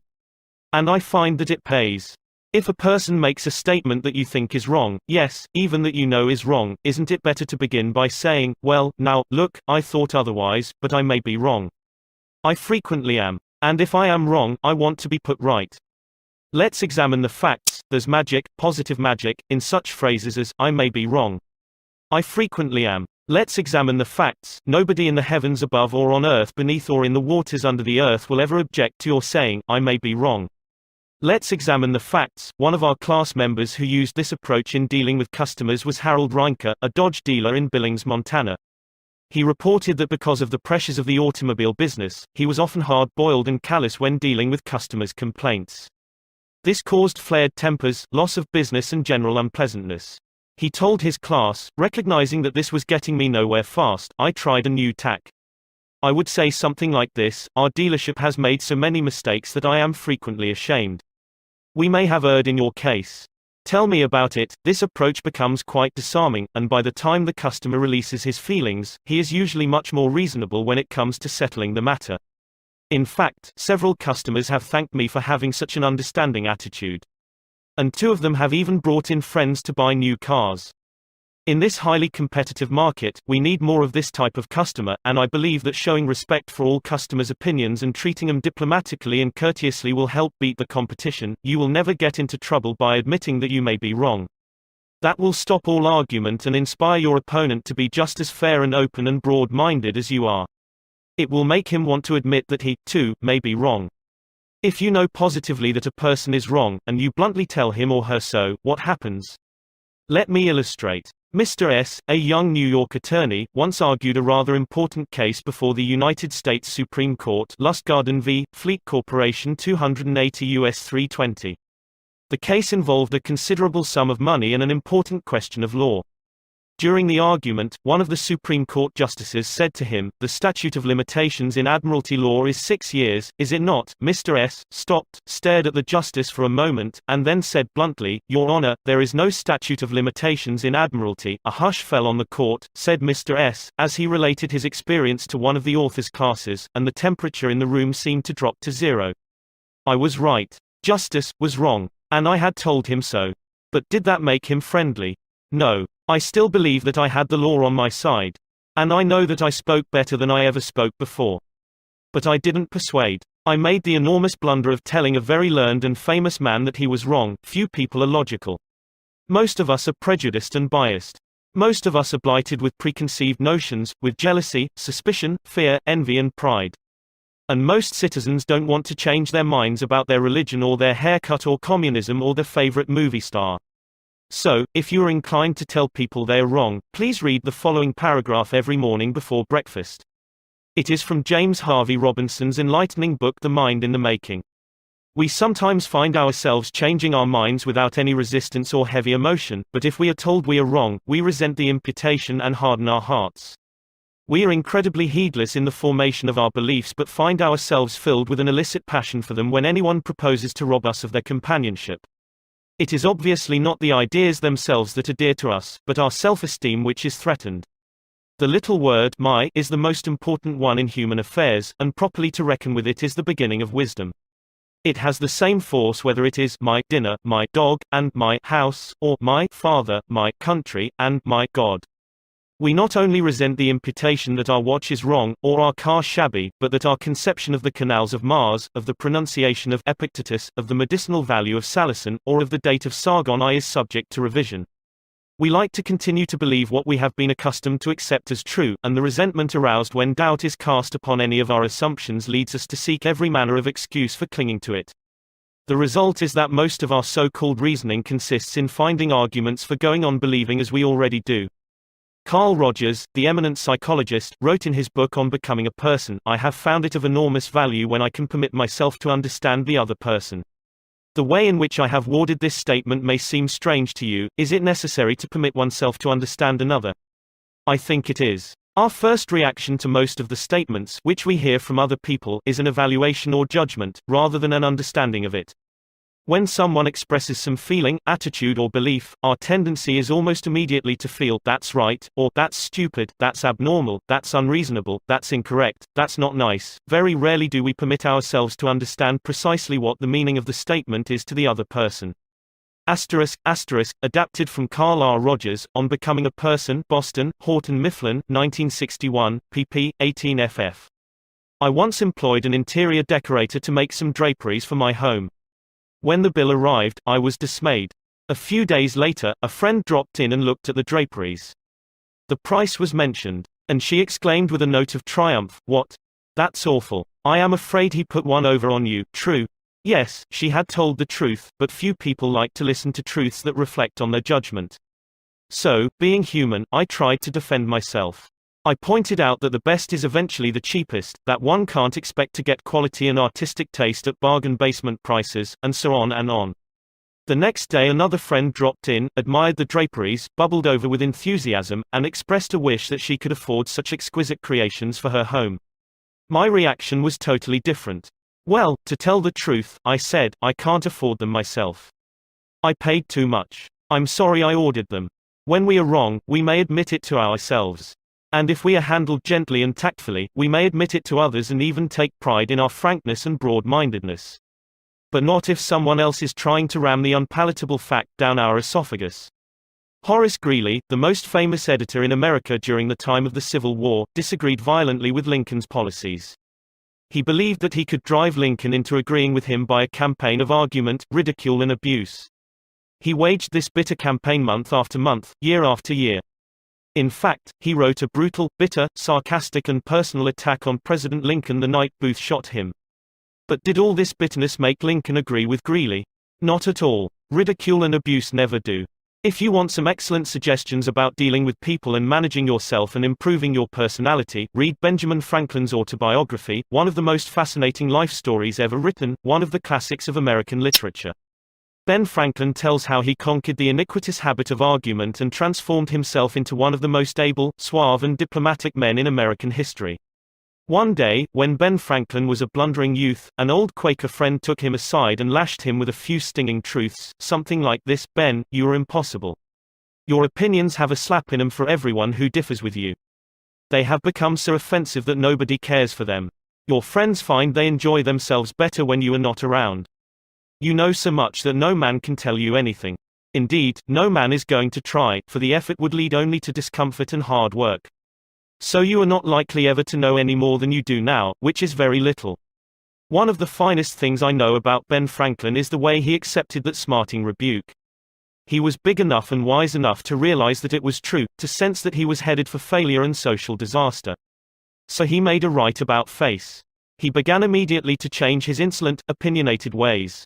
I made it a rule, said Franklin, to forbear all direct contradiction to the sentiment of others, and all positive assertion of my own. I even forbade myself the use of every word or expression in the language that imported a fixed opinion, such as certainly, undoubtedly, etc., and I adopted, instead of them, I conceive, I apprehend, or I imagine a thing to be so, or it so appears to me at present. When another asserted something that I thought an error, I denied myself the pleasure of contradicting him abruptly, and of showing immediately some absurdity in his proposition, and in answering I began by observing that in certain cases or circumstances his opinion would be right, but in the present case there appeared or seemed to me some difference, etc. I soon found the advantage of this change in my manner. The conversations I engaged in went on more pleasantly.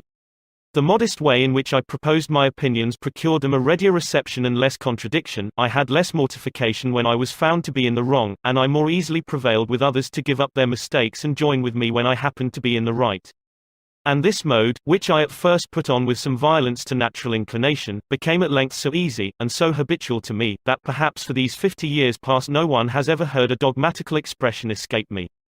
And to this habit, after my character of integrity, I think it principally owing that I had earned so much weight with my fellow citizens when I proposed new institutions, or alterations in the old, and so much influence in public councils when I became a member, for I was but a bad speaker, never eloquent, subject to much hesitation in my choice of words, hardly correct in language, and yet I generally carried my points.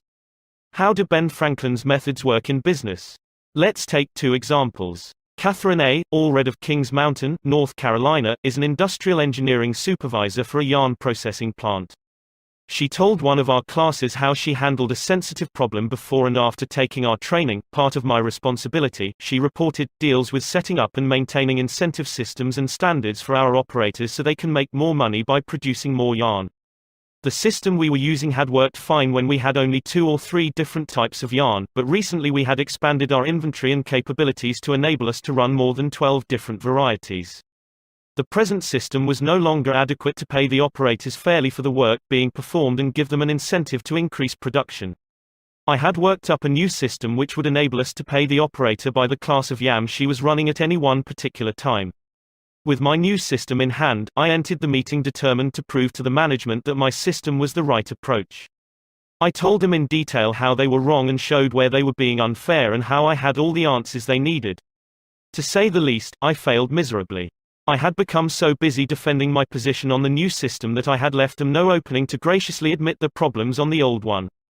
The issue was dead. After several sessions of this course, I realized all too well where I had made my mistakes. I called another meeting and this time I asked where they felt the problems were. We discussed each point, and I asked them their opinions on which was the best way to proceed. With a few low-keyed suggestions, at proper intervals, I let them develop my system themselves. At the end of the meeting when I actually presented my system, they enthusiastically accepted it. I am convinced now that nothing good is accomplished and a lot of damage can be done if you tell a person straight out that he or she is wrong. You only succeed in stripping that person of self-dignity and making yourself an unwelcome part of any discussion. Let's take another example, and remember these cases I am citing are typical of the experiences of thousands of other people. R.V. Crowley was a salesman for a lumber company in New York. Crowley admitted that he had been telling hard-boiled lumber inspectors for years that they were wrong. And he had won the arguments too. But it hadn't done any good. For these lumber inspectors, said Mr. Crowley, are like baseball umpires. Once they make a decision, they never change it. Mr. Crowley saw that his firm was losing thousands of dollars through the arguments he won. So while taking my course, he resolved to change tactics and abandon arguments. With what results? Here is the story as he told it to the fellow members of his class. One morning the phone rang in my office. A hot and bothered person at the other end proceeded to inform me that a car of lumber we had shipped into his plant was entirely unsatisfactory. His firm had stopped unloading and requested that we make immediate arrangements to remove the stock from their yard. After about 1/4 of the car had been unloaded, their lumber inspector reported that the lumber was running 55% below grade. Under the circumstances, they refused to accept it. I immediately started for his plant and on the way turned over in my mind the best way to handle the situation. Ordinarily, under such circumstances, I should have quoted grading rules and tried, as a result of my own experience and knowledge as a lumber inspector, to convince the other inspector that the lumber was actually up to grade, and that he was misinterpreting the rules in his inspection. However, I thought I would apply the principles learned in this training. When I arrived at the plant, I found the purchasing agent and the lumber inspector in a wicked humor, both set for an argument and a fight. We walked out to the car that was being unloaded, and I requested that they continue to unload so that I could see how things were going. I asked the inspector to go right ahead and lay out the rejects, as he had been doing, and to put the good pieces in another pile. After watching him for a while, it began to dawn on me that his inspection actually was much too strict and that he was misinterpreting the rules. This particular lumber was white pine, and I knew the inspector was thoroughly schooled in hardwoods but not a competent, experienced inspector on white pine. White pine happened to be my own strong suit, but did I offer any objection to the way he was grading the lumber? None whatever. I kept on watching and gradually began to ask questions as to why certain pieces were not satisfactory. I didn't for one instant insinuate that the inspector was wrong. I emphasized that my only reason for asking was in order that we could give his firm exactly what they wanted in future shipments. By asking questions in a very friendly, cooperative spirit, and insisting continually that they were right in laying out boards not satisfactory to their purpose, I got him warmed up, and the strained relations between us began to thaw and melt away. An occasional carefully put remark on my part gave birth to the idea in his mind that possibly some of these rejected pieces were actually within the grade that they had bought, and that their requirements demanded a more expensive grade. I was very careful, however, not to let him think I was making an issue of this point. Gradually his whole attitude changed. He finally admitted to me that he was not experienced on white pine and began to ask me questions about each piece as it came out of the car. I would explain why such a piece came within the grade specified, but kept on insisting that we did not want him to take it if it was unsuitable for their purpose. He finally got to the point where he felt guilty every time he put a piece in the rejected pile. And at last he saw that the mistake was on their part for not having specified as good a grade as they needed. The ultimate outcome was that he went through the entire carload again after I left. Accepted the whole lot, and we received a check in full. In that one instance alone, a little tact, and the determination to refrain from telling the other man he was wrong, saved my company a substantial amount of cash, and it would be hard to place a money value on the goodwill that was saved. Martin Luther King was asked how, as a pacifist, he could be an admirer of Air Force General Daniel Chappie James, then the nation's highest-ranking black officer. Dr. King replied, "I judge people by their own principles, not by my own." In a similar way, General Robert E. Lee once spoke to the President of the Confederacy, Jefferson Davis, in the most glowing terms about a certain officer under his command. Another officer in attendance was astonished. "General," he said, "do you not know that the man of whom you speak so highly is one of your bitterest enemies who misses no opportunity to malign you?" "Yes," replied General Lee, "but the President asked my opinion of him, he did not ask for his opinion of me. By the way, I am not revealing anything new in this chapter. 2,000 years ago, Jesus said, 'See the point of thine adversary quickly,' and 2,200 years before Christ was born, King Aktoy of Egypt gave his son some shrewd advice that is sorely needed today. 'Be diplomatic,' counseled the king. 'It will help you gain your point. In other words, don't argue with your customer or your spouse or your adversary. Don't tell them they are wrong, don't get them stirred up. Use a little diplomacy. Principle 2: Listen to the other person's opinions. If you're wrong, admit it. Within a minute's walk of my house there was a wild stretch of virgin timber, where the blackberry thickets foamed white in the springtime, where the squirrels nested and reared their young, and the horseweeds grew as tall as a horse's head. This unspoiled woodland was called Forest Park, and it was a forest, probably not much different in appearance from what it was when Columbus discovered America. I frequently walked in this park with Rex, my little Boston bulldog. He was a friendly, harmless little hound, and since we rarely met anyone in the park, I took Rex along without a leash or a muzzle. One day we encountered a mounted policeman in the park, a policeman itching to show his authority. "What do you mean by letting that dog run loose in the park without a muzzle and leash?" he reprimanded me. "Don't you know it's against the law?" "Yes, I know it is," I replied softly, "but I didn't think he would do any harm out here." "You didn't think. You didn't think. The law doesn't give a tinker's damn about what you think. That dog might kill a squirrel or bite a child. Now, I'm going to let you off this time, but if I catch this dog out here again without a muzzle and a leash, you'll have to tell it to the judge." I meekly promised to obey. And I did obey, for a few times. But Rex didn't like the muzzle, and neither did I, so we decided to take a chance. Everything was lovely for a while, and then we struck a snag. Rex and I raced over the brow of a hill one afternoon, and there, suddenly, to my dismay, I saw the majesty of the law, astride a bay horse. Rex was out in front, heading straight for the officer. I was in for it. I knew it. So I didn't wait until the policeman started talking. I beat him to it. I said, "Officer, you've caught me red-handed. I'm guilty. I have no alibis, no excuses. You warned me last week that if I brought the dog out here again without a muzzle you would fine me." "Well, now," the policeman responded in a soft tone. "I know it's a temptation to let a little dog like that have a run out here when nobody is around." "Sure, it's a temptation," I replied, "but it is against the law." "Well, a little dog like that isn't going to harm anybody," the policeman remonstrated. "No, but he may kill squirrels," I said. "Well now, I think you are taking this a bit too seriously," he told me. "I'll tell you what you do. You just let him run over the hill there where I can't see him, and we'll forget all about it." That policeman, being human, wanted a feeling of importance, so when I began to condemn myself, the only way he could nourish his self-esteem was to take the magnanimous attitude of showing mercy. But suppose I had tried to defend myself, well, did you ever argue with a policeman? But instead of breaking lances with him, I admitted that he was absolutely right and I was absolutely wrong. I admitted it quickly, openly, and with enthusiasm. The affair terminated graciously in my taking his side and his taking my side. Lord Chesterfield himself could hardly have been more gracious than this mounted policeman, who, only a week previously, had threatened to have the law on me. If we know we are going to be rebuked anyhow, isn't it far better to beat the other person to it and do it ourselves? Isn't it much easier to listen to self-criticism than to bear condemnation from alien lips? Say about yourself all the derogatory things you know the other person is thinking or wants to say or intends to say, and say them before that person has a chance to say them. The chances are 100 to 1 that a generous, forgiving attitude will be taken and your mistakes will be minimized, just as the mounted policeman did with me and Rex. Ferdinand E. Warren, a commercial artist, used this technique to win the goodwill of a petulant, scolding buyer of art.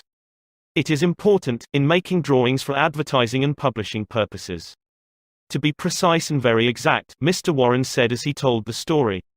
Some art editors demand that their commissions be executed immediately, and in these cases, some slight error is liable to occur. I knew one art director in particular who was always delighted to find fault with some little thing. I have often left his office in disgust, not because of the criticism, but because of his method of attack. Recently I delivered a rush job to this editor, and he phoned me to call at his office immediately. He said something was wrong. When I arrived, I found just what I had anticipated, and dreaded. He was hostile, gloating over his chance to criticize. He demanded with heat why I had done so and so. My opportunity had come to apply the self-criticism I had been studying about. So I said, "Mr. So-and-so, if what you say is true, I am at fault and there is absolutely no excuse for my blunder. I have been doing drawings for you long enough to know better, I'm ashamed of myself." Immediately he started to defend me. "Yes, you're right, but after all, this isn't a serious mistake." "It is only," I interrupted him. "Any mistake," I said, "may be costly and they are all irritating." He started to break in, but I wouldn't let him. I was having a grand time. For the first time in my life, I was criticizing myself, and I loved it. "I should have been more careful," I continued. "You give me a lot of work, and you deserve the best, so I'm going to do this drawing all over." "No. No," he protested. "I wouldn't think of putting you to all that trouble." He praised my work, assured me that he wanted only a minor change and that my slight error hadn't cost his firm any money, and, after all, it was a mere detail, not worth worrying about. My eagerness to criticize myself took all the fight out of him. He ended up by taking me to lunch, and before we parted, he gave me a check and another commission. There is a certain degree of satisfaction in having the courage to admit one's errors. It not only clears the air of guilt and defensiveness, but often helps solve the problem created by the error. Bruce Harvey of Albuquerque, New Mexico, had incorrectly authorized payment of full wages to an employee on sick leave. When he discovered his error, he brought it to the attention of the employee and explained that to correct the mistake he would have to reduce his next paycheck by the entire amount of the overpayment. The employee pleaded that as that would cause him a serious financial problem, could the money be repaid over a period of time? In order to do this, Harvey explained, he would have to obtain his supervisor's approval. And this, I knew, reported Harvey, would result in a boss-type explosion. While trying to decide how to handle this situation better, I realized that the whole mess was my fault and I would have to admit it to my boss. I walked into his office, told him that I had made a mistake and then informed him of the complete facts. He replied in an explosive manner that it was the fault of the personnel department. I repeated that it was my fault. He exploded again about carelessness in the accounting department. Again I explained it was my fault. He blamed 2 other people in the office. But each time I reiterated it was my fault. Finally, he looked at me and said, "Okay, it was your fault. Now straighten it out." The error was corrected and nobody got into trouble. I felt great because I was able to handle a tense situation and had the courage not to seek alibis. My boss has had more respect for me ever since. Any fool can try to defend his or her mistakes, and most fools do, but it raises one above the herd and gives one a feeling of nobility and exaltation to admit one's mistakes. For example, one of the most beautiful things that history records about Robert E. Lee is the way he blamed himself and only himself for the failure of Pickett's charge at Gettysburg. Pickett's charge was undoubtedly the most brilliant and picturesque attack that ever occurred in the Western world. General George E. Pickett himself was picturesque. He wore his hair so long that his auburn locks almost touched his shoulders, and, like Napoleon in his Italian campaigns, he wrote ardent love letters almost daily while on the battlefield. His devoted troops cheered him that tragic July afternoon as he rode off jauntily toward the Union lines, his cap set at a rakish angle over his right ear. They cheered and they followed him, man touching man, rank pressing rank, with banners flying and bayonets gleaming in the sun. It was a gallant sight. Daring. Magnificent. A murmur of admiration ran through the Union lines as they beheld it. Pickett's troops swept forward at any easy trot, through orchard and cornfield, across a meadow and over a ravine. All the time, the enemy's cannon was tearing ghastly holes in their ranks, but on they pressed, grim, irresistible. Suddenly the Union infantry rose from behind the stone wall on Cemetery Ridge where they had been hiding and fired volley after volley into Pickett's onrushing troops. The crest of the hill was a sheet of flame, a slaughterhouse, a blazing volcano. In a few minutes, all of Pickett's brigade commanders except one were down, and 4/5 of his 5,000 men had fallen. General Lewis A. Armistead, leading the troops in the final plunge, ran forward, vaulted over the stone wall, and, waving his cap on the top of his sword, shouted, "Give 'em the steel, boys." They did. They leaped over the wall, bayoneted their enemies, smashed skulls with clubbed muskets, and planted the battle flags of the South on Cemetery Ridge. The banners waved there only for a moment. But that moment, brief as it was, recorded the high water mark of the Confederacy. Pickett's charge, brilliant, heroic, was nevertheless the beginning of the end. Lee had failed. He could not penetrate the North. And he knew it. The South was doomed. Lee was so saddened, so shocked, that he sent in his resignation and asked Jefferson Davis, the President of the Confederacy, to appoint a younger and abler man. If Lee had wanted to blame the disastrous failure of Pickett's charge on someone else, he could have found a score of alibis. Some of his division commanders had failed him. The cavalry hadn't arrived in time to support the infantry attack. This had gone wrong and that had gone awry. But Lee was far too noble to blame others. As Pickett's beaten and bloody troops struggled back to the Confederate lines, Robert E. Lee rode out to meet them all alone and greeted them with a self-condemnation that was little short of sublime. "All this has been my fault," he confessed. I alone have lost this battle. Few generals in all history have had the courage and character to admit that." Michael Cheung, who teaches our course in Hong Kong, told of how the Chinese culture presents some special problems and how sometimes it is necessary to recognize that the benefit of applying a principle may be more advantageous than maintaining an old tradition. He had one middle-aged class member who had been estranged from his son for many years. The father had been an opium addict but was now cured. In Chinese tradition, an older person cannot take the first step. The father felt that it was up to his son to take the initiative toward a reconciliation. In an early session, he told the class about the grandchildren he had never seen and how much he desired to be reunited with his son. His classmates, all Chinese, understood his conflict between his desire and long-established tradition. The father felt that young people should have respect for their elders and that he was right in not giving in to his desire, but to wait for his son to come to him. Toward the end of the course, the father again addressed his class. "I have pondered this problem," he said. Dale Carnegie says, "If you are wrong, admit it quickly and emphatically. It is too late for me to admit it quickly, but I can admit it emphatically. I wronged my son. He was right in not wanting to see me and to expel me from his life. I may lose face by asking a younger person's forgiveness, but I was at fault and it is my responsibility to admit this."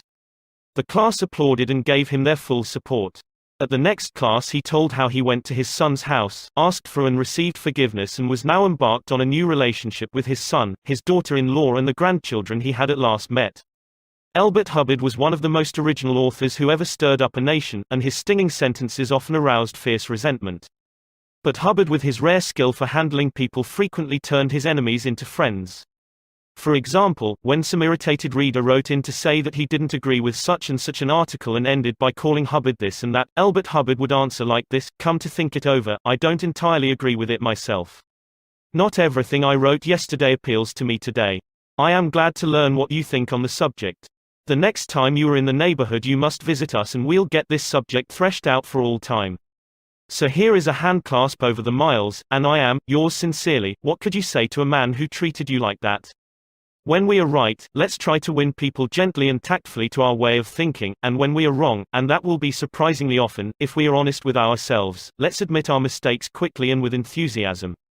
Not only will that technique produce astonishing results, but, believe it or not, it is a lot more fun, under the circumstances, than trying to defend oneself. Principle 3: If you are wrong, admit it quickly and emphatically. A drop of honey. If your temper is aroused and you tell him a thing or two, you will have a fine time unloading your feelings. But what about the other person? Will he share your pleasure? Will your belligerent tones, your hostile attitude, make it easy for him to agree with you? "If you come at me with your fists doubled," said Woodrow Wilson, "I think I can promise you that mine will double as fast as yours, but if you come to me and say, 'Let us sit down and take counsel together, and, if we differ from each other, understand why it is that we differ, just what the points at issue are,' we will presently find that we are not so far apart after all, that the points on which we differ are few and the points on which we agree are many, and that if we only have the patience and the candor and the desire to get together, we will get together." Nobody appreciated the truth of Woodrow Wilson's statement more than John D. Rockefeller Jr. back in 1915. Rockefeller was the most fiercely despised man in Colorado. One of the bloodiest strikes in the history of American industry had been shocking the state for 2 terrible years. Irate, belligerent miners were demanding higher wages from the Colorado Fuel and Iron Company. Rockefeller controlled that company. Property had been destroyed, troops had been called out. Blood had been shed. Strikers had been shot, their bodies riddled with bullets. At a time like that, with the air seething with hatred, Rockefeller wanted to win the strikers to his way of thinking. And he did it. How? Here's the story. After weeks spent in making friends, Rockefeller addressed the representatives of the strikers. This speech, in its entirety, is a masterpiece. It produced astonishing results. It calmed the tempestuous waves of hate that threatened to engulf Rockefeller. It won him a host of admirers. It presented facts in such a friendly manner that the strikers went back to work without saying another word about the increase in wages for which they had fought so violently. The opening of that remarkable speech follows. Note how it fairly glows with friendliness. Rockefeller, remember, was talking to men who, a few days previously, had wanted to hang him by the neck to a sour apple tree, yet he couldn't have been more gracious, more friendly if he had addressed a group of medical missionaries. His speech was radiant with such phrases as "I am proud to be here, having visited in your homes, met many of your wives and children, we meet here not as strangers, but as friends, spirit of mutual friendship, our common interests, it is only by your courtesy that I am here. This is a red-letter day in my life," Rockefeller began. "It is the first time I have ever had the good fortune to meet the representatives of the employees of this great company, its officers and superintendents, together, and I can assure you that I am proud to be here, and that I shall remember this gathering as long as I live. Had this meeting been held 2 weeks ago, I should have stood here a stranger to most of you, recognizing a few faces. Having had the opportunity last week of visiting all the camps in the southern coal field and of talking individually with practically all of the representatives, except those who were away, having visited in your homes, met many of your wives and children, we meet here not as strangers, but as friends, and it is in that spirit of mutual friendship that I am glad to have this opportunity to discuss with you our common interests. Since this is a meeting of the officers of the company and the representatives of the employees, it is only by your courtesy that I am here, for I am not so fortunate as to be either one or the other, and yet I feel that I am intimately associated with you men, for, in a sense, I represent both the stockholders and the directors. Isn't that a superb example of the fine art of making friends out of enemies? Suppose Rockefeller had taken a different tack. Suppose he had argued with those miners and hurled devastating facts in their faces. Suppose he had told them by his tones and insinuations that they were wrong. Suppose that, by all the rules of logic, he had proved that they were wrong. What would have happened? More anger would have been stirred up, more hatred, more revolt. If a man's heart is rankling with discord and ill feeling toward you, you can't win him to your way of thinking with all the logic in Christendom. Scolding parents and domineering bosses and husbands and nagging wives ought to realize that people don't want to change their minds. They can't be forced or driven to agree with you or me. But they may possibly be led to, if we are gentle and friendly, ever so gentle and ever so friendly. Lincoln said that, in effect, over 100 years ago. Here are his words: "It is an old and true maxim that a drop of honey catches more flies than a gallon of gall, so with men, if you would win a man to your cause, first convince him that you are his sincere friend, therein is a drop of honey that catches his heart, which, say what you will, is the great high road to his reason." Business executives have learned that it pays to be friendly to strikers. For example, when 2,500 employees in the White Motor Company's plant struck for higher wages and a union shop, Robert F. Black, then president of the company, didn't lose his temper and condemn and threaten and talk of tyranny and communists. He actually praised the strikers. He published an advertisement in the Cleveland papers, complimenting them on the peaceful way in which they laid down their tools. Finding the strike pickets idle, he bought them a couple of dozen baseball bats and gloves and invited them to play ball on vacant lots. For those who preferred bowling, he rented a bowling alley. This friendliness on Mr. Black's part did what friendliness always does: it begot friendliness. So the strikers borrowed brooms, shovels, and rubbish carts, and began picking up matches, papers, cigarette stubs, and cigar butts around the factory. Imagine it. Imagine strikers tidying up the factory grounds while battling for higher wages and recognition of the union. Such an event had never been heard of before in the long, tempestuous history of American labor wars. That strike ended with a compromise settlement within a week, ended without any ill feeling or rancor. Daniel Webster, who looked like a god and talked like Jehovah, was one of the most successful advocates who ever pleaded a case, yet he ushered in his most powerful arguments with such friendly remarks as, "It will be for the jury to consider, this may perhaps be worth thinking of, here are some facts that I trust you will not lose sight of, or, you, with your knowledge of human nature, will easily see the significance of these facts." No bulldozing. No high-pressure methods. No attempt to force his opinions on others. Webster used the soft-spoken, quiet, friendly approach, and it helped to make him famous. You may never be called upon to settle a strike or address a jury, but you may want to get your rent reduced. Will the friendly approach help you then? Let's see. 0. L. Straub, an engineer, wanted to get his rent reduced. And he knew his landlord was hard-boiled. "I wrote him," Mr. Straub said in a speech before the class, notifying him that I was vacating my apartment as soon as my lease expired. The truth was, I didn't want to move. I wanted to stay if I could get my rent reduced. But the situation seemed hopeless. Other tenants had tried, and failed. Everyone told me that the landlord was extremely difficult to deal with. But I said to myself, I am studying a course in how to deal with people, so I'll try it on him, and see how it works. He and his secretary came to see me as soon as he got my letter. I met him at the door with a friendly greeting. I fairly bubbled with goodwill and enthusiasm. I didn't begin talking about how high the rent was. I began talking about how much I liked his apartment house. Believe me, I was hearty in my approbation and lavish in my praise. I complimented him on the way he ran the building and told him I should like so much to stay for another year, but I couldn't afford it. He had evidently never had such a reception from a tenant. He hardly knew what to make of it. Then he started to tell me his troubles.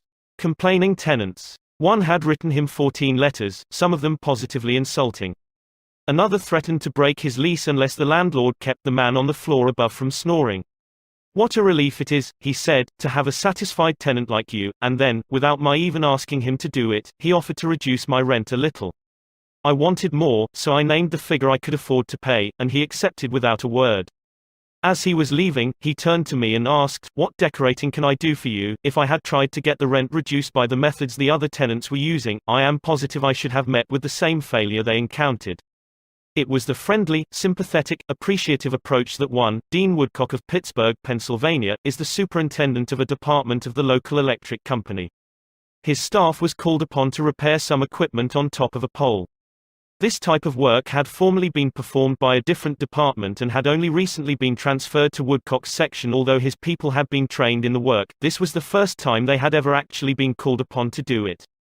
Everybody in the organization was interested in seeing if and how they could handle it. Mr. Woodcock, several of his subordinate managers, and members of other departments of the utility went to see the operation.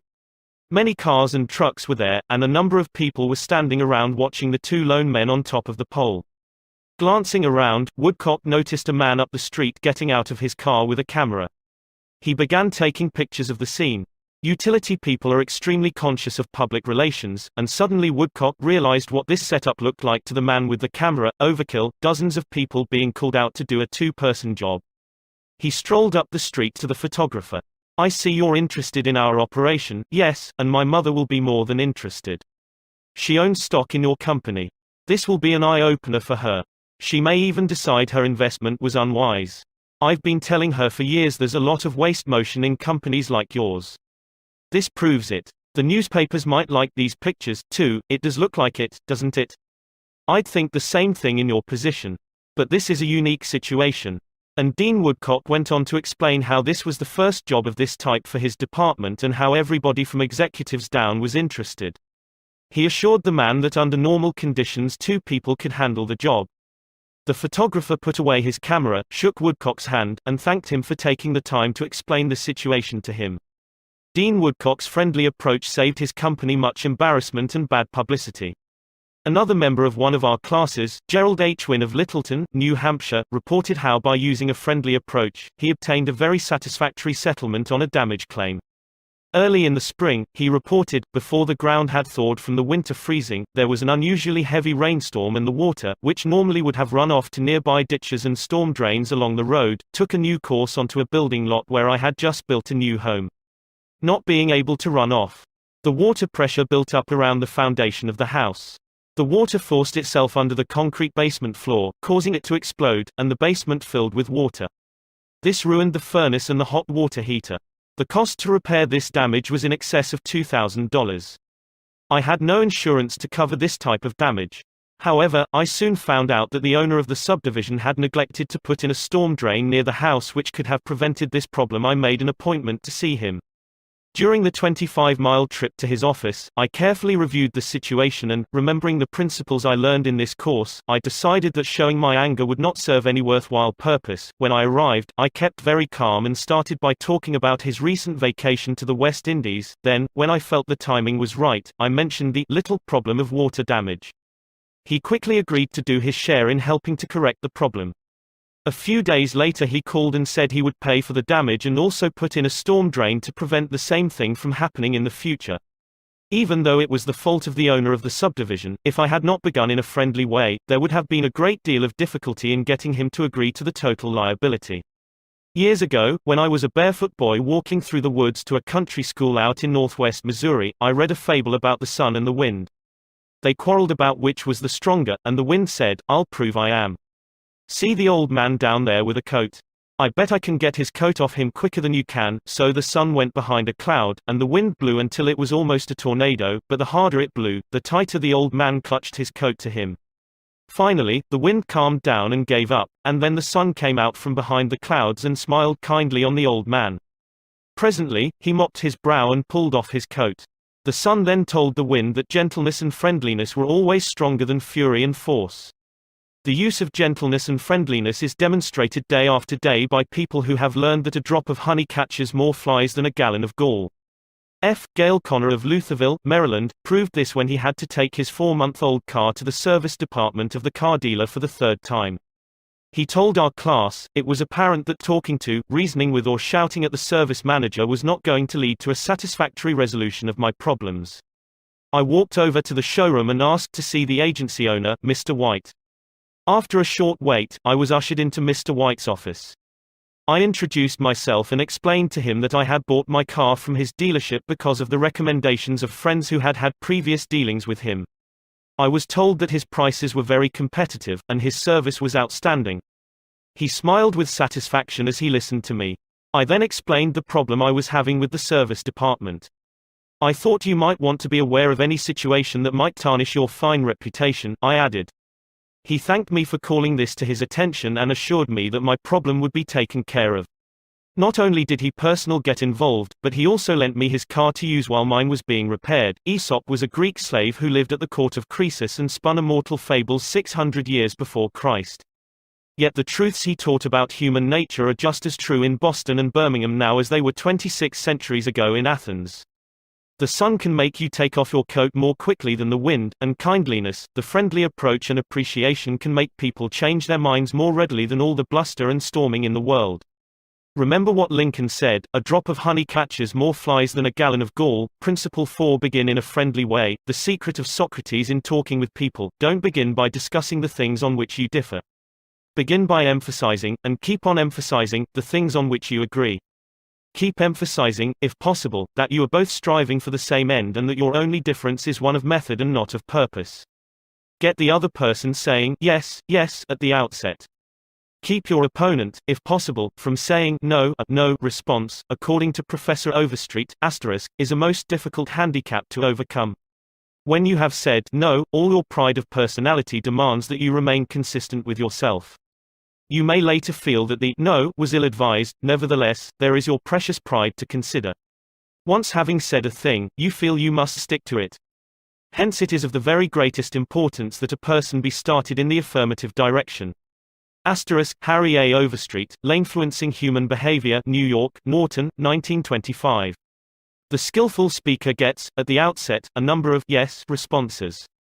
This sets the psychological process of the listeners moving in the affirmative direction. It is like the movement of a billiard ball.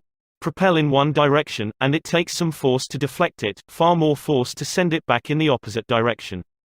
The psychological patterns here are quite clear. When a person says no, and really means it, he or she is doing far more than saying a word of 2 letters. The entire organism, glandular, nervous, muscular, gathers itself together into a condition of rejection. There is, usually in minute but sometimes in observable degree, a physical withdrawal or readiness for withdrawal. The whole neuromuscular system, in short, sets itself on guard against acceptance. When, to the contrary, a person says yes, none of the withdrawal activities takes place. The organism is in a forward, moving, accepting, open attitude. Hence the more yeses we can, at the very outset, induce, the more likely we are to succeed in capturing the attention for our ultimate proposal. It is a very simple technique, this yes response. And yet, how much it is neglected. It often seems as if people get a sense of their own importance by antagonizing others at the outset. Get a student to say no at the beginning, or a customer, child, husband, or wife, and it takes the wisdom and the patience of angels to transform that bristling negative into an affirmative. The use of this yes, yes technique enabled James Eberson, who was a teller in the Greenwich Savings Bank, in New York City, to secure a prospective customer who might otherwise have been lost. "This man came in to open an account," said Mr. Eberson, "and I gave him our usual form to fill out. Some of the questions he answered willingly, but there were others he flatly refused to answer. Before I began the study of human relations, I would have told this prospective depositor that if he refused to give the bank this information, we should have to refuse to accept this account. I am ashamed that I have been guilty of doing that very thing in the past. Naturally, an ultimatum like that made me feel good. I had shown who was boss, that the bank's rules and regulations couldn't be flouted. But that sort of attitude certainly didn't give a feeling of welcome and importance to the man who had walked in to give us his patronage. I resolved this morning to use a little horse sense. I resolved not to talk about what the bank wanted but about what the customer wanted. And above all else, I was determined to get him saying yes, yes from the very start. So I agreed with him. I told him the information he refused to give was not absolutely necessary. However, I said, suppose you have money in this bank at your death. Wouldn't you like to have the bank transfer it to your next of kin, who is entitled to it according to law? Yes, of course, he replied. Don't you think, I continued, that it would be a good idea to give us the name of your next of kin so that, in the event of your death, we could carry out your wishes without error or delay? Again he said, yes. The young man's attitude softened and changed when he realized that we weren't asking for this information for our sake but for his sake. Before leaving the bank, this young man not only gave me complete information about himself but he opened, at my suggestion, a trust account, naming his mother as the beneficiary for his account, and he had gladly answered all the questions concerning his mother also. I found that by getting him to say yes, yes from the outset, he forgot the issue at stake and was happy to do all the things I suggested. Joseph Allison, a sales representative for Westinghouse Electric Company, had this story to tell. There was a man in my territory that our company was most eager to sell to. My predecessor had called on him for 10 years without selling anything. When I took over the territory, I called steadily for 3 years without getting an order. Finally, after 13 years of calls and sales talk, we sold him a few motors. If these proved to be all right, an order for several hundred more would follow. Such was my expectation, right? I knew they would be all right. So when I called 3 weeks later, I was in high spirits. The chief engineer greeted me with this shocking announcement: "Allison, I can't buy the remainder of the motors from you." "Why?" I asked in amazement. "Why, because your motors are too hot. I can't put my hand on them." I knew it wouldn't do any good to argue. I had tried that sort of thing too long. So I thought of getting the yes, yes response. "Well, now look, Mr. Smith," I said. "I agree with you 100%. If those motors are running too hot, you ought not to buy any more of them. You must have motors that won't run any hotter than standards set by the National Electrical Manufacturers Association."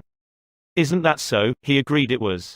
I had gotten my first yes. The Electrical Manufacturers Association regulations say that a properly designed motor may have a temperature of 72 degrees Fahrenheit above room temperature. "Is that correct?" "Yes," he agreed. "That's quite correct. But your motors are much hotter." I didn't argue with him. I merely asked, "How hot is the mill room?" "Oh," he said, "about 75 degrees Fahrenheit." "Well," I replied, "if the mill room is 75 degrees and you add 72 to that, that makes a total of 147 degrees Fahrenheit. Wouldn't you scald your hand if you held it under a spigot of hot water at a temperature of 147 degrees Fahrenheit?" Again he had to say, "Yes." "Well," I suggested, "wouldn't it be a good idea to keep your hands off those motors?" "Well, I guess you're right," he admitted. We continued to chat for a while. Then he called his secretary and lined up approximately $35,000 worth of business for the ensuing month. It took me years and cost me countless thousands of dollars in lost business before I finally learned that it doesn't pay to argue, that it is much more profitable and much more interesting to look at things from the other person's viewpoint and try to get that person saying, "Yes, yes." Eddie Snow, who sponsors our courses in Oakland, California, tells how he became a good customer of a shop because the proprietor got him to say, "Yes, yes." Eddie had become interested in bow hunting and had spent considerable money in purchasing equipment and supplies from a local bow store. When his brother was visiting him, he wanted to rent a bow for him from this store. The sales clerk told him they didn't rent bows, so Eddie phoned another bow store. Eddie described what happened. A very pleasant gentleman answered the phone. His response to my question for a rental was completely different from the other place. He said he was sorry, but they no longer rented bows because they couldn't afford to do so. He then asked me if I had rented before. I replied, "Yes, several years ago." He reminded me that I probably paid $25 to $30 for the rental. I said, "Yes," again. He then asked if I was the kind of person who liked to save money. Naturally, I answered, "Yes." He went on to explain that they had bow sets with all the necessary equipment on sale for $34.95. I could buy a complete set for only $4.95 more than I could rent one. He explained that is why they had discontinued renting them. Did I think that was reasonable? My yes response led to a purchase of the set, and when I picked it up I purchased several more items at this shop and have since become a regular customer. Socrates, the gadfly of Athens, was one of the greatest philosophers the world has ever known. He did something that only a handful of men in all history have been able to do. He sharply changed the whole course of human thought, and now, 24 centuries after his death, he is honored as one of the wisest persuaders who ever influenced this wrangling world. His method: did he tell people they were wrong? Oh, no, not Socrates. He was far too adroit for that. His whole technique, now called the Socratic method, was based upon getting a yes, yes response. He asked questions with which his opponent would have to agree. He kept on winning one admission after another until he had an armful of yeses. He kept on asking questions until finally, almost without realizing it, his opponents found themselves embracing a conclusion they would have bitterly denied a few minutes previously. The next time we attempted to tell someone he or she is wrong, let's remember old Socrates and ask a gentle question, a question that will get the yes, yes response. The Chinese have a proverb pregnant with the age-old wisdom of the Orient: he who treads softly goes far. They have spent 5,000 years studying human nature, those cultured Chinese, and they have garnered a lot of perspicacity. He who treads softly goes far. Principle 5. Get the other person saying, yes, yes, immediately. The safety valve in handling complaints must people trying to win others to their way of thinking do too much talking themselves. Let the other people talk themselves out. They know more about the business and problems than you do. So ask them questions. Let them tell you a few things. If you disagree with them, you may be tempted to interrupt. But don't. It is dangerous. They won't pay attention to you while they still have a lot of ideas of their own crying for expression. So listen patiently and with an open mind. Be sincere about it. Encourage them to express their ideas fully. Does this policy pay in business? Let's see. Here is the story of a sales representative who was forced to try it. One of the largest automobile manufacturers in the United States was negotiating for a year's requirements of upholstery fabrics. 3 important manufacturers had worked up fabrics in sample bodies. These had all been inspected by the executives of the motor company, and notice had been sent to each manufacturer saying that, on a certain day, a representative from each supplier would be given an opportunity to make a final plea for the contract. GBR, a representative of one manufacturer, arrived in town with a severe attack of laryngitis. When it came my turn to meet the executives in conference, Mr. R said as he related the story before one of my classes, I had lost my voice. I could hardly whisper. I was ushered into a room and found myself face to face with the textile engineer, the purchasing agent, the director of sales and the president of the company. I stood up and made a valiant effort to speak, but I couldn't do anything more than squeak. They were all seated around a table, so I wrote on a pad of paper, "Gentlemen, I have lost my voice. I am speechless." "I'll do the talking for you," the president said. He did. He exhibited my samples and praised their good points. A lively discussion arose about the merits of my goods. And the president, since he was talking for me, took the position I would have had during the discussion. My sole participation consisted of smiles, nods and a few gestures. As a result of this unique conference, I was awarded the contract, which called for over 500,000 yards of upholstery fabrics at an aggregate value of $1,600,000, the biggest order I had ever received. I know I would have lost the contract if I hadn't lost my voice, because I had the wrong idea about the whole proposition. I discovered, quite by accident, how richly it sometimes pays to let the other person do the talking. Letting the other person do the talking helps in family situations as well as in business. Barbara Wilson's relationship with her daughter, Lori, was deteriorating rapidly. Lori, who had been a quiet, complacent child, had grown into an uncooperative, sometimes belligerent teenager. Mrs. Wilson lectured her, threatened her and punished her, but all to no avail. One day, Mrs. Wilson told one of our classes, "I just gave up."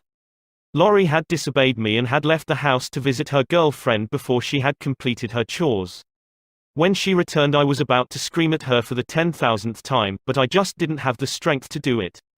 I just looked at her and said sadly, "Why, Lori, why?" Lori noted my condition and in a calm voice asked, "Do you really want to know?" I nodded and Lori told me, first hesitantly, and then it all flowed out. I had never listened to her. I was always telling her to do this or that. When she wanted to tell me her thoughts, feelings, ideas, I interrupted with more orders. I began to realize that she needed me, not as a bossy mother, but as a confidant, an outlet for all her confusion about growing up. And all I had been doing was talking when I should have been listening. I never heard her. From that time on, I let her do all the talking she wanted. She tells me what is on her mind, and our relationship has improved immeasurably. She is again a cooperative person. A large advertisement appeared on the financial page of a New York newspaper calling for a person with unusual ability and experience. Charles T. Cubelis answered the advertisement, sending his reply to a box number. A few days later, he was invited by letter to call for an interview.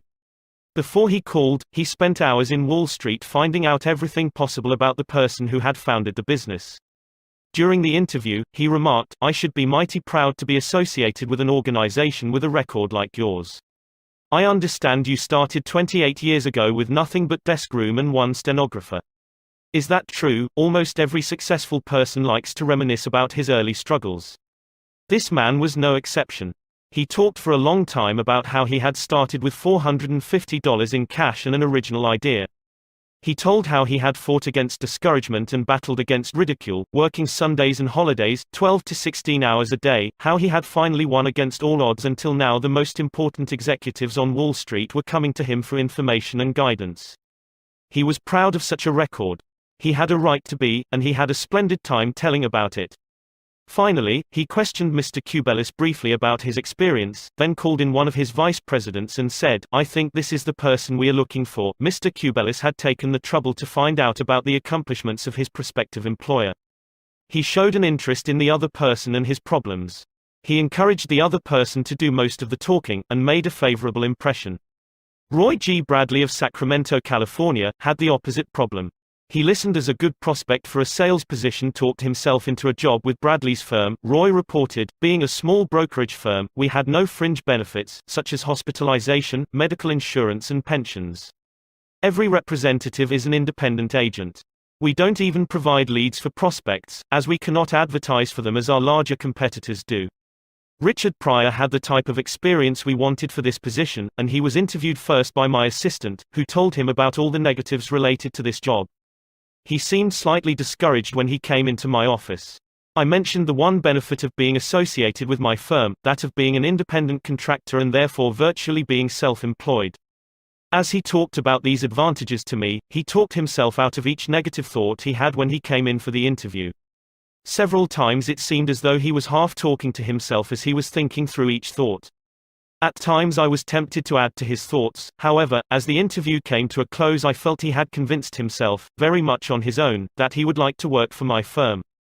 Because I had been a good listener and let Dick do most of the talking, he was able to weigh both sides fairly in his mind, and he came to the positive conclusion, which was a challenge he created for himself.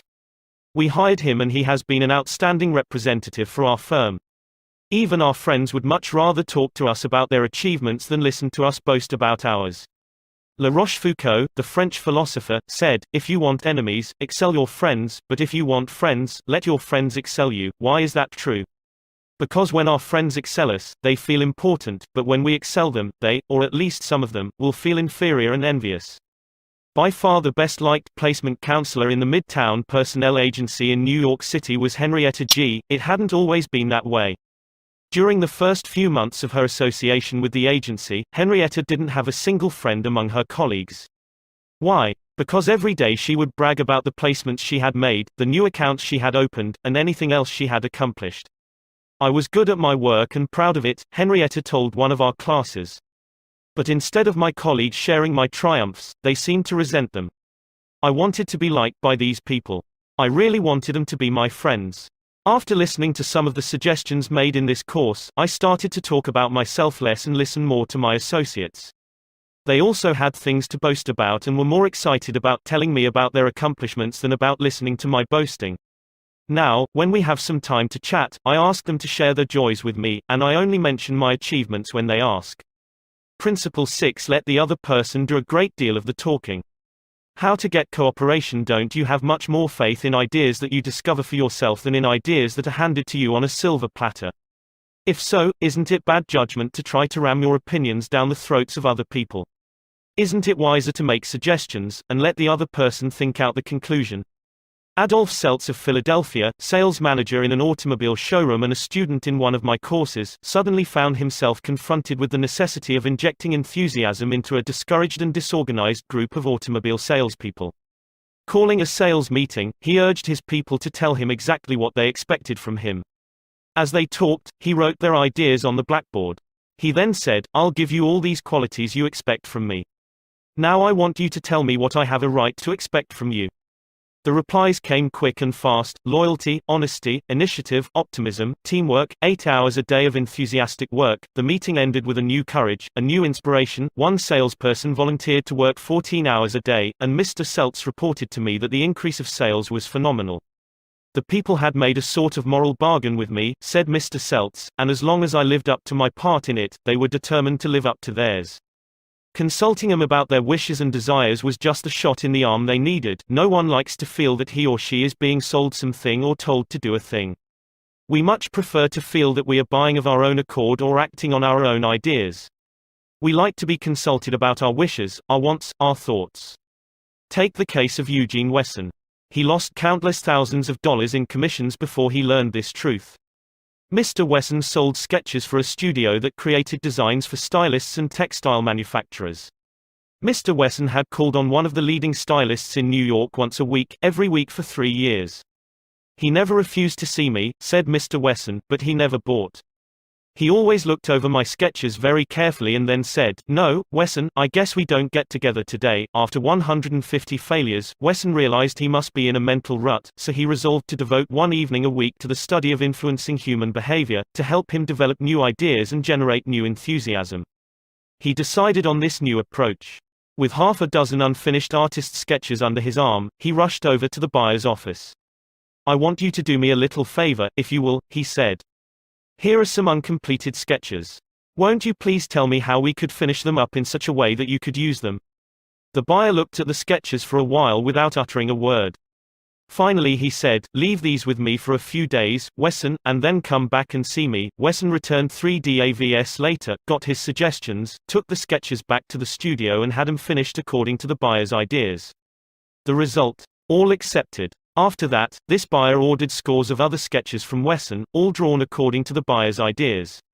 "I realized why I had failed for years to sell him," said Mr. Wesson. "I had urged him to buy what I thought he ought to have. Then I changed my approach completely. I urged him to give me his ideas. This made him feel that he was creating the designs. And he was. I didn't have to sell him.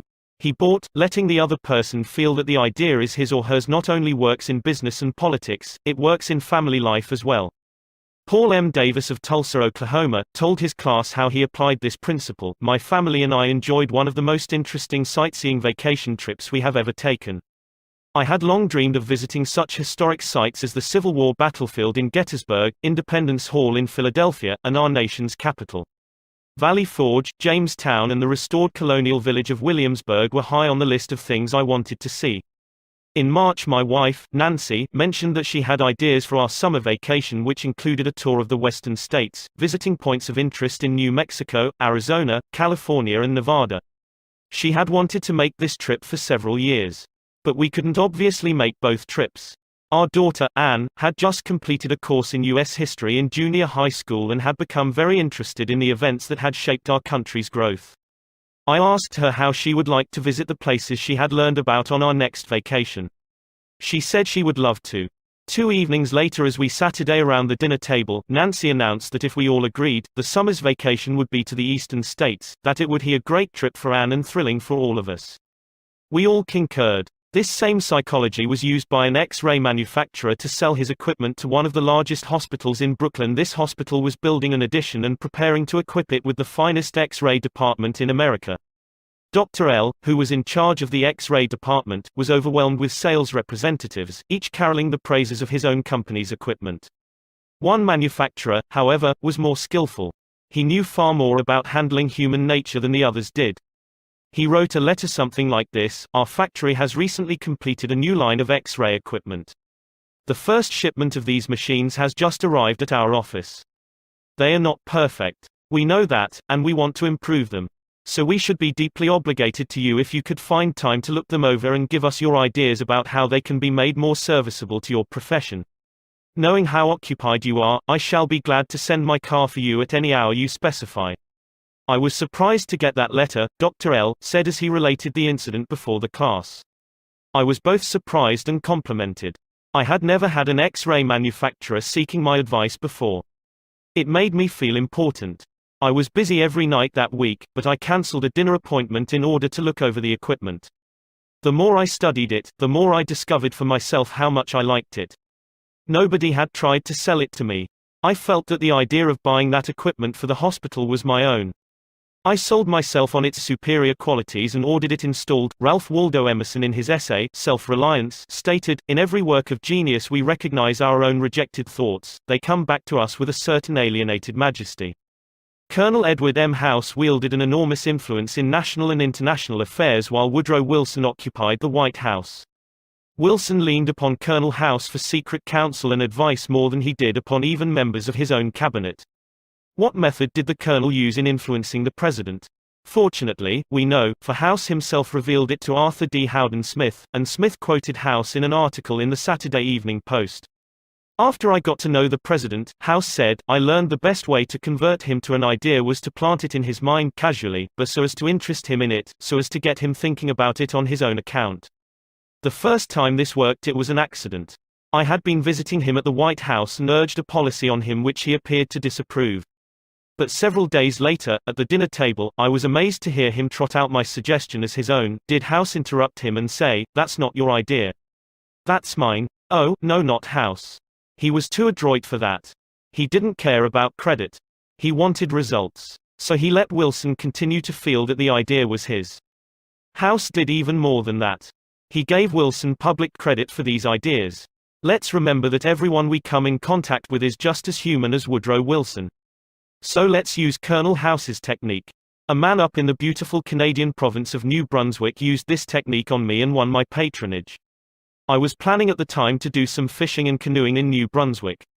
So I wrote the Tourist Bureau for information. Evidently my name and address were put on a mailing list, for I was immediately overwhelmed with scores of letters and booklets and printed testimonials from camps and guides. I was bewildered. I didn't know which to choose. Then one camp owner did a clever thing. He sent me the names and telephone numbers of several New York people who had stayed at his camp, and he invited me to telephone them and discover for myself what he had to offer. I found to my surprise that I knew one of the men on his list. I telephoned him, found out what his experience had been, and then wired the camp the date of my arrival. The others had been trying to sell me on their service, but one let me sell myself. That organization won. 25 centuries ago, Lao Tse, a Chinese sage, said some things that readers of this book might use today. The reason why rivers and seas receive the homage of 100 mountain streams is that they keep below them. Thus they are able to reign over all the mountain streams.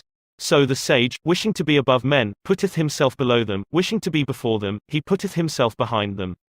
Thus, though his place be above men, they do not feel his weight; though his place be before them, they do not count it an injury. Principle 7. Let the other person feel that the idea is his or hers.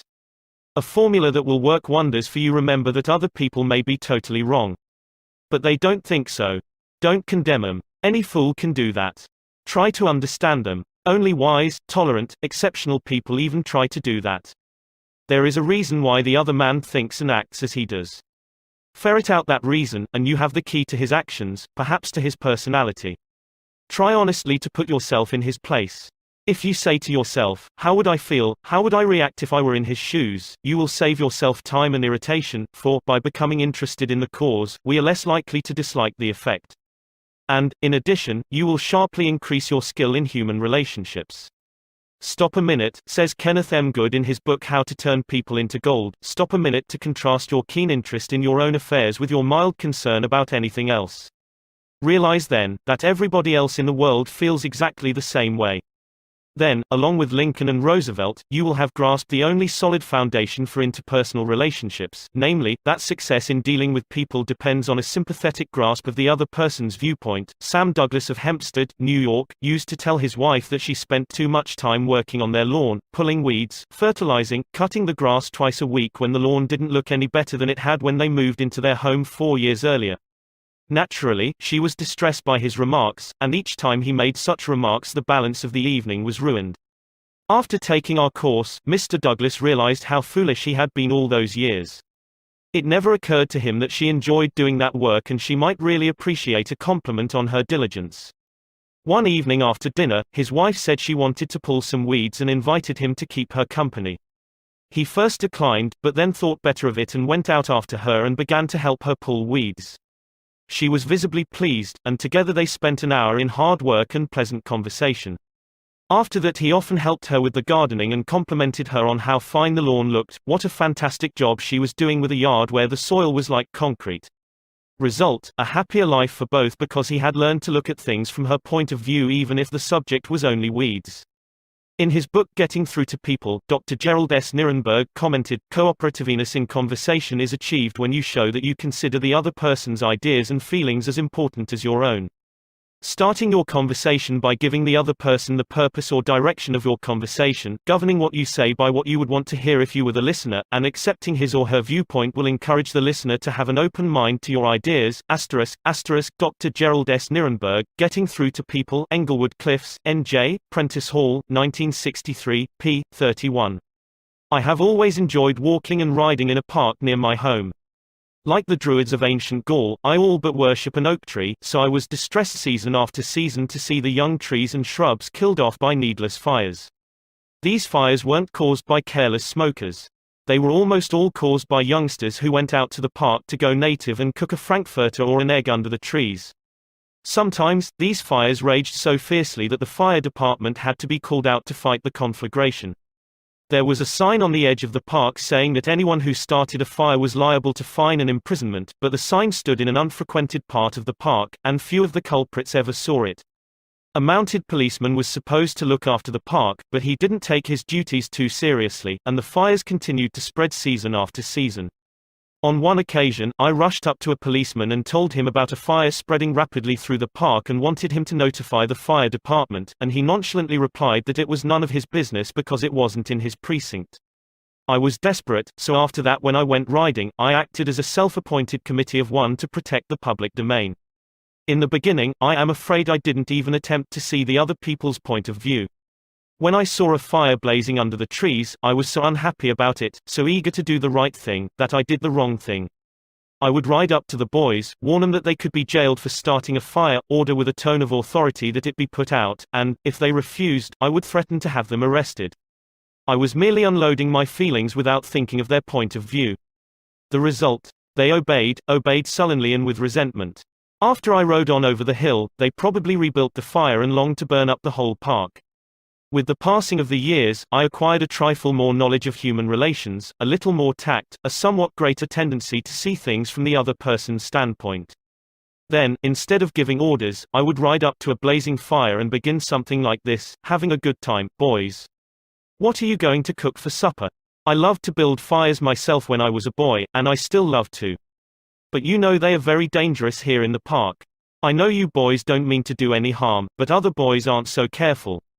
They come along and see that you have built a fire, so they build one and don't put it out when they go home, and it spreads among the dry leaves and kills the trees. We won't have any trees here at all if we aren't more careful. You could be put in jail for building this fire. But I don't want to be bossy and interfere with your pleasure. I like to see you enjoy yourselves, but won't you please rake all the leaves away from the fire right now, and you'll be careful to cover it with dirt, a lot of dirt, before you leave, won't you? And the next time you want to have some fun, won't you please build your fire over the hill there in the sandpit? It can't do any harm there. Thanks so much, boys. Have a good time." What a difference that kind of talk made. It made the boys want to cooperate. No sullenness, no resentment. They hadn't been forced to obey orders. They had saved their faces. They felt better, and I felt better because I had handled the situation with consideration for their point of view. Seeing things through another person's eyes may ease tensions when personal problems become overwhelming. Elizabeth Novak of New South Wales, Australia, was 6 weeks late with her car payment. On a Friday, she reported, "I received a nasty phone call from the man who was handling my account informing me if I did not come up with $122 by Monday morning I could anticipate further action from the company. I had no way of raising the money over the weekend, so when I received his phone call first thing on Monday morning I expected the worst. Instead of becoming upset, I looked at the situation from his point of view. I apologized most sincerely for causing him so much inconvenience and remarked that I must be his most troublesome customer, as this was not the first time I was behind in my payments." His tone of voice changed immediately, and he reassured me that I was far from being one of his really troublesome customers. He went on to tell me several examples of how rude his customers sometimes were, how they lied to him and often tried to avoid talking to him at all. I said nothing. I listened and let him pour out his troubles to me. Then, without any suggestion from me, he said it did not matter if I couldn't pay all the money immediately. It would be all right if I paid him $20 by the end of the month and made up the balance whenever it was convenient for me to do so, tomorrow, before asking anyone to put out a fire or buy your product or contribute to your favorite charity. Why not pause and close your eyes and try to think the whole thing through from another person's point of view? Ask yourself, why should he or she want to do it? True, this will take time, but it will avoid making enemies and will get better results, and with less friction and less shoe leather. I would rather walk the sidewalk in front of a person's office for 2 hours before an interview, said Dean Donham of the Harvard Business School, than step into that office without a perfectly clear idea of what I was going to say and what that person, from my knowledge of his or her interests and motives, was likely to answer. That is so important that I am going to repeat it in italics for the sake of emphasis. I would rather walk the sidewalk in front of a person's office for 2 hours before an interview than step into that office without a perfectly clear idea of what I was going to say and what that person, from my knowledge of his or her interests and motives, was likely to answer. If, as a result of reading this book, you get only one thing, an increased tendency to think always in terms of the other person's point of view, and see things from that person's angle as well as your own, if you get only that one thing from this book, it may easily prove to be one of the stepping stones of your career. Principle 8. Try honestly to see things from the other person's point of view. What everybody wants. Wouldn't you like to have a magic phrase that would stop arguments, eliminate ill feeling, create goodwill, and make the other person listen attentively? Yes. All right. Here it is. I don't blame you one iota for feeling as you do. If I were you, I would undoubtedly feel just as you do. An answer like that will soften the most cantankerous old cuss alive. And you can say that and be 100% sincere, because if you were the other person, you, of course, would feel just as he does. Take Al Capone, for example. Suppose you had inherited the same body and temperament and mind that Al Capone had. Suppose you had had his environment and experiences. You would then be precisely what he was, and where he was. For it is those things, and only those things, that made him what he was. The only reason, for example, that you are not a rattlesnake is that your mother and father weren't rattlesnakes. You deserve very little credit for being what you are, and remember, the people who come to you irritated, bigoted, unreasoning, deserve very little discredit for being what they are. Feel sorry for the poor devils. Pity them. Sympathize with them. Say to yourself, there, but for the grace of God, go I. 3/4 of the people you will ever meet are hungering and thirsting for sympathy. Give it to them, and they will love you. I once gave a broadcast about the author of Little Women, Louisa May Alcott. Naturally, I knew she had lived and written her immortal books in Concord, Massachusetts. But, without thinking what I was saying, I spoke of visiting her old home in Concord, New Hampshire. If I had said New Hampshire only once, it might have been forgiven. But, alas and alack. I said it twice. I was deluged with letters and telegrams, stinging messages that swirled around my defenseless head like a swarm of hornets. Many were indignant, a few insulting. One colonial dame, who had been reared in Concord, Massachusetts, and who was then living in Philadelphia, vented her scorching wrath upon me. She couldn't have been much more bitter if I had accused Miss Alcott of being a cannibal from New Guinea. As I read the letter, I said to myself, thank God, I am not married to that woman. I felt like writing and telling her that although I had made a mistake in geography, she had made a far greater mistake in common courtesy. That was to be just my opening sentence. Then I was going to roll up my sleeves and tell her what I really thought. But I didn't. I controlled myself. I realized that any hot-headed fool could do that, and that most fools would do just that. I wanted to be above fools. So I resolved to try to turn her hostility into friendliness. It would be a challenge, a sort of game one could play. I said to myself, after all, if I were she, I would probably feel just as she does, so I determined to sympathize with her viewpoint. The next time I was in Philadelphia, I called her on the telephone. The conversation went something like this: me, Mrs. So-and-so, you wrote me a letter a few weeks ago, and I want to thank you for it. She, in incisive, cultured, well-bred tones, to whom have I the honor of speaking? Me, I am a stranger to you. My name is Dale Carnegie. You listened to a broadcast I gave about Louisa May Alcott a few Sundays ago, and I made the unforgivable blunder of saying that she had lived in Concord, New Hampshire. It was a stupid blunder, and I want to apologize for it. It was so nice of you to take the time to write me. She, I am sorry, Mr. Carnegie, that I wrote as I did.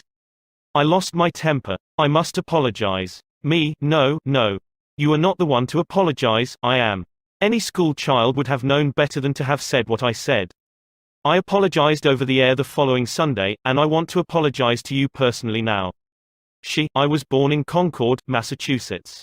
My family has been prominent in Massachusetts affairs for 2 centuries, and I am very proud of my native state.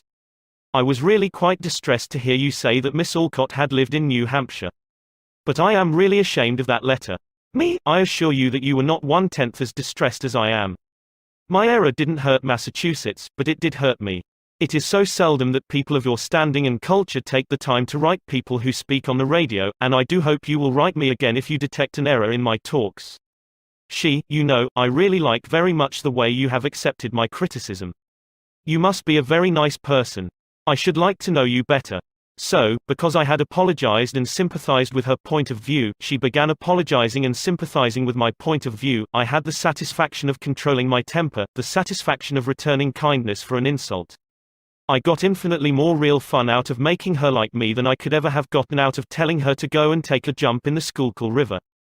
Every man who occupies the White House is faced almost daily with thorny problems in human relations. President Taft was no exception, and he learned from experience the enormous chemical value of sympathy in neutralizing the acid of hard feelings.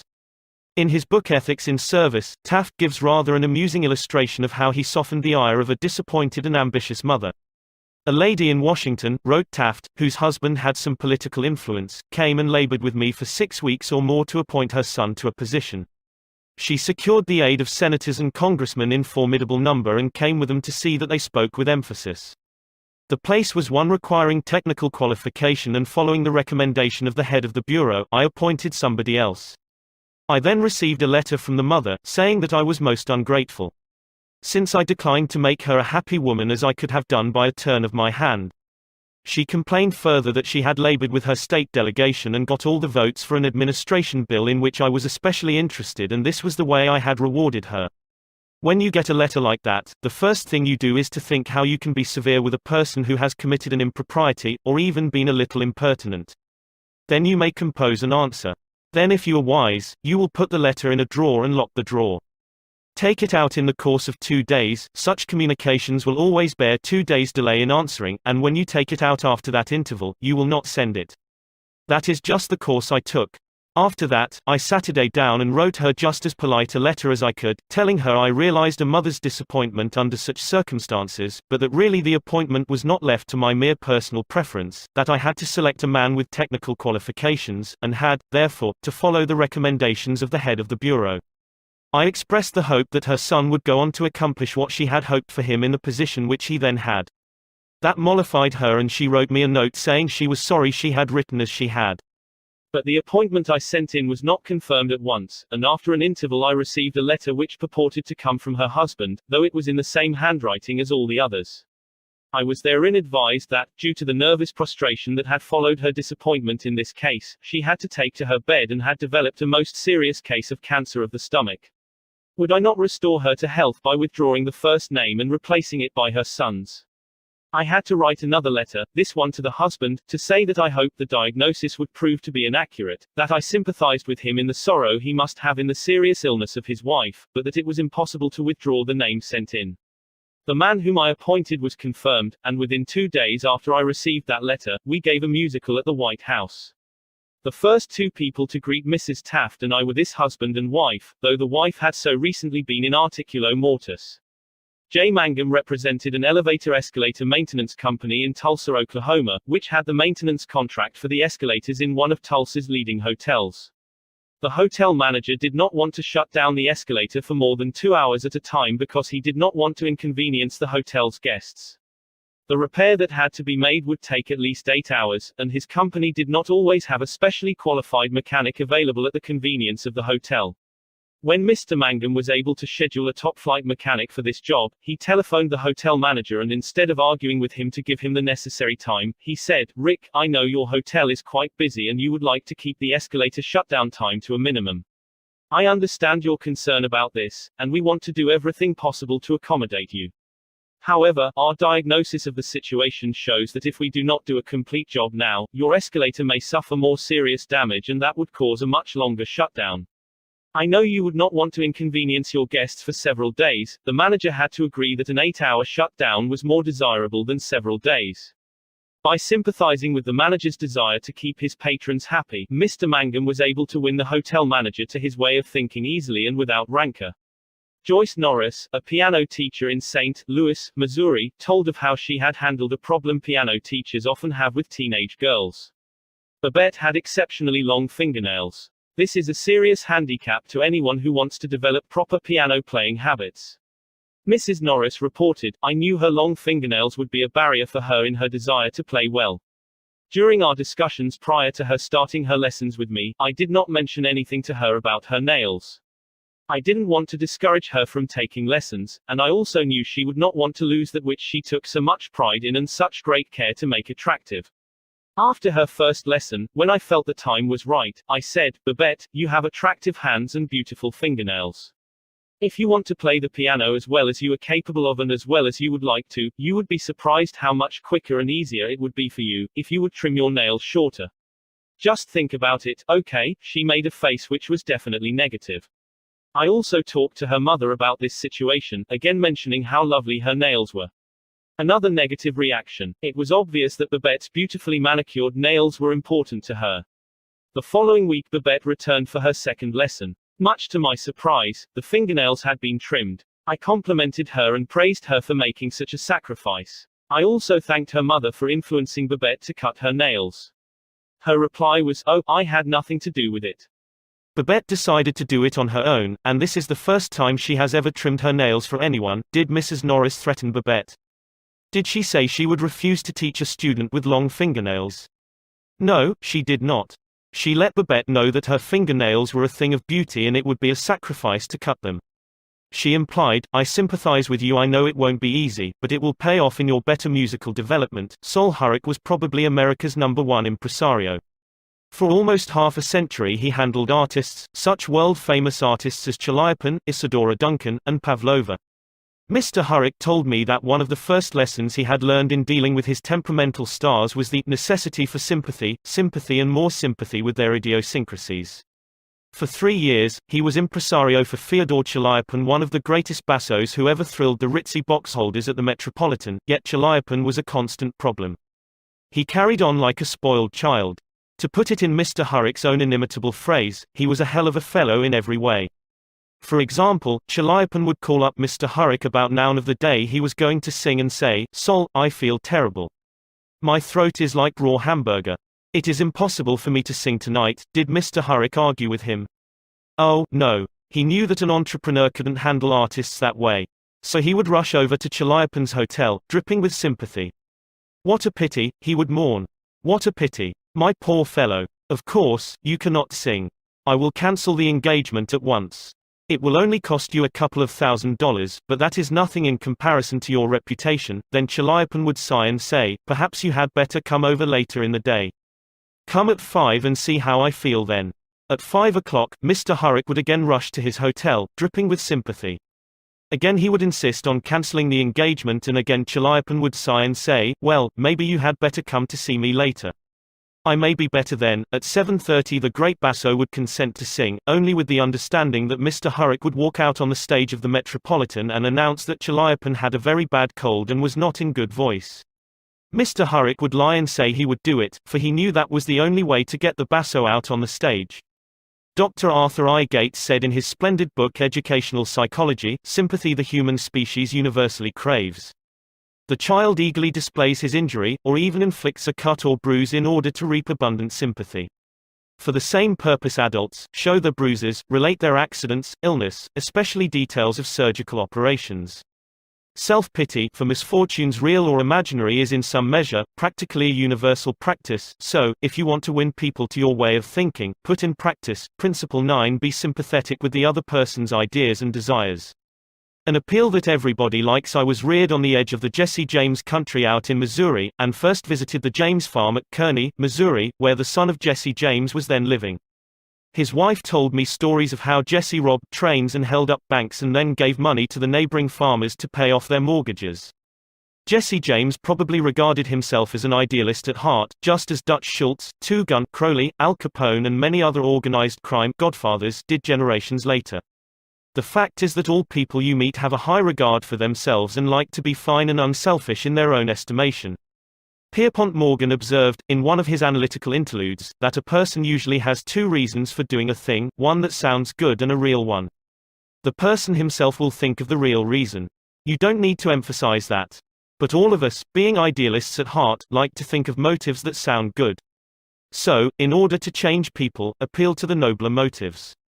Is that too idealistic to work in business? Let's see. Let's take the case of Hamilton J. Farrell of the Farrell-Mitchell Company of Glenolden, Pennsylvania. Mr. Farrell had a disgruntled tenant who threatened to move. The tenant's lease still had 4 months to run, nevertheless, he served notice that he was vacating immediately, regardless of lease. These people had lived in my house all winter, the most expensive part of the year, Mr. Farrell said as he told the story to the class, and I knew it would be difficult to rent the apartment again before fall. I could see all that rent income going over the hill, and believe me, I saw red. Now, ordinarily, I would have waded into that tenant and advised him to read his lease again. I would have pointed out that if he moved, the full balance of his rent would fall due at once, and that I could, and would, move to collect. However, instead of flying off the handle and making a scene, I decided to try other tactics.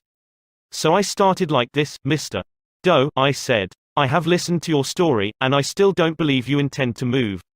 Years in the renting business have taught me something about human nature, and I sized you up in the first place as being a man of your word. In fact, I'm so sure of it that I'm willing to take a gamble. Now, here's my proposition. Leave your decision on the table for a few days and think it over. If you come back to me between now and the 1st of the month, when your rent is due, and tell me you still intend to move, I give you my word I will accept your decision as final. I will privilege you to move and admit to myself I've been wrong in my judgment. But I still believe you're a man of your word and will live up to your contract. For after all, we are either men or monkeys, and the choice usually lies with ourselves. Well, when the new month came around, this gentleman came to see me and paid his rent in person. He and his wife had talked it over, he said, and decided to stay. They had concluded that the only honorable thing to do was to live up to their lease. When the late Lord Northcliffe found a newspaper using a picture of him which he didn't want published, he wrote the editor a letter. But did he say, "Please do not publish that picture of me anymore, I don't like it"? No, he appealed to a nobler motive. He appealed to the respect and love that all of us have for motherhood. He wrote, "Please do not publish that picture of me anymore. My mother doesn't like it." When John D. Rockefeller Jr. wished to stop newspaper photographers from snapping pictures of his children, he too appealed to the nobler motives. He didn't say, "I don't want the pictures published." No, he appealed to the desire, deep in all of us, to refrain from harming children. He said, "You know how it is, boys. You've got children yourselves, some of you. And you know it's not good for youngsters to get too much publicity." When Cyrus H.K. Curtis, the poor boy from Maine, was starting on his meteoric career, which was destined to make him millions as owner of the Saturday Evening Post and the Ladies' Home Journal, he couldn't afford to pay his contributors the prices that other magazines paid. He couldn't afford to hire first-class authors to write for money alone. So he appealed to their nobler motives. For example, he persuaded even Louisa May Alcott, the immortal author of Little Women, to write for him when she was at the flood tide of her fame, and he did it by offering to send a check for $100, not to her, but to her favorite charity. Right here the skeptic may say, "Oh, that stuff is all right for Northcliffe and Rockefeller or a sentimental novelist. But, I'd like to see you make it work with the tough babies I have to collect bills from." You may be right. Nothing will work in all cases, and nothing will work with all people. If you are satisfied with the results you are now getting, why change? If you are not satisfied, why not experiment? At any rate, I think you will enjoy reading this true story told by James L. Thomas, a former student of mine. 6 customers of a certain automobile company refused to pay their bills for servicing. None of the customers protested the entire bill, but each claimed that some one charge was wrong. In each case, the customer had signed for the work done, so the company knew it was right, and said so. That was the first mistake. Here are the steps the men in the credit department took to collect these overdue bills. Do you suppose they succeeded? 1. They called on each customer and told him bluntly that they had come to collect a bill that was long past due. 2. They made it very plain that the company was absolutely and unconditionally right, therefore he, the customer, was absolutely and unconditionally wrong. 3. They intimated that they, the company, knew more about automobiles than he could ever hope to know. So what was the argument about? 4. Result, they argued. Did any of these methods reconcile the customer and settle the account? You can answer that one yourself. At this stage of affairs, the credit manager was about to open fire with a battery of legal talent, when fortunately the matter came to the attention of the general manager. The manager investigated these defaulting clients and discovered that they all had the reputation of paying their bills promptly. Something was wrong here, something was drastically wrong about the method of collection. So he called in James L. Thomas and told him to collect these uncollectible accounts. Here, in his words, are the steps Mr. Thromers took. My visit to each customer was likewise to collect a bill long past due, a bill that we knew was absolutely right. But I didn't say a word about that. I explained I had called to find out what it was the company had done, or failed to do. I made it clear that, until I had heard the customer's story, I had no opinion to offer. I told him the company made no claims to being infallible. I told him I was interested only in his car, and that he knew more about his car than anyone else in the world, that he was the authority on the subject. I let him talk, and I listened to him with all the interest and sympathy that he wanted, and had expected. Finally, when the customer was in a reasonable mood, I put the whole thing up to his sense of fair play. I appealed to the nobler motives. First, I said, I want you to know I also feel this matter has been badly mishandled. You've been inconvenienced and annoyed and irritated by one of our representatives. That should never have happened. I'm sorry and, as a representative of the company, I apologize. As I sat today here and listened to your side of the story, I could not help being impressed by your fairness and patience. And now, because you are fair-minded and patient, I am going to ask you to do something for me. It's something that you can do better than anyone else, something you know more about than anyone else. Here is your bill. I know it is safe for me to ask you to adjust it, just as you would do if you were the president of my company. I am going to leave it all up to you. Whatever you say goes. Did he adjust the bill? He certainly did, and got quite a kick out of it. The bills ranged from $150 to $400, but did the customer give himself the best of it? Yes, one of them did. One of them refused to pay a penny of the disputed charge, but the other 5 all gave the company the best of it. And here's the cream of the whole thing: we delivered new cars to all 6 of these customers within the next 2 years. Experience has taught me, says Mr. Thomas, that when no information can be secured about the customer, the only sound basis on which to proceed is to assume that he or she is sincere, honest, truthful and willing and anxious to pay the charges, once convinced they are correct.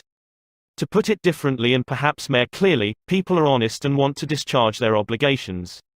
The exceptions to that rule are comparatively few, and I am convinced that the individuals who are inclined to chisel will in most cases react favorably if you make them feel that you consider them honest, upright and fair. Principle 10: Appeal to the nobler motives. The movies do it. TV does it. Why don't you do it? Many years ago, the Philadelphia Evening Bulletin was being maligned by a dangerous whispering campaign. A malicious rumor was being circulated. Advertisers were being told that the newspaper was no longer attractive to readers because it carried too much advertising and too little news. Immediate action was necessary. The gossip had to be squelched. But how? This is the way it was done. The bulletin clipped from its regular edition all reading matter of all kinds on one average day, classified it, and published it as a book. The book was called One Day. It contained 307 pages, as many as a hard-covered book, yet the bulletin had printed all this news and feature material on one day and sold it, not for several dollars, but for a few cents. The printing of that book dramatized the fact that the bulletin carried an enormous amount of interesting reading matter. It conveyed the facts more vividly, more interestingly, more impressively, than pages of figures and mere talk could have done. This is the day of dramatization. Merely stating a truth isn't enough. The truth has to be made vivid, interesting, dramatic. You have to use showmanship. The movies do it. Television does it. And you will have to do it if you want attention. Experts in window display know the power of dramatization. For example, the manufacturers of a new rat poison gave dealers a window display that included 2 live rats. The week the rats were shown, sales zoomed to 5 times their normal rate. Television commercials abound with examples of the use of dramatic techniques in selling products. Sit down one evening in front of your television set and analyze what the advertisers do in each of their presentations. You will note how an antacid medicine changes the color of the acid in a test tube while its competitor doesn't, how one brand of soap or detergent gets a greasy shirt clean when the other brand leaves it gray. You'll see a car maneuver around a series of turns and curves, far better than just being told about it. Happy faces will show contentment with a variety of products. All of these dramatize for the viewer the advantages offered by whatever is being sold, and they do get people to buy them. You can dramatize your ideas in business or in any other aspect of your life. It's easy. Jim Yeamans, who sells for the NCR Company, National Cash Register, in Richmond, Virginia, told how he made a sale by dramatic demonstration. Last week I called on a neighborhood grocer and saw that the cash registers he was using at his checkout counters were very old-fashioned. I approached the owner and told him, "You are literally throwing away pennies every time a customer goes through your line." With that I threw a handful of pennies on the floor. He quickly became more attentive. The mere words should have been of interest to him. But the sound of pennies hitting the floor really stopped him. I was able to get an order from him to replace all of his old machines. It works in home life as well. When the old-time lover proposed to his sweetheart, did he just use words of love? No. He went down on his knees. That really showed he meant what he said. We don't propose on our knees anymore, but many suitors still set up a romantic atmosphere before they pop the question. Dramatizing what you want works with children as well. Joe B. Fant Jr., of Birmingham, Alabama, was having difficulty getting his 5-year-old boy and 3-year-old daughter to pick up their toys, so he invented a train. Joey was the engineer, Captain Casey Jones, on his tricycle. Janet's wagon was attached, and in the evening she loaded all the coal on the caboose, her wagon, and then jumped in while her brother drove her around the room. In this way the room was cleaned up, without lectures, arguments or threats. Mary Catherine Wolfe of Mishawaka, Indiana, was having some problems at work and decided that she had to discuss them with the boss. On Monday morning she requested an appointment with him but was told he was very busy and she should arrange with his secretary for an appointment later in the week. The secretary indicated that his schedule was very tight, but she would try to fit her in. Ms. Wolfe described what happened. I did not get a reply from her all week long. Whenever I questioned her, she would give me a reason why the boss could not see me. Friday morning came and I had heard nothing definite. I really wanted to see him and discuss my problems before the weekend, so I asked myself how I could get him to see me. What I finally did was this. I wrote him a formal letter. I indicated in the letter that I fully understood how extremely busy he was all week, but it was important that I speak with him. I enclosed a form letter and a self-addressed envelope and asked him to please fill it out or ask his secretary to do it and return it to me. The form letter read as follows: Ms. Wolfe, I will be able to see you on at AM, PM. I will give you minutes of my time. I put this letter in his in-basket at 11 AM. At 2 PM, I checked my mailbox. There was my self-addressed envelope. He had answered my form letter himself and indicated he could see me that afternoon and could give me 10 minutes of his time. I met with him, and we talked for over an hour and resolved my problems. If I had not dramatized to him the fact that I really wanted to see him, I would probably be still waiting for an appointment. James B. Boynton had to present a lengthy market report. His firm had just finished an exhaustive study for a leading brand of cold cream. Data were needed immediately about the competition in this market. The prospective customer was one of the biggest and most formidable men in the advertising business. And his first approach failed almost before he began. The first time I went in, Mr. Boynton explains, I found myself sidetracked into a futile discussion of the methods used in the investigation. He argued and I argued. He told me I was wrong, and I tried to prove that I was right. I finally won my point, to my own satisfaction, but my time was up, the interview was over, and I still hadn't produced results. The second time, I didn't bother with tabulations of figures and data. I went to see this man. I dramatized my facts. As I entered his office, he was busy on the phone. While he finished his conversation, I opened a suitcase and dumped 32 jars of cold cream on top of his desk, all products he knew, all competitors of his cream. On each jar, I had a tag itemizing the results of the trade investigation, and each tag told its story briefly, dramatically. What happened? There was no longer an argument. Here was something new, something different. He picked up first one and then another of the jars of cold cream and read the information on the tag. A friendly conversation developed. He asked additional questions. He was intensely interested. He had originally given me only 10 minutes to present my facts, but 10 minutes passed, 20 minutes, 40 minutes, and at the end of an hour we were still talking. I was presenting the same facts this time that I had presented previously. But this time I was using dramatization, showmanship, and what a difference it made. Principle 11: Dramatize your ideas. When nothing else works, try this. Charles Schwab had a mill manager whose people weren't producing the quota of work. How is it, Schwab asked him, that a manager as capable as you can't make this mill turn out what it should? I don't know, the manager replied. I've coaxed the men, I've pushed them, I've sworn and cussed, I've threatened them with damnation and being fired. But nothing works. They just won't produce. This conversation took place at the end of the day, just before the night shift came on. Schwab asked the manager for a piece of chalk, then, turning to the nearest man, asked, how many heats did your shift make today? 6. Without another word, Schwab chalked a big figure 6 on the floor, and walked away. When the night shift came in, they saw the 6, and asked what it meant. The big boss was in here today, the day people said. He asked us how many heats we made, and we told him 6. He chalked it down on the floor. The next morning Schwab walked through the mill again. The night shift had rubbed out 6 and replaced it with a big 7. When the day shift reported for work the next morning, they saw a big 7 chalked on the floor. So the night shift thought they were better than the day shift, did they? Well, they would show the night shift a thing or two. The crew pitched in with enthusiasm, and when they quit that night, they left behind them an enormous, swaggering 10. Things were stepping up.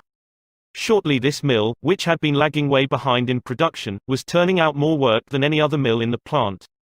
The principle. Let Charles Schwab say it in his own words, the way to get things done, say Schwab, is to stimulate competition.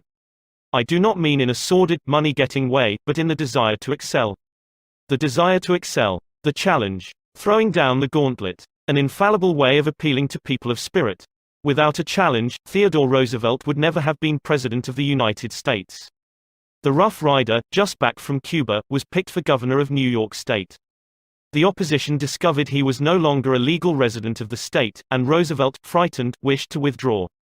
Then Thomas Collier Platt, then U.S. Senator from New York, threw down the challenge. Turning suddenly on Theodore Roosevelt, he cried in a ringing voice, "Is the hero of San Juan Hill a coward?" Roosevelt stayed in the fight, and the rest is history. A challenge not only changed his life, it had a real effect upon the future of his nation. All men have fears, but the brave put down their fears and go forward, sometimes to death, but always to victory, was the motto of the King's Guard in ancient Greece. What greater challenge can be offered than the opportunity to overcome those fears? When Al Smith was governor of New York, he was up against it. Sing Sing, at the time the most notorious penitentiary west of Devil's Island, was without a warden. Scandals had been sweeping through the pristine walls, scandals and ugly rumors. Smith needed a strong man to rule Sing Sing, an iron man. But who? He sent for Lewis E. Laws of New Hampton.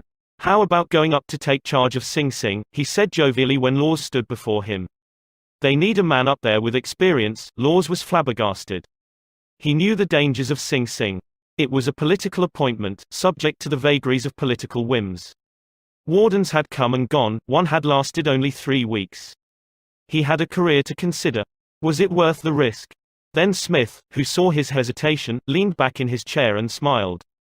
"Young fellow," he said, "I don't blame you for being scared. It's a tough spot. It'll take a big person to go up there and stay." So Smith was throwing down a challenge, was he? Laws liked the idea of attempting a job that called for someone big, so he went. And he stayed. He stayed, to become the most famous warden of his time. His book 20,000 Years in Sing Sing sold into the hundreds of thousands of copies. His broadcasts on the air and his stories of prison life have inspired dozens of movies. His humanizing of criminals wrought miracles in the way of prison reform. "I have never found," said Harvey S. Firestone, founder of the great Firestone Tire and Rubber Company, "that pay and pay alone would either bring together or hold good people. I think it was the game itself." Frederick Hertzberg, one of the great behavioral scientists, concurred. He studied in depth the work attitudes of thousands of people ranging from factory workers to senior executives. What do you think he found to be the most motivating factor, the one facet of the jobs that was most stimulating?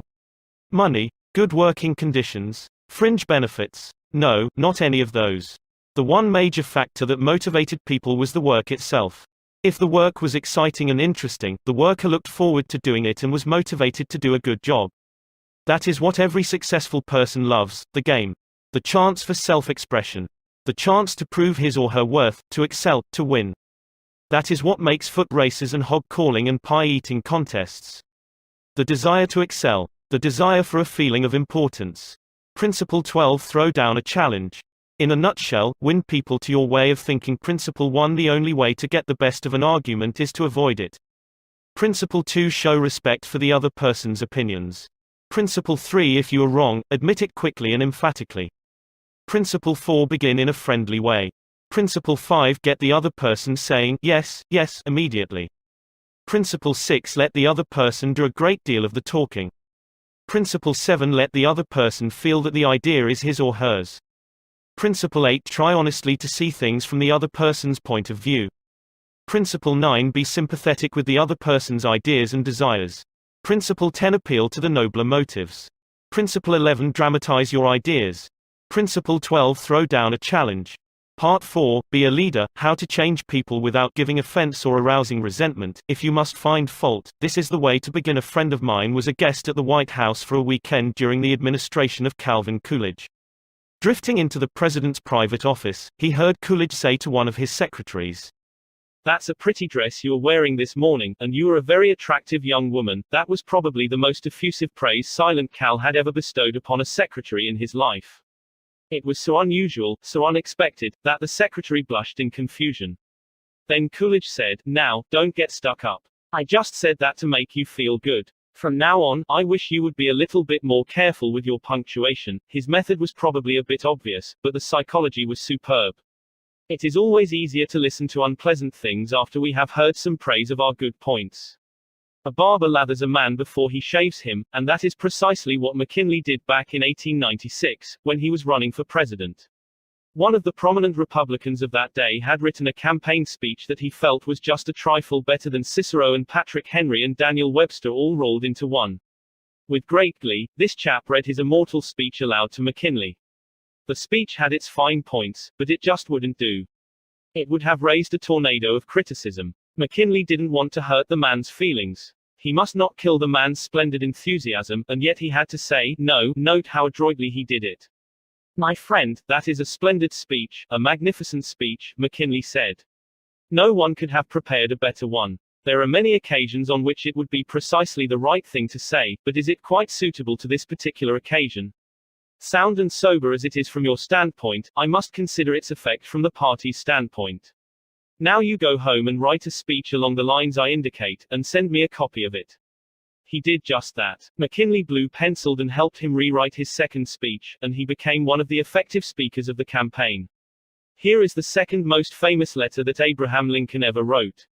His most famous one was written to Mrs. Bixby, expressing his sorrow for the death of the 5 sons she had lost in battle. Lincoln probably dashed this letter off in 5 minutes, yet it sold at public auction in 1926 for $12,000, and that, by the way, was more money than Lincoln was able to save during half a century of hard work.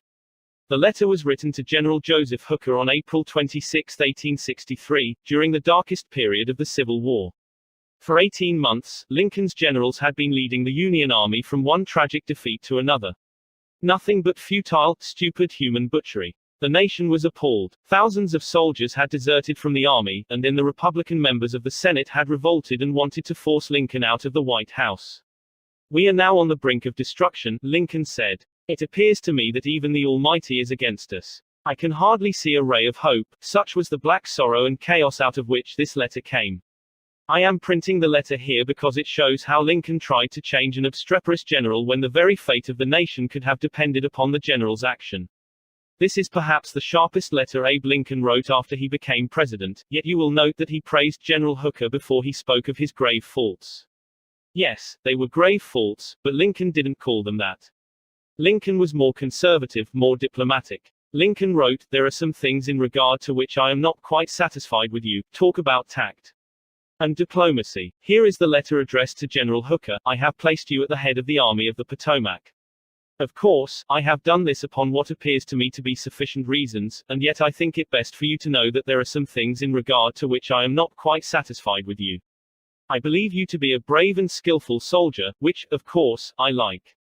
I also believe you do not mix politics with your profession, in which you are right. You have confidence in yourself, which is a valuable if not an indispensable quality.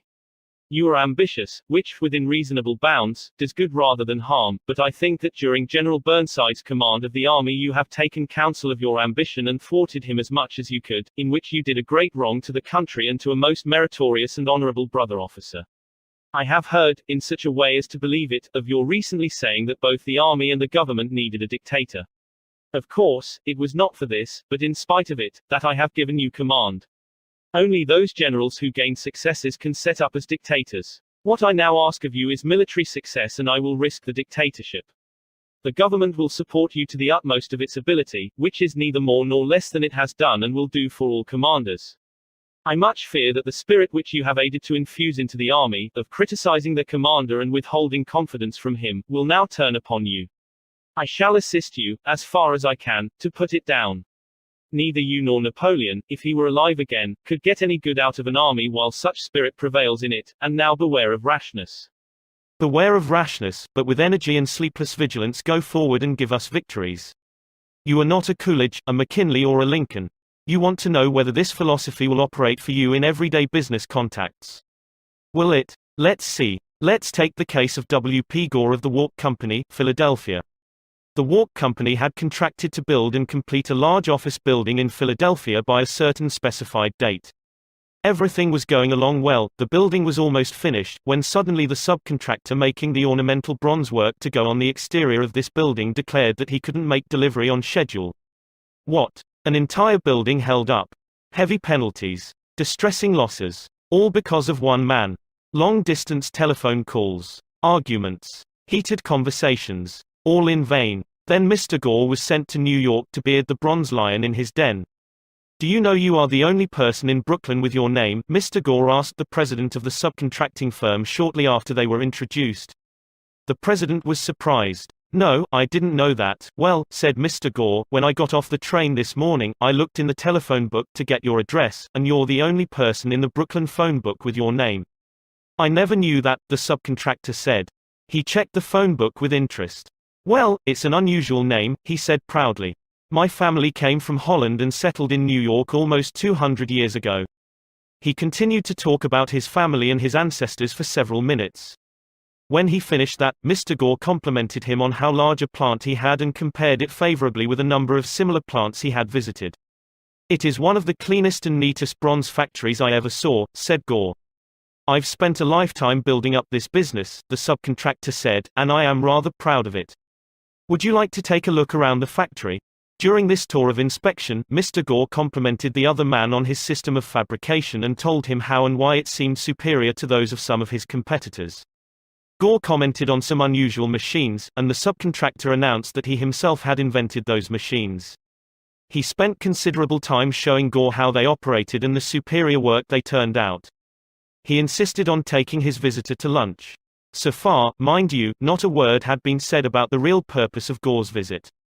After lunch, the subcontractor said, now, to get down to business. Naturally, I know why you're here.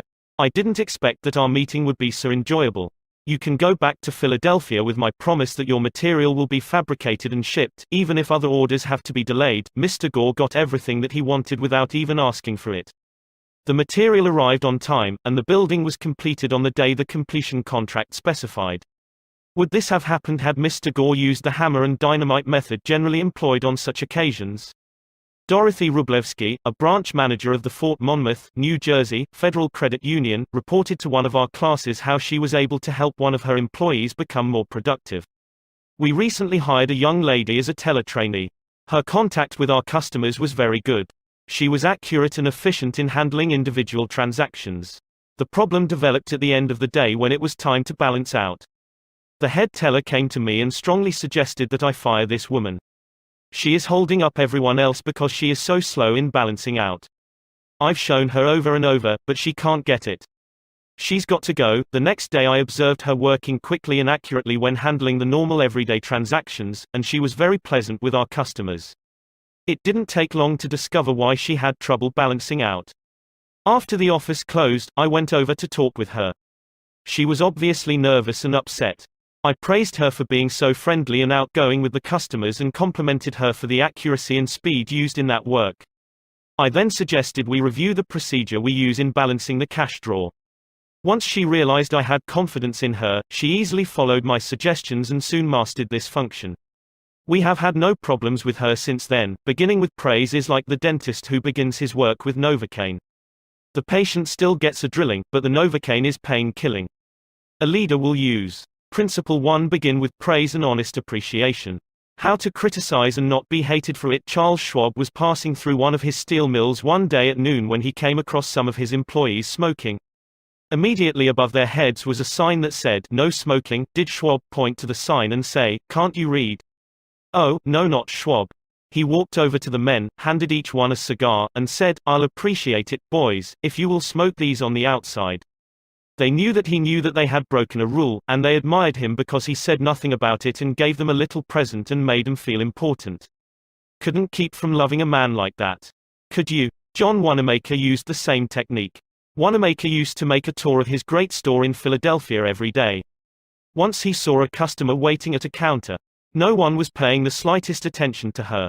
The salespeople. Oh, they were in a huddle at the far end of the counter laughing and talking among themselves. Wanamaker didn't say a word.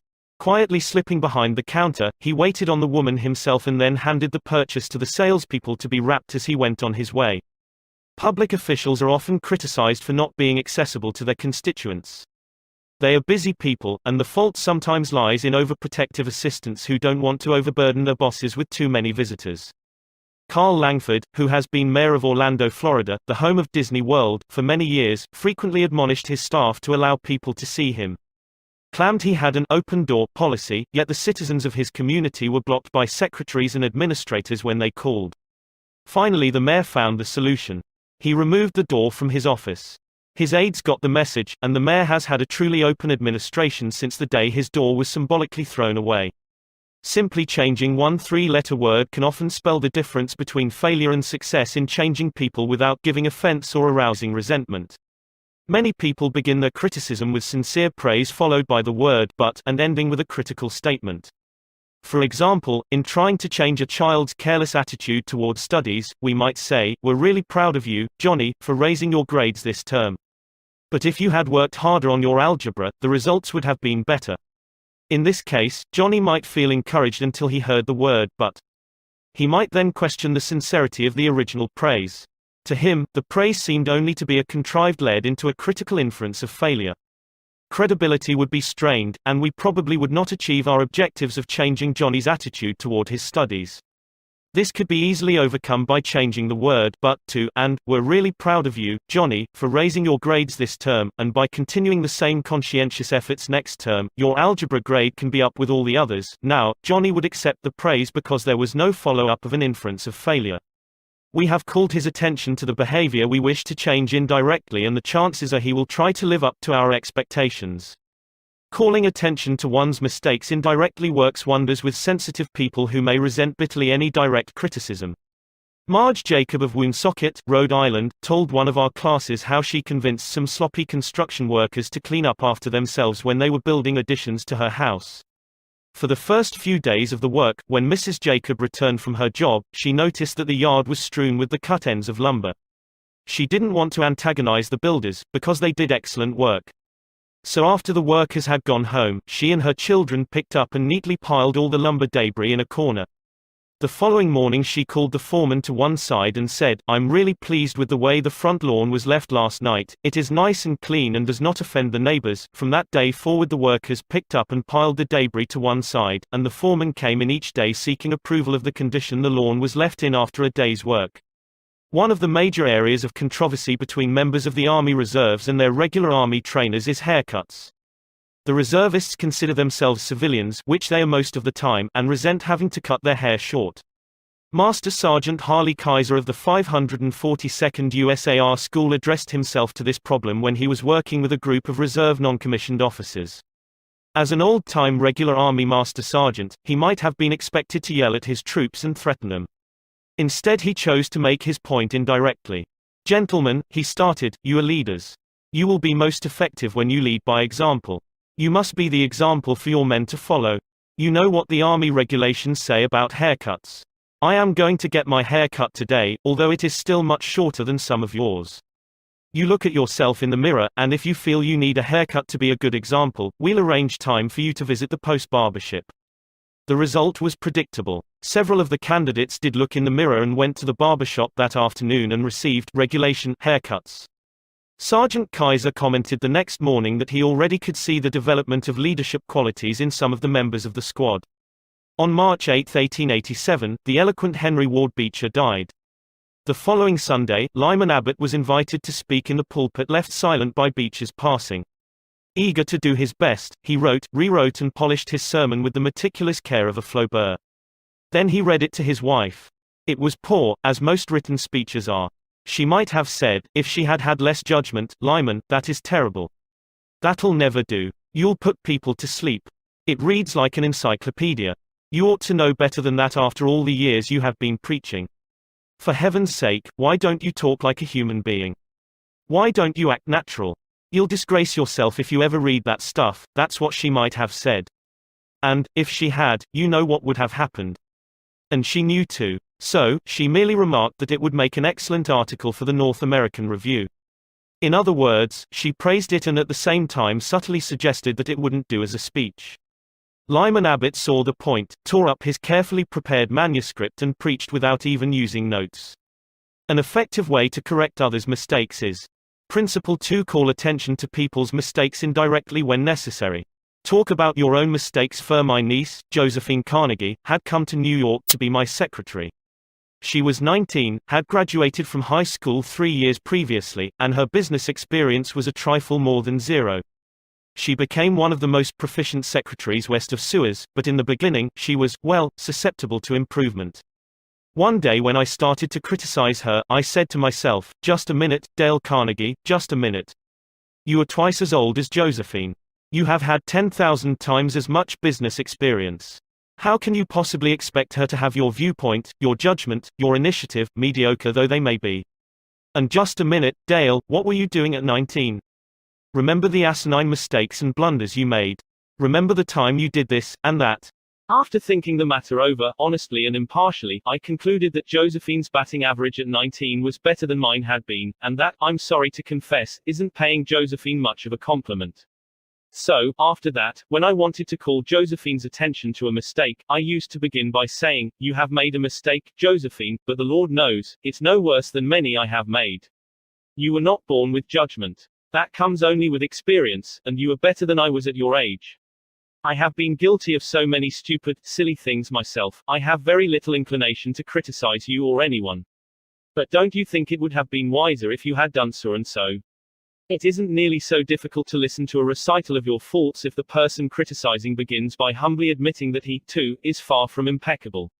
E.G. Dilliston, an engineer in Brandon, Manitoba, Canada, was having problems with his new secretary. Letters he dictated were coming to his desk for signature with 2 or 3 spelling mistakes per page. Mr. Dilliston reported how he handled this. Like many engineers, I have not been noted for my excellent English or spelling. For years I have kept a little black thumb index book for words I had trouble spelling.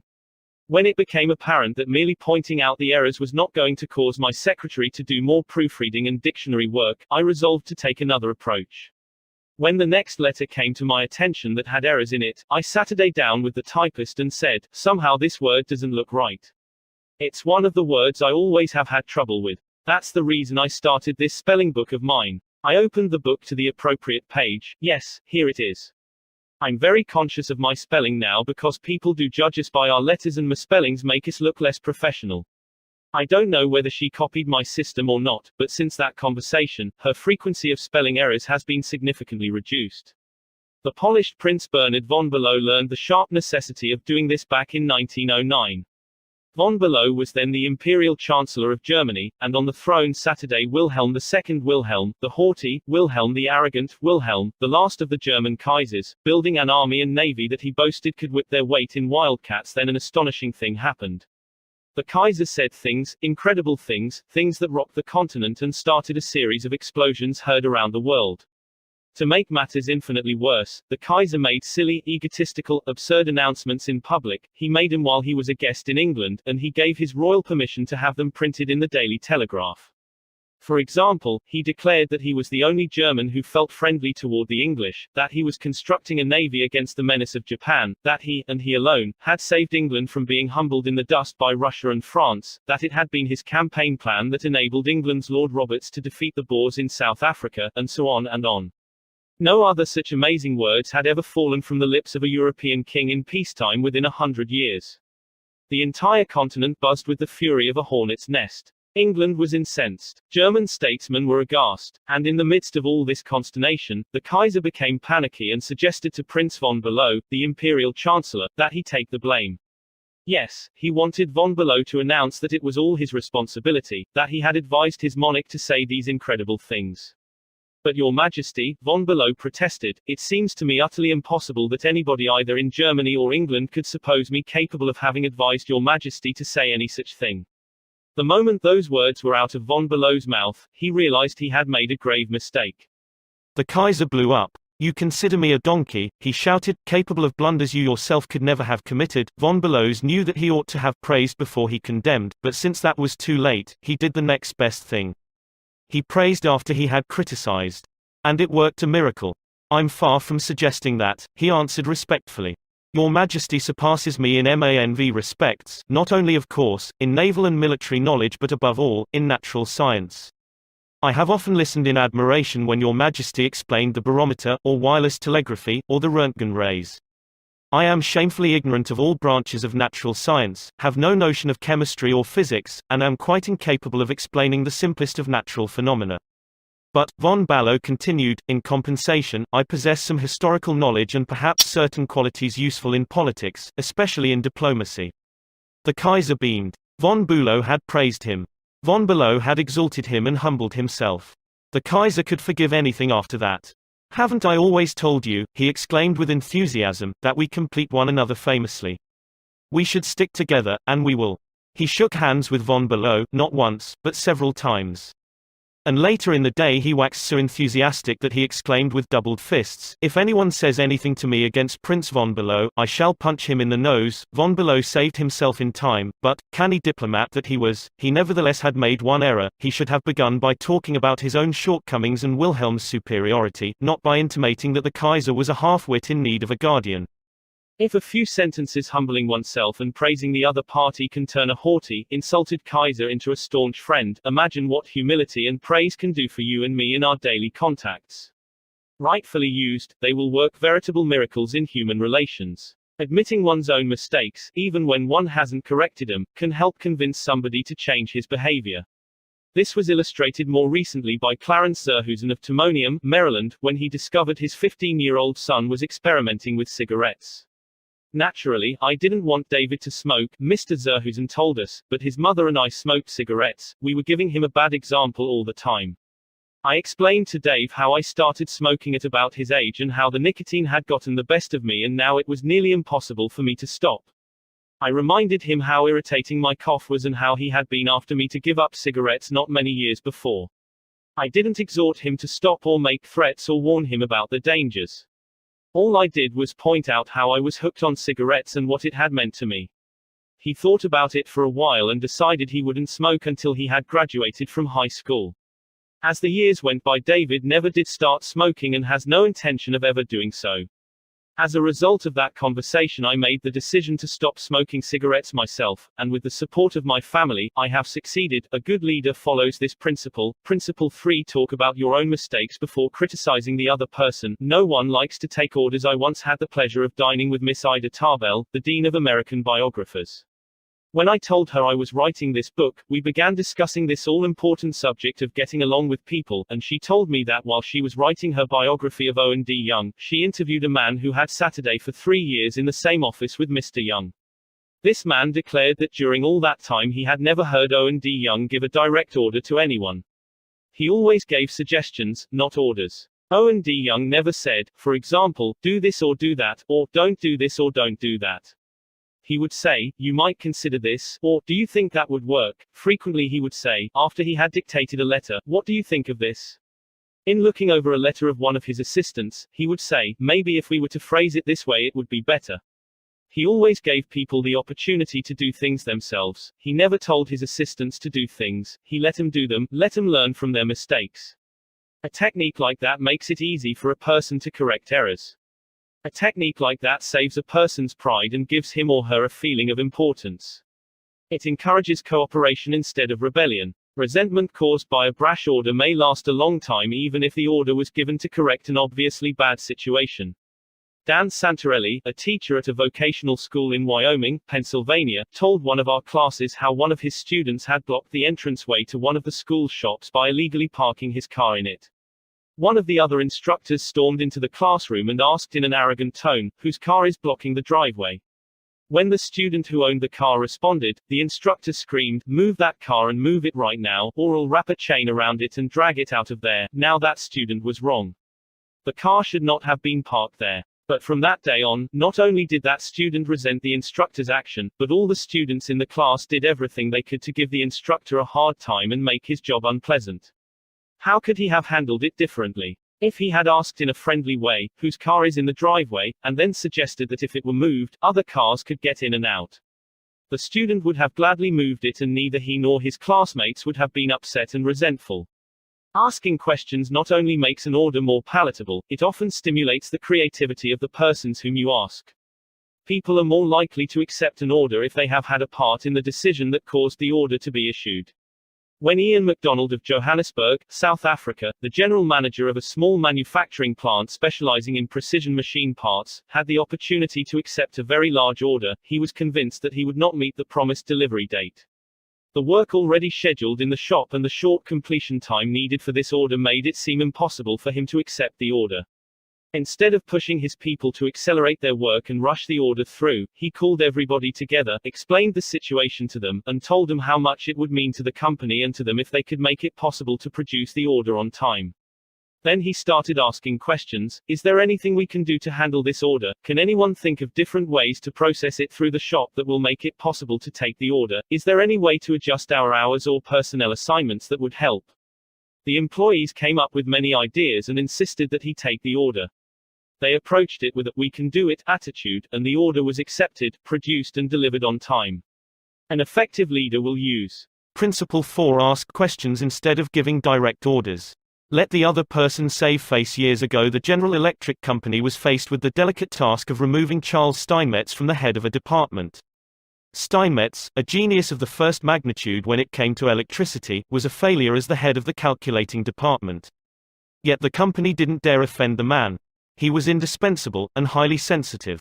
So they gave him a new title. They made him consulting engineer of the General Electric Company, a new title for work he was already doing, and let someone else head up the department. Steinmetz was happy. So were the officers of GE. They had gently maneuvered their most temperamental star, and they had done it without a storm, by letting him save face. Letting one save face. How important, how vitally important that is. And how few of us ever stop to think of it. We ride roughshod over the feelings of others, getting our own way, finding fault, issuing threats, criticizing a child or an employee in front of others, without even considering the hurt to the other person's pride. Whereas a few minutes' thought, a considerate word or two, a genuine understanding of the other person's attitude, would go so far toward alleviating the sting. Let's remember that the next time we are faced with the distasteful necessity of discharging or reprimanding an employee. Firing employees is not much fun. Getting fired is even less fun. I'm quoting now from a letter written me by Marshall A. Granger, a certified public accountant. Our business is mostly seasonal. Therefore we have to let a lot of people go after the income tax rush is over. It's a byword in our profession that no one enjoys wielding the axe. Consequently, the custom has developed of getting it over as soon as possible, and usually in the following way: sit down, Mr. Smith. The season's over, and we don't seem to see any more assignments for you. Of course, you understood you were only employed for the busy season anyhow, etc., etc. The effect on these people is one of disappointment and a feeling of being let down. Most of them are in the accounting field for life, and they retain no particular love for the firm that drops them so casually.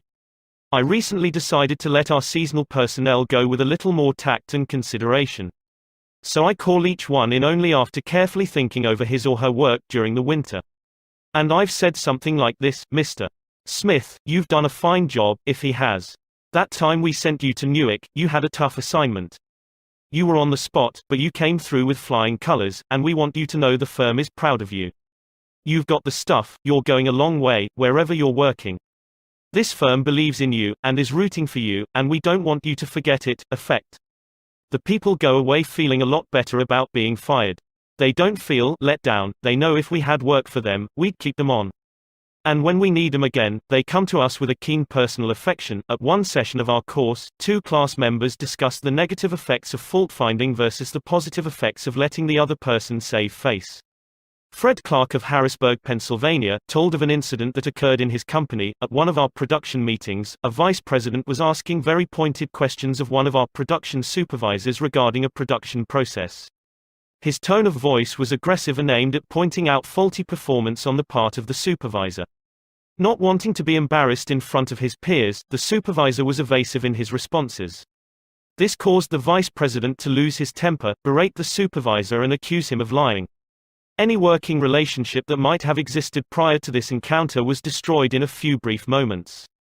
This supervisor, who was basically a good worker, was useless to our company from that time on. A few months later he left our firm and went to work for a competitor, where I understand he is doing a fine job. Another class member, Anna Mazzone, related how a similar incident had occurred at her job, but what a difference in approach and results.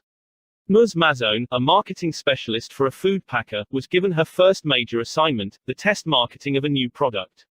She told the class, when the results of the test came in, I was devastated. I had made a serious error in my planning, and the entire test had to be done all over again. To make this worse, I had no time to discuss it with my boss before the meeting in which I was to make my report on the project. When I was called on to give the report, I was shaking with fright. I had all I could do to keep from breaking down, but I resolved I would not cry and have all those men make remarks about women not being able to handle a management job because they are too emotional. I made my report briefly and stated that due to an error I would repeat the study before the next meeting. I sat a day down, expecting my boss to blow up. Instead, he thanked me for my work and remarked that it was not unusual for a person to make an error on a new project and that he had confidence that the repeat survey would be accurate and meaningful to the company. He assured me, in front of all my colleagues, that he had faith in me and I knew I had done my best, and that my lack of experience, not my lack of ability, was the reason for the failure. I left that meeting with my head in the air and with the determination that I would never let that boss of mine down again. Even if we are right and the other person is definitely wrong, we only destroy ego by causing someone to lose face. The legendary French aviation pioneer and author Antoine de Saint-Exupéry wrote, "I have no right to say or do anything that diminishes a man in his own eyes. What matters is not what I think of him, but what he thinks of himself. Hurting a man in his dignity is a crime. A real leader will always follow." Principle 5. Let the other person save face. How to spur people on to success. Pete Barlow was an old friend of mine. He had a dog and pony act and spent his life traveling with circuses and vaudeville shows.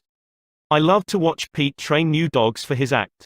I noticed that the moment a dog showed the slightest improvement, Pete patted and praised him and gave him meat and made a great to-do about it. That's nothing new. Animal trainers have been using that same technique for centuries. Why, I wonder, don't we use the same common sense when trying to change people that we use when trying to change dogs? Why don't we use meat instead of a whip? Why don't we use praise instead of condemnation? Let us praise even the slightest improvement. That inspires the other person to keep on improving. In his book I Ain't Much, Baby But I'm All I Got, the psychologist Jess Lair comments, praise is like sunlight to the warm human spirit, we cannot flower and grow without it. And yet, while most of us are only too ready to apply to others the cold wind of criticism, we are somehow reluctant to give our fellow the warm sunshine of praise.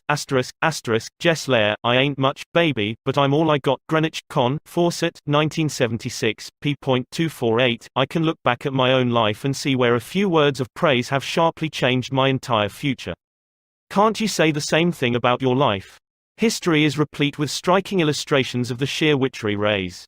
For example, many years ago a boy of 10 was working in a factory in Naples. He longed to be a singer, but his first teacher discouraged him.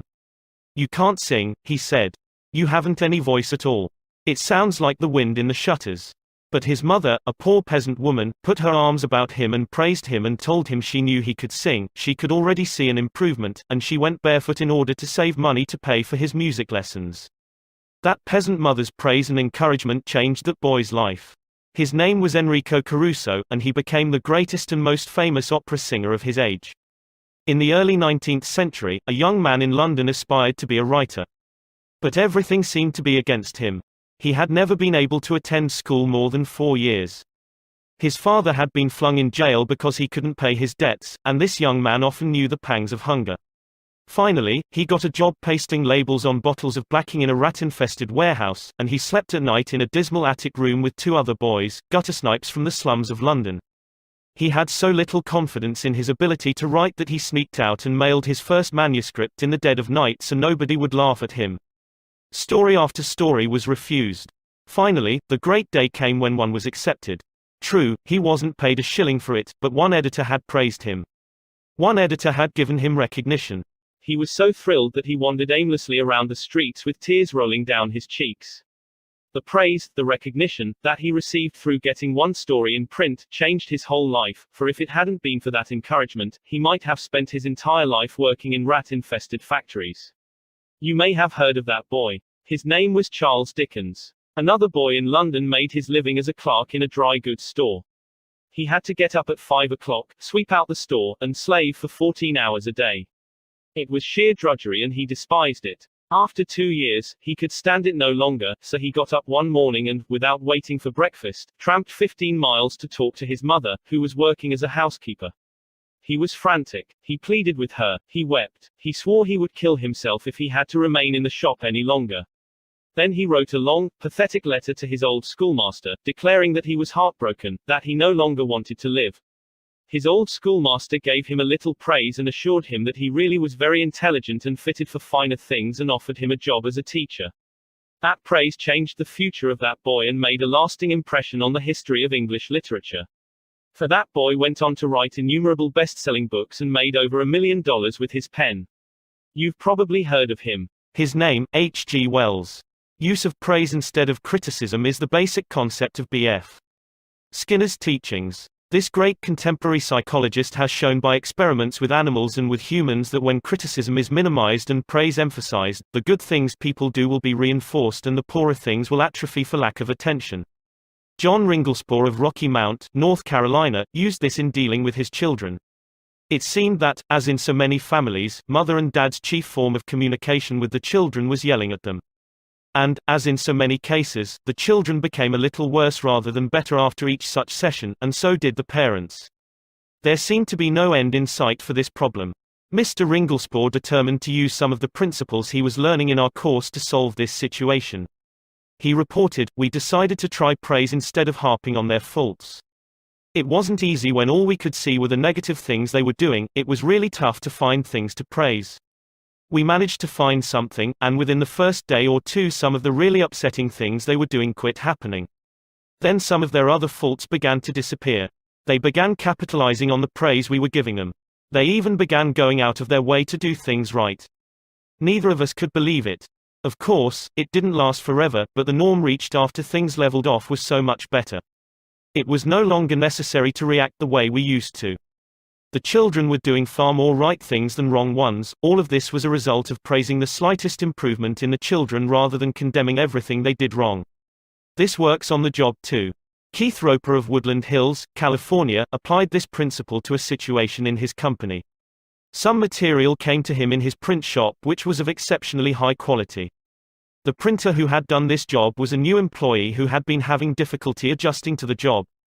His supervisor was upset about what he considered a negative attitude and was seriously thinking of terminating his services. When Mr. Roper was informed of this situation, he personally went over to the print shop and had a talk with the young man. He told him how pleased he was with the work he had just received and pointed out it was the best work he had seen produced in that shop for some time. He pointed out exactly why it was superior and how important the young man's contribution was to the company. Do you think this affected that young printer's attitude toward the company? Within days there was a complete turnabout. He told several of his co-workers about the conversation and how someone in the company really appreciated good work. And from that day on, he was a loyal and dedicated worker. What Mr. Roper did was not just flatter the young printer and say, "You're good." He specifically pointed out how his work was superior. Because he had singled out a specific accomplishment, rather than just making general flattering remarks, his praise became much more meaningful to the person to whom it was given. Everybody likes to be praised, but when praise is specific, it comes across as sincere, not something the other person may be saying just to make one feel good. Remember, we all crave appreciation and recognition, and will do almost anything to get it. But nobody wants insincerity. Nobody wants flattery. Let me repeat, the principles taught in this book will work only when they come from the heart. I am not advocating a bag of tricks. I am talking about a new way of life. Talk about changing people. If you and I will inspire the people with whom we come in contact to a realization of the hidden treasures they possess, we can do far more than change people. We can literally transform them. Exaggeration? Then listen to these sage words from William James. One of the most distinguished psychologists and philosophers America has ever produced. Compared with what we ought to be, we are only half awake. We are making use of only a small part of our physical and mental resources. Stating the thing broadly, the human individual thus lives far within his limits. He possesses powers of various sorts which he habitually fails to use. Yes, you who are reading these lines possess powers of various sorts which you habitually fail to use, and one of these powers you are probably not using to the fullest extent is your magic ability to praise people and inspire them with a realization of their latent possibilities. Abilities wither under criticism, they blossom under encouragement. To become a more effective leader of people, apply Principle 6. Praise the slightest improvement and praise every improvement. Be hearty in your approbation and lavish in your praise. Give a dog a good name. What do you do when a person who has been a good worker begins to turn in shoddy work? You can fire him or her, but that really doesn't solve anything. You can berate the worker, but this usually causes resentment. Henry Henke, a service manager for a large truck dealership in Lowell, Indiana, had a mechanic whose work had become less than satisfactory. Instead of bawling him out or threatening him, Mr. Henke called him into his office and had a heart-to-heart talk with him. Bill, he said, you are a fine mechanic. You have been in this line of work for a good number of years. You have repaired many vehicles to the customer's satisfaction. In fact, we've had a number of compliments about the good work you have done. Yet, of late, the time you take to complete each job has been increasing and your work has not been up to your own old standards. Because you have been such an outstanding mechanic in the past, I felt sure you would want to know that I am not happy with this situation, and perhaps jointly we could find some way to correct the problem. Bill responded that he hadn't realized he had been falling down in his duties and assured his boss that the work he was getting was not out of his range of expertise and he would try to improve in the future. Did he do it? You can be sure he did. He once again became a fast and thorough mechanic. With that reputation Mr. Henke had given him to live up to, how could he do anything else but turn out work comparable to that which he had done in the past? The average person, said Samuel Vauclane, then president of the Baldwin Locomotive Works, can be led readily if you have his or her respect and if you show that you respect that person for some kind of ability. In short, if you want to improve a person in a certain respect, act as though that particular trait were already one of his or her outstanding characteristics. Shakespeare said, assume a virtue, if you have it not. And it might be well to assume and state openly that other people have the virtue you want them to develop. Give them a fine reputation to live up to, and they will make prodigious efforts rather than see you disillusioned. Georgette Leblanc, in her book Souvenirs, My Life with Maeterlinck, describes the startling transformation of a humble Belgian Cinderella. A servant girl from a neighboring hotel brought my meals, she wrote. She was called Marie the dishwasher because she had started her career as a scullery assistant. She was a kind of monster, cross-eyed, bandy-legged, poor in flesh and spirit. One day, while she was holding my plate of macaroni in her red hand, I said to her point blank, Marie, you do not know what treasures are within you. Accustomed to holding back her emotion, Marie waited a few moments, not daring to risk the slightest gesture for fear of a catastrophe. Then she put the dish on the table, sighed and said ingenuously, Madam, I would never have believed it. She did not doubt, she did not ask a question. She simply went back to the kitchen and repeated what I had said, and such is the force of faith that no one made fun of her. From that day on, she was even given a certain consideration. But the most curious change of all occurred in the humble Marie herself. Believing she was the tabernacle of unseen marvels, she began taking care of her face and body so carefully that her starved youth seemed to bloom and modestly hide her plainness. 2 months later, she announced her coming marriage with the nephew of the chef. I'm going to be a lady, she said, and thanked me. A small phrase had changed her entire life. Georgette Leblanc had given Marie the dishwasher a reputation to live up to, and that reputation had transformed her. Bill Parker, a sales representative for a food company in Daytona Beach, Florida, was very excited about the new line of products his company was introducing and was upset when the manager of a large independent food market turned down the opportunity to carry it in his store. Bill brooded all day over this rejection and decided to return to the store before he went home that evening and try again. Jack, he said, since I left this morning I realized I hadn't given you the entire picture of our new line, and I would appreciate some of your time to tell you about the points I omitted. I have respected the fact that you are always willing to listen and are big enough to change your mind when the facts warrant a change. Could Jack refuse to give him another hearing? Not with that reputation to live up to. One morning Dr. Martin Fitzhugh, a dentist in Dublin, Ireland, was shocked when one of his patients pointed out to him that the metal cup holder which she was using to rinse her mouth was not very clean. True, the patient drank from the paper cup, not the holder, but it certainly was not professional to use tarnished equipment. When the patient left, Dr. Fitzhugh retreated to his private office to write a note to Bridget, the charwoman, who came twice a week to clean his office. He wrote, "My dear Bridget, I see you so seldom, I thought I'd take the time to thank you for the fine job of cleaning you've been doing. By the way, I thought I'd mention that since 2 hours, twice a week, is a very limited amount of time, please feel free to work an extra half hour from time to time if you feel you need to do those, once in a while, things like polishing the cup holders and the like. I, of course, will pay you for the extra time." The next day, when I walked into my office, Dr. Fitzhugh reported, my desk had been polished to a mirror-like finish, as had my chair, which I nearly slid out of. When I went into the treatment room I found the shiniest, cleanest chrome-plated cup holder I had ever seen nestled in its receptacle. I had given my charwoman a fine reputation to live up to, and because of this small gesture she outperformed all her past efforts. How much additional time did she spend on this? That's right, none at all. There is an old saying, give a dog a bad name and you may as well hang him. But give him a good name, and see what happens. When Mrs. Ruth Hopkins, a fourth-grade teacher in Brooklyn, New York, looked at her class roster the first day of school, her excitement and joy of starting a new term was tinged with anxiety. In her class this year she would have Tommy T, the school's most notorious bad boy. His third-grade teacher had constantly complained about Tommy to colleagues, the principal and anyone else who would listen. He was not just mischievous, he caused serious discipline problems in the class, picked fights with the boys, teased the girls, was fresh to the teacher, and seemed to get worse as he grew older. His only redeeming feature was his ability to learn rapidly and master the school work easily. Mrs. Hopkins decided to face the Tommy problem immediately. When she greeted her new students, she made little comments to each of them. Rose, that's a pretty dress you're wearing. Alicia, I hear you draw beautifully. When she came to Tommy, she looked him straight in the eyes and said, Tommy, I understand you are a natural leader. I'm going to depend on you to help me make this class the best class in the fourth grade this year. She reinforced this over the first few days by complimenting Tommy on everything he did and commenting on how this showed what a good student he was. With that reputation to live up to, even a 9-year-old couldn't let her down, and he didn't.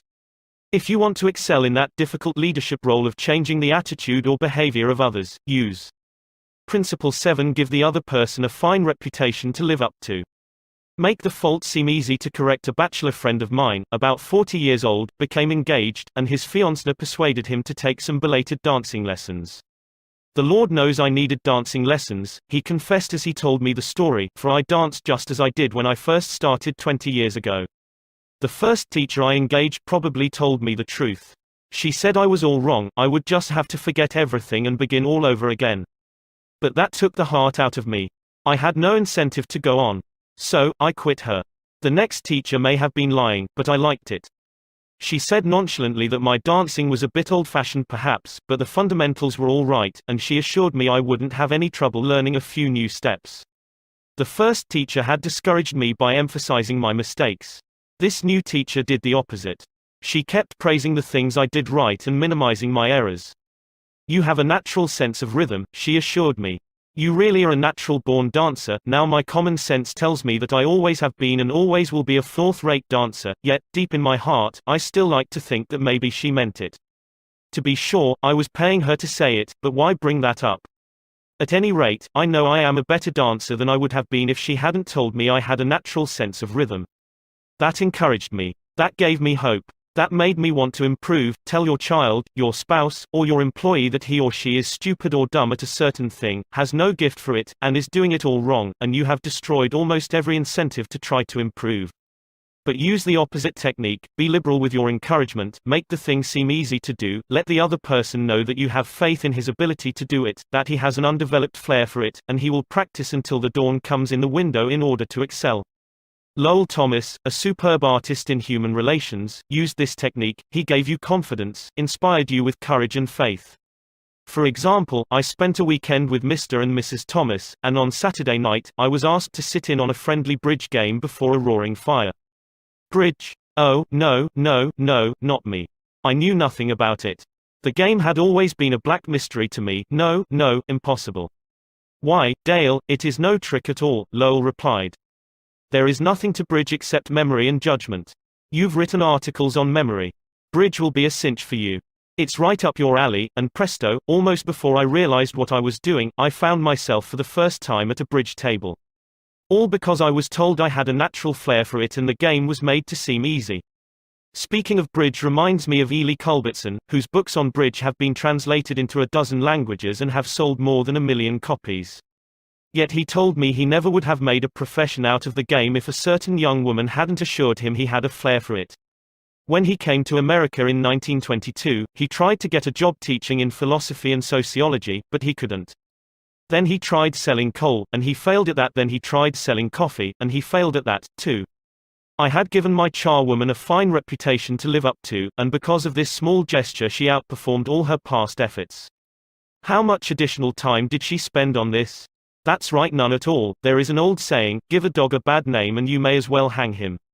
But give him a good name, and see what happens. When Mrs. Ruth Hopkins, a fourth-grade teacher in Brooklyn, New York, looked at her class roster the first day of school, her excitement and joy of starting a new term was tinged with anxiety. In her class this year she would have Tommy T, the school's most notorious bad boy. His third-grade teacher had constantly complained about Tommy to colleagues, the principal and anyone else who would listen. He was not just mischievous, he caused serious discipline problems in the class, picked fights with the boys, teased the girls, was fresh to the teacher, and seemed to get worse as he grew older. His only redeeming feature was his ability to learn rapidly and master the schoolwork easily. Mrs. Hopkins decided to face the Tommy problem immediately. When she greeted her new students, she made little comments to each of them. Rose, that's a pretty dress you're wearing. Alicia, I hear you draw beautifully.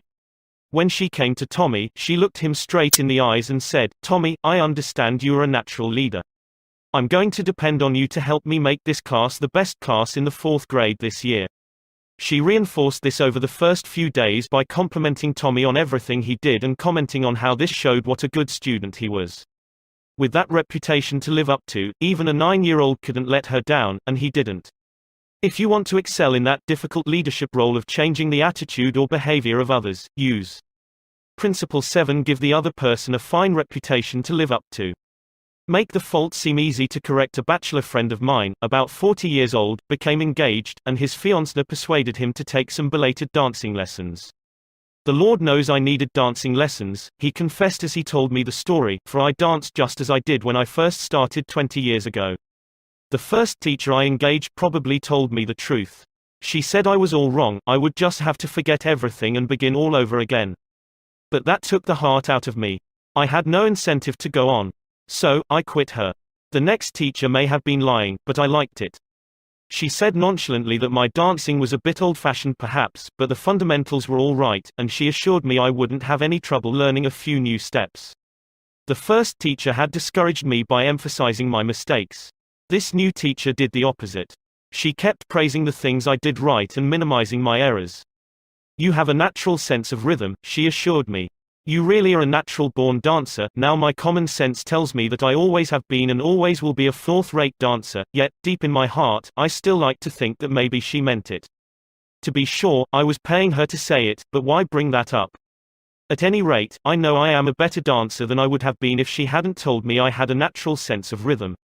That encouraged me. That gave me hope. That made me want to improve. Tell your child, your spouse, or your employee that he or she is stupid or dumb at a certain thing, has no gift for it, and is doing it all wrong, and you have destroyed almost every incentive to try to improve. But use the opposite technique, be liberal with your encouragement, make the thing seem easy to do, let the other person know that you have faith in his ability to do it, that he has an undeveloped flair for it, and he will practice until the dawn comes in the window in order to excel. Lowell Thomas, a superb artist in human relations, used this technique. He gave you confidence, inspired you with courage and faith. For example, I spent a weekend with Mr. and Mrs. Thomas, and on Saturday night, I was asked to sit in on a friendly bridge game before a roaring fire. Bridge? Oh, no, not me. I knew nothing about it. The game had always been a black mystery to me. No, impossible. Why, Dale, it is no trick at all, Lowell replied. There is nothing to bridge except memory and judgment. You've written articles on memory. Bridge will be a cinch for you. It's right up your alley, and presto, almost before I realized what I was doing, I found myself for the first time at a bridge table. All because I was told I had a natural flair for it and the game was made to seem easy. Speaking of bridge reminds me of Ely Culbertson, whose books on bridge have been translated into a dozen languages and have sold more than 1 million copies. Yet he told me he never would have made a profession out of the game if a certain young woman hadn't assured him he had a flair for it. When he came to America in 1922, he tried to get a job teaching in philosophy and sociology, but he couldn't. Then he tried selling coal, and he failed at that. Then he tried selling coffee, and he failed at that, too. He had played some bridge, but it had never occurred to him in those days that someday he would teach it. He was not only a poor card player, but he was also very stubborn. He asked so many questions and held so many post-mortem examinations that no one wanted to play with him. Then he met a pretty bridge teacher, Josephine Dillon, fell in love and married her. She noticed how carefully he analyzed his cards and persuaded him that he was a potential genius at the card table. It was that encouragement and that alone, Culbertson told me, that caused him to make a profession of bridge. Clarence M. Jones, one of the instructors of our course in Cincinnati, Ohio, told how encouragement and making faults seem easy to correct completely changed the life of his son. In 1970, my son David, who was then 15 years old, came to live with me in Cincinnati. He had led a rough life. In 1958, his head was cut open in a car accident, leaving a very bad scar on his forehead. In 1960, his mother and I were divorced and he moved to Dallas, Texas, with his mother. Until he was 15, he had spent most of his school years in special classes for slow learners in the Dallas school system. Possibly because of the scar, school administrators had decided he was brain injured and could not function at a normal level. He was 2 years behind his age group, so he was only in the 7th grade. Yet he did not know his multiplication tables, added on his fingers, and could barely read. There was one positive point. He loved to work on radio and TV sets. He wanted to become a TV technician. I encouraged this and pointed out that he needed math to qualify for the training. I decided to help him become proficient in this subject. We obtained 4 sets of flashcards: multiplication, division, addition, and subtraction. As we went through the cards, we put the correct answers in a discard stack. When David missed one, I gave him the correct answer and then put the card in the repeat stack until there were no cards left. I made a big deal out of each card he got right, particularly if he had missed it previously. Each night we would go through the repeat stack until there were no cards left. Each night we timed the exercise with a stopwatch. I promised him that when he could get all the cards correct in 8 minutes with no incorrect answers, we would quit doing it every night. This seemed an impossible goal to David. The first night it took 52 minutes, the second night, 48, then 45, 44, 41, then under 40 minutes. We celebrated each reduction. I'd call in my wife, and we would both hug him and we'd all dance a jig. At the end of the month he was doing all the cards perfectly in less than 8 minutes. When he made a small improvement he would ask to do it again. He had made the fantastic discovery that learning was easy and fun. Naturally his grades in algebra took a jump. It is amazing how much easier algebra is when you can multiply. He astonished himself by bringing home a B in math. That had never happened before. Other changes came with almost unbelievable rapidity. His reading improved rapidly, and he began to use his natural talents in drawing. Later in the school year his science teacher assigned him to develop an exhibit. He chose to develop a highly complex series of models to demonstrate the effect of levers. It required skill not only in drawing and model making but in applied mathematics. The exhibit took first prize in his school's science fair and was entered in the city competition and won third prize for the entire city of Cincinnati.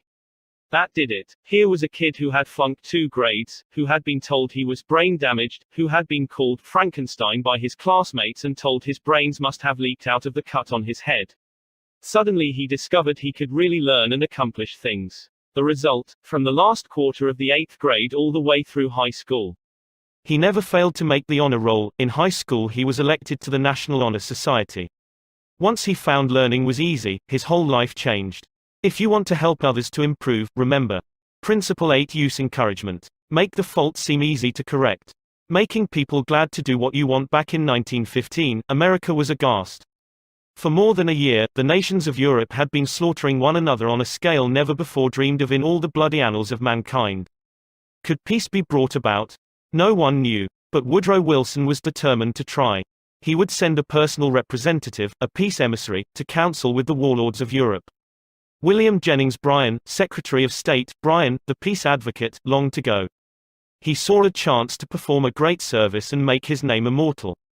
But Wilson appointed another man, his intimate friend and advisor Colonel Edward M. House, and it was House's thorny task to break the unwelcome news to Bryan without giving him offense. Brian was distinctly disappointed when he heard I was to go to Europe as the peace emissary, Colonel House records in his diary. He said he had planned to do this himself. I replied that the president thought it would be unwise for anyone to do this officially, and that his going would attract a great deal of attention and people would wonder why he was there. Quote. You see the intimation. House practically told Brian that he was too important for the job, and Brian was satisfied. Colonel House, adroit, experienced in the ways of the world, was following one of the important rules of human relations: always make the other person happy about doing the thing you suggest. Woodrow Wilson followed that policy even when inviting William Gibbs McAdoo to become a member of his cabinet. That was the highest honor he could confer upon anyone, and yet Wilson extended the invitation in such a way as to make McAdoo feel doubly important. Here is the story in McAdoo's own words. He, Wilson, said that he was making up his cabinet and that he would be very glad if I would accept a place in it as Secretary of the Treasury. He had a delightful way of putting things. He created the impression that by accepting this great honor I would be doing him a favor. Unfortunately, Wilson didn't always employ such taunt. If he had, history might have been different. For example, Wilson didn't make the Senate and the Republican Party happy by entering the United States in the League of Nations. Wilson refused to take such prominent Republican leaders as Elihu Root or Charles Evans Hughes or Henry Cabot Lodge to the peace conference with him. Instead, he took along unknown men from his own party. He snubbed the Republicans, refused to let them feel that the League was their idea as well as his, refused to let them have a finger in the pie, and, as a result of this crude handling of human relations, wrecked his own career, ruined his health, shortened his life, caused America to stay out of the League, and altered the history of the world. Statesmen and diplomats aren't the only ones who use this make a person happy do things you want them to do approach. Dale O. Ferrier of Fort Wayne, Indiana, told how he encouraged one of his young children to willingly do the chore he was assigned. One of Jeff's chores was to pick up pears from under the pear tree so the person who was mowing underneath wouldn't have to stop to pick them up. He didn't like this chore, and frequently it was either not done at all or it was done so poorly that the mower had to stop and pick up several pears that he had missed. Rather than have an eyeball-to-eyeball confrontation about it, one day I said to him, "Jeff, I'll make a deal with you. For every bushel basket full of pears you pick up, I'll pay you $1. But after you are finished, for every pear I find left in the yard, I'll take away $1. How does that sound? As you would expect, he not only picked up all of the pears, but I had to keep an eye on him to see that he didn't pull a few off the trees to fill up some of the baskets. I knew a man who had to refuse many invitations to speak, invitations extended by friends, invitations coming from people to whom he was obligated, and yet he did it so adroitly that the other person was at least contented with his refusal. How did he do it? Not by merely talking about the fact that he was too busy and too this and too that. No, after expressing his appreciation of the invitation and regretting his inability to accept it, he suggested a substitute speaker. In other words, he didn't give the other person any time to feel unhappy about the refusal, he immediately changed the other person's thoughts to some other speaker who could accept the invitation.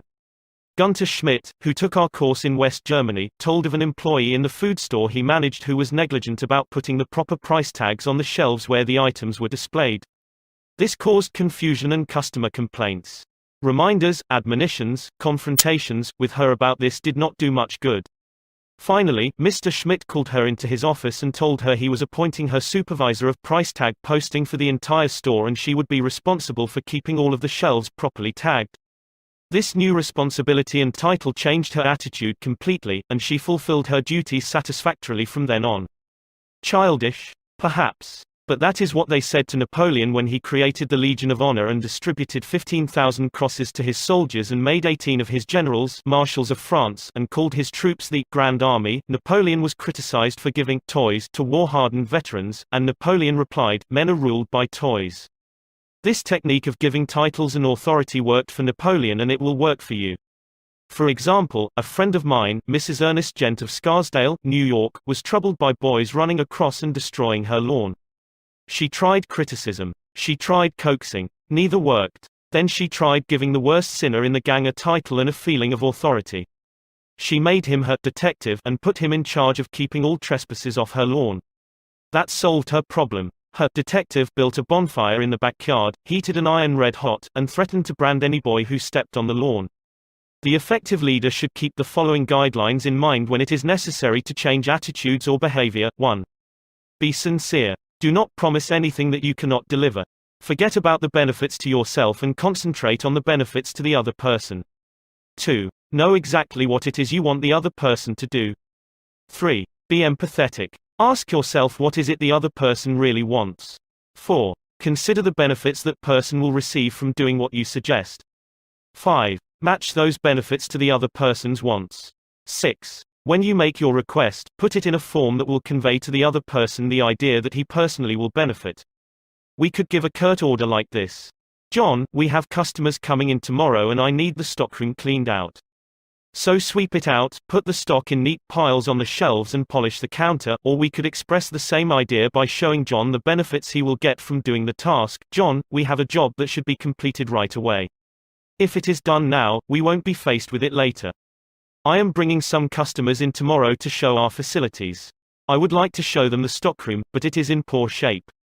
If you could sweep it out, put the stock in neat piles on the shelves, and polish the counter, it would make us look efficient and you will have done your part to provide a good company image. Will John be happy about doing what you suggest? Probably not very happy, but happier than if you had not pointed out the benefits. Assuming you know that John has pride in the way his stockroom looks and is interested in contributing to the company image, he will be more likely to be cooperative. It also will have been pointed out to John that the job would have to be done eventually, and by doing it now, he won't be faced with it later. It is namby to believe you will always get a favorable reaction from other persons when you use these approaches, but the experience of most people shows that you are more likely to change attitudes this way than by not using these principles, and if you increase your successes by even a mere 10%, you have become 10% more effective as a leader than you were before, and that is your benefit. People are more likely to do what you would like them to do when you use Principle 9. Make the other person happy about doing the thing you suggest. In a nutshell, be a leader. A leader's job often includes changing your people's attitudes and behavior. Some suggestions to accomplish this. Principle 1. Begin with praise and honest appreciation. Principle 2. Call attention to people's mistakes indirectly. Principle 3. Talk about your own mistakes before criticizing the other person. Principle 4. Ask questions instead of giving direct orders. Principle 5. Let the other person save face. Principle 6. Praise the slightest improvement and praise every improvement. Be hearty in your approbation and lavish in your praise. Principle 7. Give the other person a fine reputation to live up to. Principle 8. Use encouragement. Make the fault seem easy to correct. Principle 9. Make the other person happy about doing the thing you suggest. Part 5. Letters that produced miraculous results. I'll bet I know what you are thinking now. You are probably saying to yourself something like this: letters that produced miraculous results, absurd. Smacks of patent medicine advertising. You are thinking that. I don't blame you. I would probably have thought that myself if I had picked up a book like this 15 years ago. Skeptical. Well, I like skeptical people. I spent the first 20 years of my life in Missouri, and I like people who have to be shown. Almost all the progress ever made in human thought has been made by the doubting Thomases, the questioners, the challengers, the show-me crowd. Let's be honest. Is the title, Letters That Produced Miraculous Results, accurate? No, to be frank with you, it isn't. The truth is, it is a deliberate understatement of fact. Some of the letters reproduced in this chapter harvested results that were rated twice as good as miracles. Rated by whom? By Ken R. Dyke, one of the best-known sales promotion men in America, formerly sales promotion manager for Johns Manville, and now advertising manager for Colgate-Palmolive Peak Company and chairman of the board of the Association of National Advertisers. Mr. Dyke says that letters he used to send out, asking for information from dealers, seldom brought more than a return of 5 to 8%. He said he would have regarded a 15% response as most extraordinary, and told me that if his replies had ever soared to 20%, he would have regarded it as nothing short of a miracle. But one of Mr. Dyke's letters, printed in this chapter, brought 42.5%. In other words, that letter was twice as good as a miracle. You can't laugh that off. And this letter wasn't a sport, a fluke, an accident. Similar results were obtained from scores of other letters. How did he do it? Here is the explanation in Ken Dyke's own words. This astonishing increase in the effectiveness of letters occurred immediately after I attended Mr. Carnegie's course in Effective Speaking and Human Relations. I saw that the approach I had formerly used was all wrong. I tried to apply the principles taught in this book, and they resulted in an increase of from 500 to 800% in the effectiveness of my letters asking for information. Here is the letter. It pleases the other man by asking him to do the writer a small favor, a favor that makes him feel important. My own comments on the letter appear in parentheses. Mr. John Blank, Blankville, Indiana. Dear Mr. Blank, I wonder if you would mind helping me out of a little difficulty. Let's get the picture clear. Imagine a lumber dealer in Indiana receiving a letter from an executive of the Johns Manville Company, and in the first line of the letter, this high-priced executive in New York asks the other fellow to help him out of a difficulty. I can imagine the dealer in Indiana saying to himself something like this: well, if this chap in New York is in trouble, he has certainly come to the right person. I always try to be generous and help people. Let's see what's wrong with him. Last year, I succeeded in convincing our company that what our dealers needed most to help increase their re-roofing sales was a year-round direct mail campaign paid for entirely by Johns Manville. The dealer out in Indiana probably says, naturally, they ought to pay for it. They're hogging most of the profit as it is. They're making millions while I'm having hard scratching to pay the rent. Now what is this fellow in trouble about? Recently I mailed a questionnaire to the 1,600 dealers who had used the plan and certainly was very much pleased with the hundreds of replies which showed that they appreciated this form of cooperation and found it most helpful. On the strength of this, we have just released our new direct mail plan, which I know you'll like still better. But this morning our president discussed with me my report of last year's plan and, as presidents will, asked me how much business I could trace to it. Naturally, I must come to you to help me answer him. That's a good phrase, I must come to you to help me answer him. The big shot in New York is telling the truth, and he is giving the Johns Manville dealer in Indiana honest, sincere recognition. Note that Ken Dyke doesn't waste any time talking about how important his company is.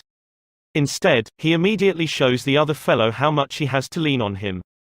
Ken Dyke admits that he can't even make a report to the president of Johns Manville without the dealer's help.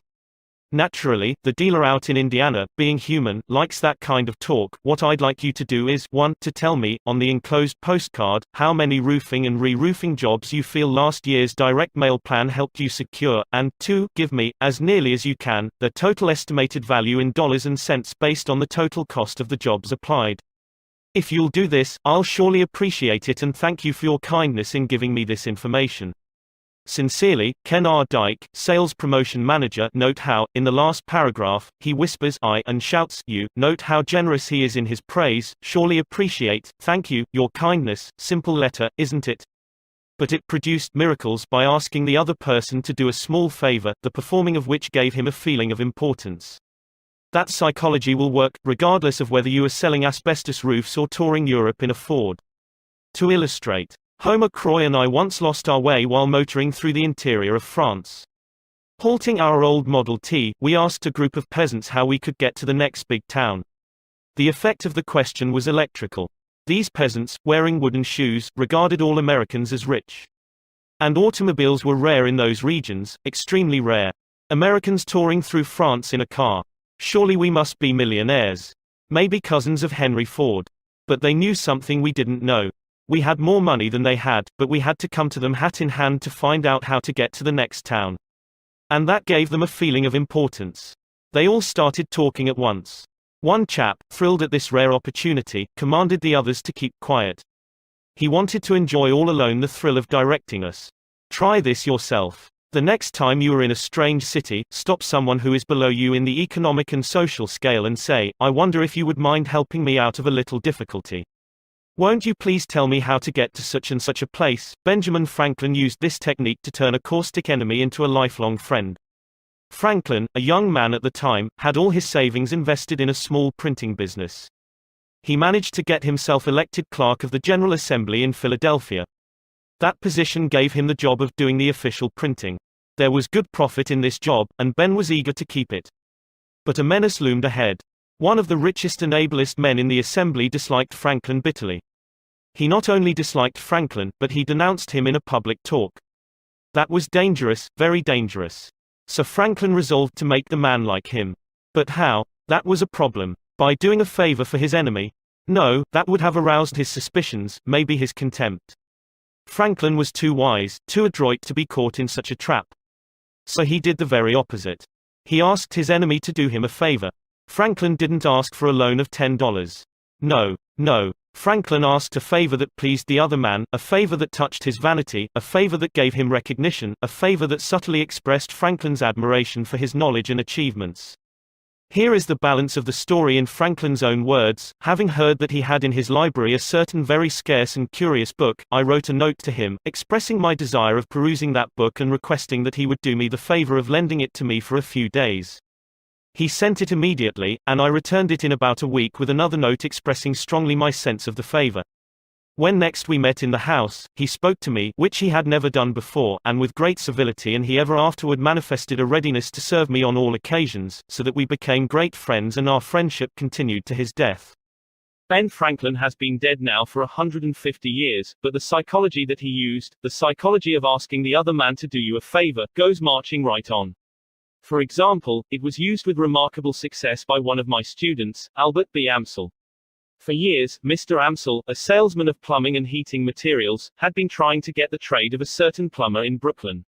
This plumber's business was exceptionally large and his credit unusually good. But Amsel was licked from the beginning. The plumber was one of those disconcerting individuals who pride themselves on being rough, tough, and nasty. Sitting behind his desk with a big cigar tilted in the corner of his mouth, he snarled at Amsel every time he opened the door, "Don't need a thing today. Don't waste my time and yours. Keep moving." Then one day Mr. Amsel tried a new technique, a technique that split the account wide open, made a friend, and brought many fine orders. Amsel's firm was negotiating for the purchase of a new branch store in Queens Village on Long Island. It was a neighborhood the plumber knew well, and one where he did a great deal of business. So this time, when Mr. Amsel called, he said, "Mr. C, I'm not here to sell you anything today. I've got to ask you to do me a favor, if you will. Can you spare me just a minute of your time?" Well, said the plumber, shifting his cigar. "What's on your mind?" "Shoot, my firm is thinking of opening up a branch store over in Queens Village," Mr. Amsel said. "Now, you know that locality as well as anyone living. So I've come to you to ask what you think about it. Is it a wise move, or not?" Here was a new situation. For years this plumber had been getting his feeling of importance out of snarling at salesmen and ordering him to keep moving. But here was a salesman begging him for advice, yes, a salesman from a big concern wanting his opinion as to what they should do. "Sit down," he said, pulling forward a chair. And for the next hour, he expatiated on the peculiar advantages and virtues of the plumbing market in Queens Village. He not only approved the location of the store, but he focused his intellect on outlining a complete course of action for the purchase of the property, the stocking of supplies, and the opening of trade. He got a feeling of importance by telling a wholesale plumbing concern how to run its business. From there, he expanded into personal grounds. He became friendly, and told Mr. Amsel of his intimate domestic difficulties and household wars. By the time I left that evening, Mr. Amsel says, I not only had in my pocket a large initial order for equipment, but I had laid the foundations of a solid business friendship. I am playing golf now with this chap who formerly barked and snarled at me. This change in his attitude was brought about by my asking him to do me a little favor that made him feel important. Let's examine another of Ken Dyke's letters, and again note how skillfully he applies this do me a favor psychology. A few years ago, Mr. Dyke was distressed at his inability to get businessmen, contractors, and architects to answer his letters asking for information. In those days, he seldom got more than 1% return from his letters to architects and engineers. He would have regarded 2% as very good, and 3% as excellent. And 10%, why, 10% would have been hailed as a miracle. But the letter that follows pulled almost 50%, 5 times as good as a miracle. And what replies? Letters of 2 and 3 pages. Letters glowing with friendly advice and cooperation. Here is the letter. You will observe that in the psychology used, even in the phraseology in some places, the letter is almost identical with that quoted on pages 188 to 89. As you peruse this letter, read between the lines, try to analyze the feeling of the man who got it. Find out why it produced results 5 times as good as a miracle. Johns Manville 22 East 40th Street, New York City. Mr. John Doe, 617 Doe Street, Deauville, New Jersey. Dear Mr. Doe, I wonder if you'll help me out of a little difficulty. About a year ago I persuaded our company that one of the things architects most needed was a catalog which would give them the whole story of all JM building materials and their part in repairing and remodeling homes. The attached catalog resulted, the first of its kind. But now our stock is getting low, and when I mentioned it to our president he said, as presidents will, that he would have no objection to another edition provided, furnished satisfactory evidence that the catalog had done the job for which it was designed. Naturally, I must come to you for help, and 7 a.m. therefore taking the liberty of asking you and 49 other architects in various parts of the country to be the jury. To make it quite easy for you, I have written a few simple questions on the back of this letter. And I'll certainly regard it as a personal favor if you'll check the answers, add any comments that you may wish to make, and then slip this letter into the enclosed stamped envelope.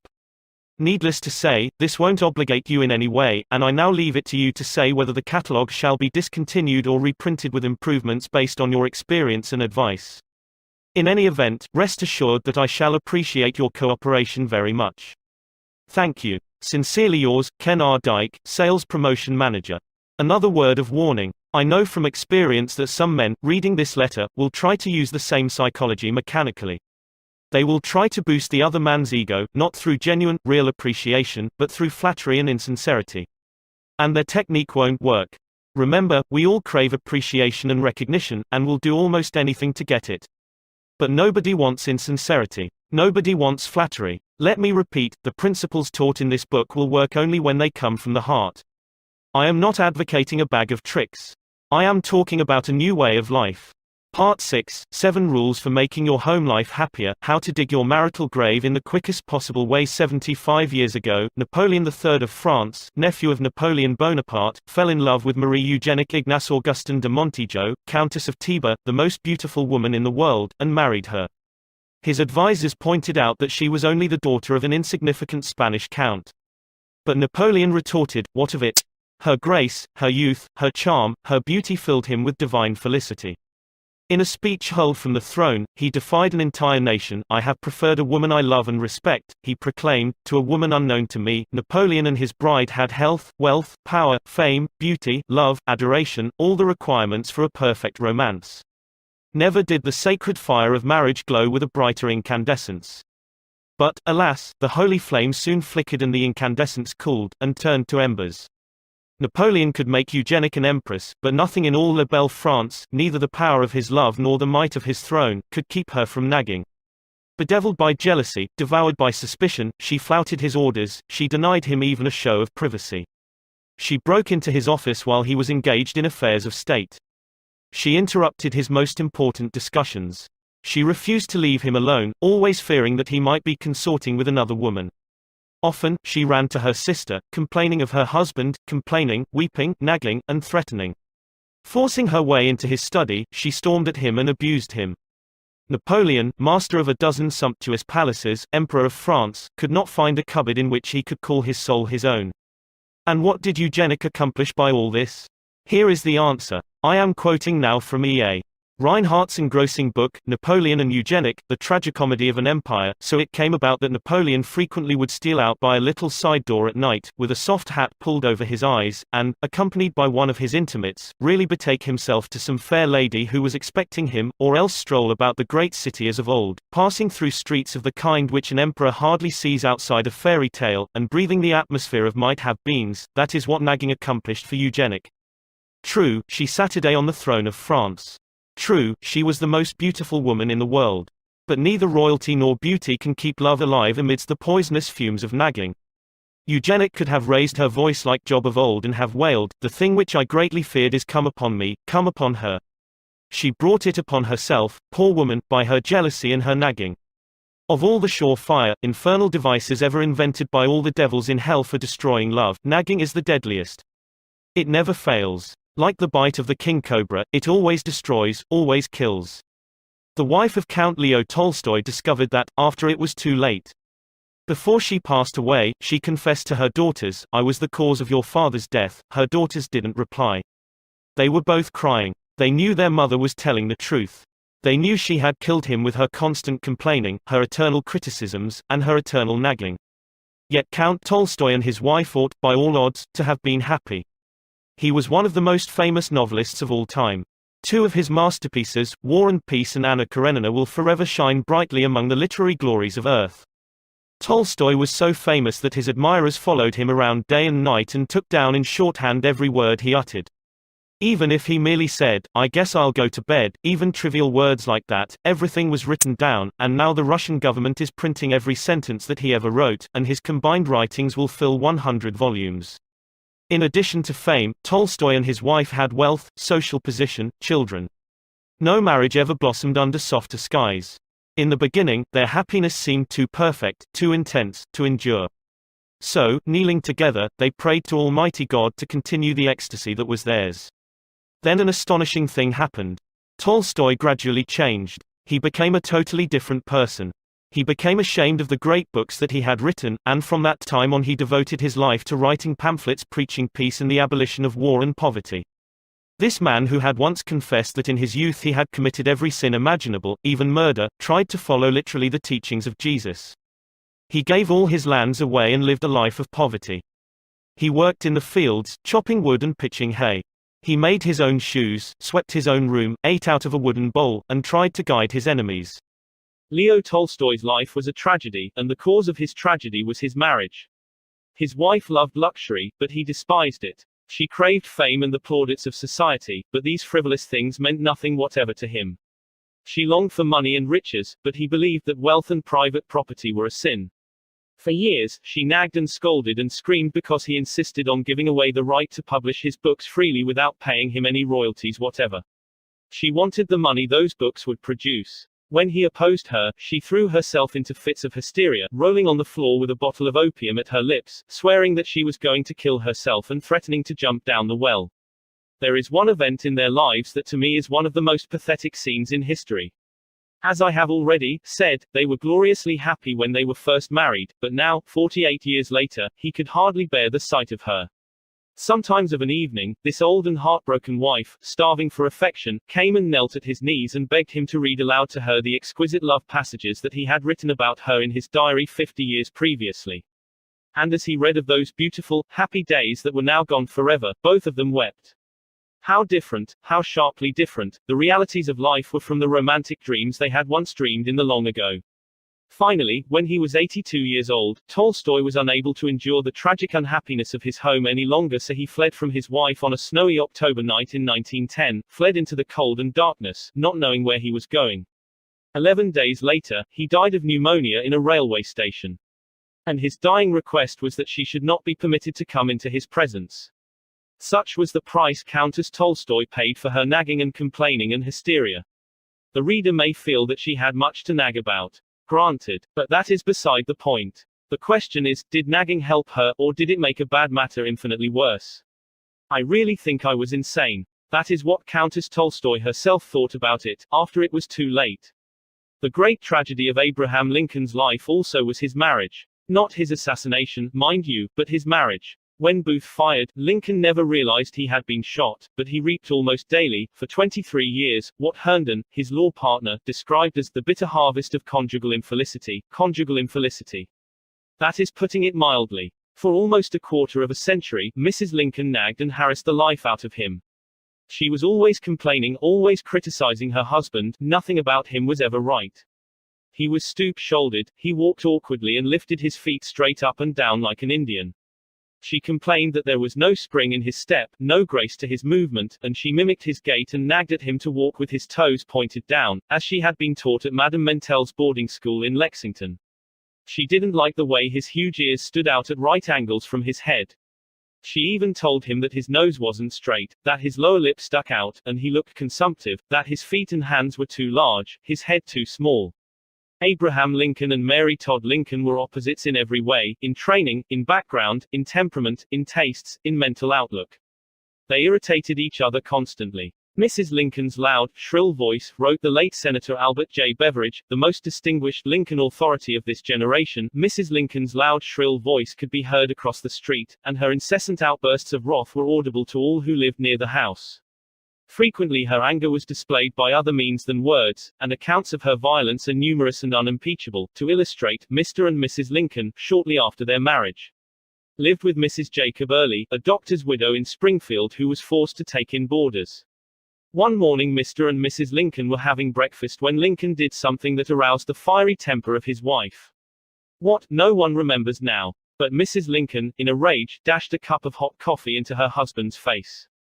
And she did it in front of the other boarders. Saying nothing, Lincoln sat there in humiliation and silence while Mrs. Early came with a wet towel and wiped off his face and clothes.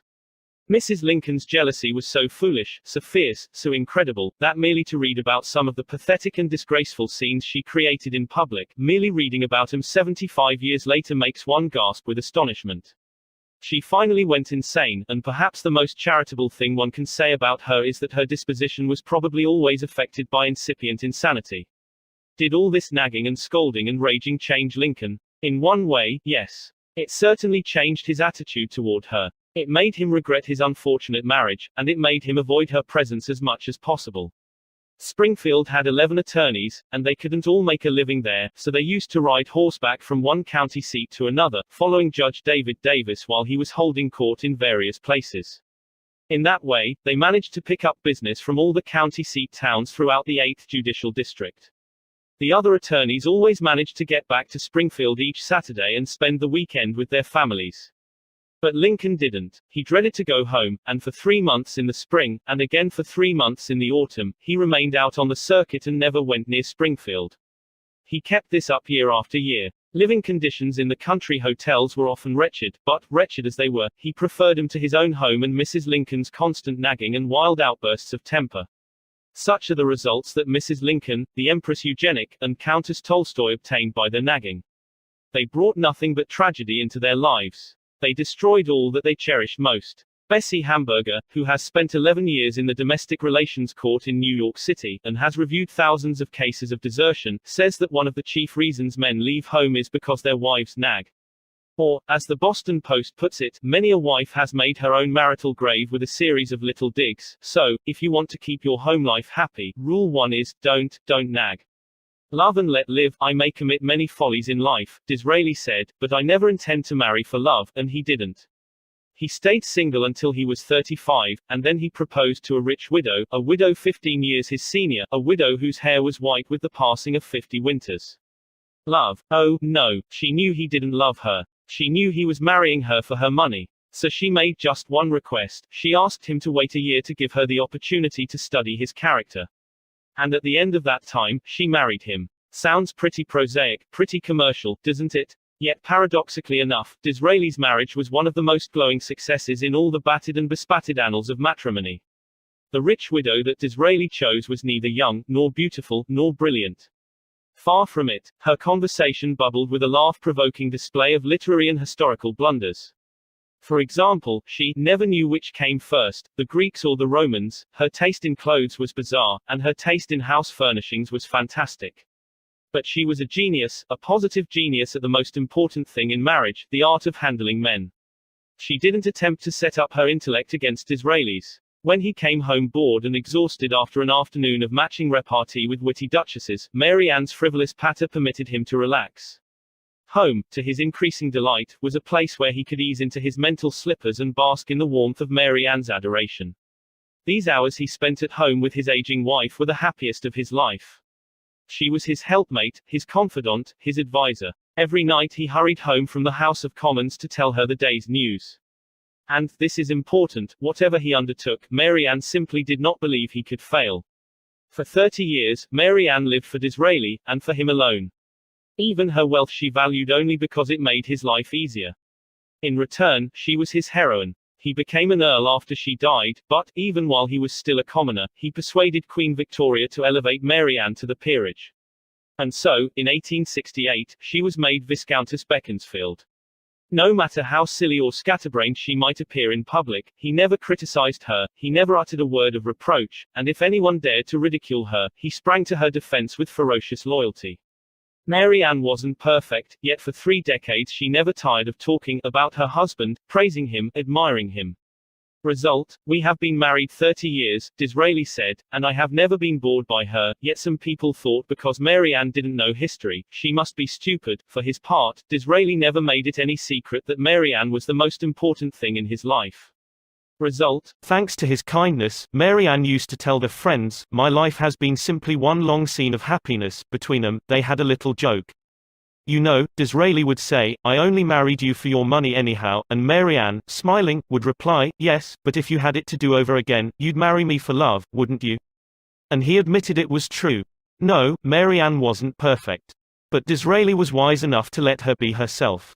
As Henry James put it, the first thing to learn in intercourse with others is non-interference with their own peculiar ways of being happy, provided those ways do not assume to interfere by violence with ours. That's important enough to repeat. The first thing to learn in intercourse with others is non-interference with their own peculiar ways of being happy.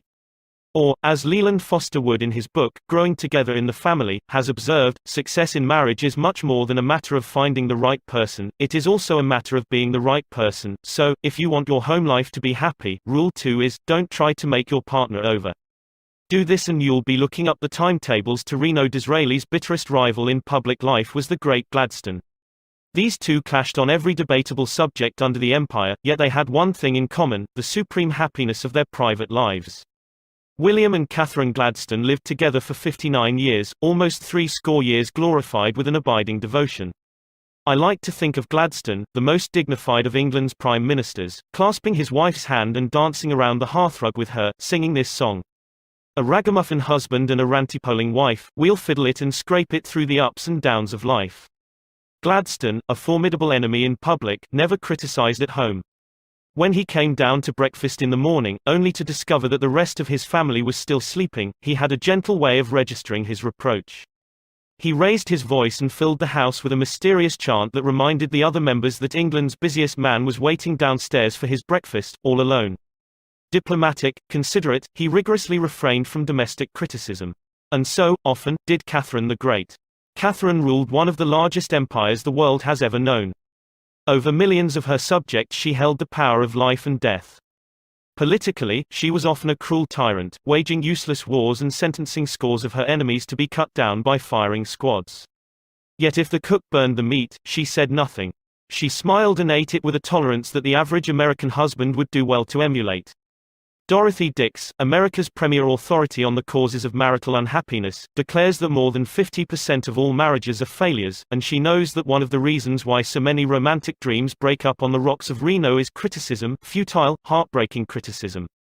So, if you want to keep your home life happy, remember rule 3, don't criticize.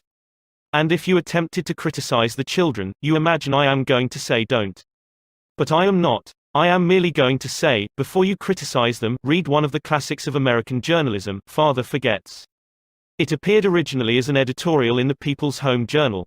We are reprinting it here with the author's permission, reprinting it as it was condensed in the Reader's Digest. Father Forgets is one of those little pieces which, dashed off in a moment of sincere feeling, strikes an echoing chord in so many readers as to become a perennial reprint favorite.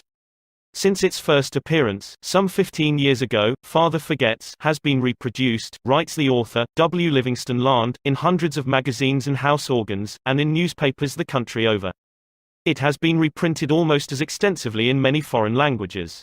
I have given personal permission to thousands who wish to read it from school, church, and lecture platforms. It has been on the air on countless occasions and programs. Oddly enough, college periodicals have used it, and high school magazines. Sometimes a little piece seems mysteriously to click. This one certainly did. Father Forgets. W. Livingston Land. Listen, son, I am saying this as you lie asleep, one little paw crumpled under your cheek and the blonde curls stickily wet on your damp forehead. I have stolen into your room alone. Just a few minutes ago, as I Saturday reading my paper in the library, a stifling wave of remorse swept over me. Guiltily I came to your bedside. These are the things I was thinking, son. I had been cross to you. I scolded you as you were dressing for school because you gave your face merely a dab with a towel. I took you to task for not cleaning your shoes. I called out angrily when you threw some of your things on the floor. At breakfast I found fault, too. You spilled things. You gulped down your food. You put your elbows on the table. You spread butter too thick on your bread. And as you started off to play and I made for my train, you turned and waved a hand and called, "Goodbye, Daddy," and I frowned, and said in reply, "Hold your shoulders back." Then it began all over again in the late afternoon. As I came up the road I spied you, down on your knees, playing marbles. There were holes in your stockings. I humiliated you before your boyfriends by marching you ahead of me to the house. Stockings were expensive and if you had to buy them you would be more careful. Imagine that, son, from a father. Do you remember, later, when I was reading in the library, how you came in, timidly, with a sort of hurt look in your eyes? When I glanced up over my paper, impatient at the interruption, you hesitated at the door. "What is it you want?" I snapped. You said nothing, but ran across in one tempestuous plunge, and threw your arms around my neck and kissed me, and your small arms tightened with an affection that God had set blooming in your heart and which even neglect could not wither. And then you were gone, pattering up the stairs. Well, son, it was shortly afterwards that my paper slipped from my hands and a terrible sickening fear came over me. What has habit been doing to me? The habit of finding fault, of reprimanding, this was my reward to you for being a boy. It was not that I did not love you, it was that I expected too much of youth. It was measuring you by the yardstick of my own years. And there was so much that was good and fine and true in your character. The little heart of you was as big as the dawn itself over the wide hills. This was shown by your spontaneous impulse to rush in and kiss me good night. Nothing else matters tonight, son. I have come to your bedside in the darkness, and I have knelt there, ashamed. It is a feeble atonement. I know you would not understand these things if I told them to you during your waking hours. But tomorrow I will be a real daddy. I will chum with you, and suffer when you suffer, and laugh when you laugh. I will bite my tongue when impatient words come. I will keep saying as if it were a ritual, he is nothing but a boy, a little boy. I am afraid I have visualized you as a man.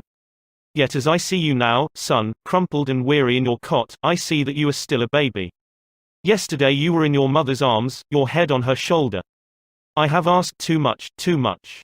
A quick way to make everybody happy, most men when seeking wives, says Paul Popenoe, director of the Institute of Family Relations in Los Angeles, are not looking for executives but for someone with allure and willingness to flatter their vanity and make them feel superior. Hence the woman office manager may be invited to luncheon, once. But she quite possibly dishes out warmed over remnants of her college courses on main currents in contemporary philosophy, and may even insist on paying her own bill. Result, she thereafter lunches alone. In contrast, the non-collegiate typist, when invited to luncheon, fixes an incandescent gaze on her escort and says yearningly, now tell me some more about yourself. Result, he tells the other fellows that, she's no raving beauty, but I have never met a better talker. Men should express their appreciation of a woman's effort to look well and dress becomingly. All men forget, if they have ever realized it, how profoundly women are interested in clothes. For example, if a man and woman meet another man and woman on the street, the woman seldom looks at the other man, she usually looks to see how well the other woman is dressed. My grandmother died a few years ago at the age of 98. Shortly before her death, we showed her a photograph of herself that had been taken a third of a century earlier. Her failing eyes couldn't see the picture very well, and the only question she asked was, what dress did I have on? Think of it. An old woman in her last December, bedridden, weary with age as she lay within the shadow of the century mark, her memory fading so fast that she was no longer able to recognize even her own daughters, still interested in knowing what dress she had worn a third of a century before. I was at her bedside when she asked that question.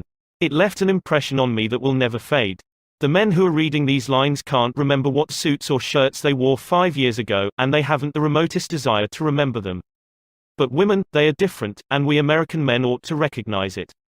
French boys of the upper class are trained to express their admiration of a woman's frock and chapeau, not only once but many times during an evening. And 50 million Frenchmen can't be wrong. I have among my clippings a story that I know never happened, but it illustrates a truth, so I'll repeat it. According to this silly story, a farm woman, at the end of a heavy day's work, set before her men folks a heaping pile of hay. And when they indignantly demanded whether she'd gone crazy, she replied, why, how did I know you'd notice? I've been cooking for you men for the last 20 years, and in all that time I ain't heard no word to let me know you wasn't just eating hay. The pampered aristocrats of Moscow and St. Petersburg used to have better manners. In the Russia of the Tsars, it was the custom of the upper classes, when they had enjoyed a fine dinner, to insist on having the cook brought into the dining room to receive their congratulations. Why not have as much consideration for your wife? The next time the fried chicken is done to a tender turn, tell her so. Let her know that you appreciate the fact that you're not just eating hay. Or, as Texas Guinan used to say, give the little girl a great big hand, and while you're about it, don't be afraid to let her know how important she is to your happiness. Disraeli was as great a statesman as England ever produced, yet, as we've seen, he wasn't ashamed to let the world know how much he owed to the little woman. Just the other day, while perusing a magazine, I came across this. It's from an interview with Eddie Cantor. I owe more to my wife, says Eddie Cantor, than to anyone else in the world. She was my best pal as a boy, she helped me to go straight. And after we married she saved every dollar, and invested it, and reinvested it. She built up a fortune for me. We have 5 lovely children. And she's made a wonderful home for me always. If I've gotten anywhere, give her the credit. Out in Hollywood, where marriage is a risk that even Lloyds of London wouldn't take a gamble on, one of the few outstandingly happy marriages is that of the Warner Baxters. Mrs. Baxter, the former Winifred Bryson, gave up a brilliant stage career when she married. Yet her sacrifice has never been permitted to mar their happiness. She missed the applause of stage success, Warner Baxter says, but I have tried to see that she is entirely aware of my applause. If a woman is to find happiness at all in her husband, she is to find it in his appreciation and devotion. If that appreciation and devotion is actual, there is the answer to his happiness also. There you are. So, if you want to keep your home life happy, one of the most important rules is Rule 4, give honest appreciation. They mean so much to a woman from time immemorial. Flowers have been considered the language of love. They don't cost much, especially in season, and often there for sale on the street corners. Yet, considering the rarity with which the average husband takes home a bunch of daffodils, you might suppose them to be as expensive as orchids and as hard to come by as the edelweiss which flowers on the cloud-swept cliffs of the Alps. Why wait until your wife goes to the hospital to give her a few flowers? Why not bring her a few roses tomorrow night? You like to experiment. Try it. See what happens. George M. Cohan, busy as he was on Broadway, used to telephone his mother twice a day up to the time of her death. Do you suppose he had startling news for her each time? No, the meaning of little attentions is this: it shows the person you love that you are thinking of her, that you want to please her, and that her happiness and welfare are very dear, and very near, to your heart. Women attach a lot of importance to birthdays and anniversaries. Just why, will forever remain one of those feminine mysteries. The average man can blunder through life without memorizing many dates, but there are a few which are indispensable: 1492, 1776, the date of his wife's birthday, and the year and date of his own marriage. If need be, he can even get along without the first two, but not the last. Judge Joseph Sabath of Chicago, who has reviewed 40,000 marital disputes and reconciled 2,000 couples, says, trivialities are at the bottom of most marital unhappiness. Such a simple thing as a wife's waving goodbye to her husband when he goes to work in the morning would avert a good many divorces. Robert Browning, whose life with Elizabeth Barrett Browning was perhaps the most idyllic on record, was never too busy to keep love alive with little tributes and attentions. He treated his invalid wife with such consideration that she once wrote to her sisters, "And now I begin to wonder naturally whether I may not be some sort of real angel after all." Too many men underestimate the value of these small, everyday attentions. As Gaynor Maddox said in an article in the Pictorial Review, the American home really needs a few new vices. Breakfast in bed, for instance, is one of those amiable dissipations a greater number of women should be indulged in. Breakfast in bed to a woman does much the same thing as a private club for a man. That's what marriage is in the long run, a series of trivial incidents. And woe to the couple who overlook that fact. Edna St. Vincent Millay summed it all up once in one of her concise little rhymes: "'Tis not love's going hurts my days, but that it went in little ways." That's a good verse to memorize. Out in Reno, the courts grant divorces 6 days a week, at the rate of 1 every 10 marriages. How many of these marriages do you suppose were wrecked upon the reef of real tragedy? Mighty few, I'll warrant. If you could sit there day in, day out, listening to the testimony of those unhappy husbands and wives, you'd know love went in little ways. Take your pocket knife now and cut out this quotation.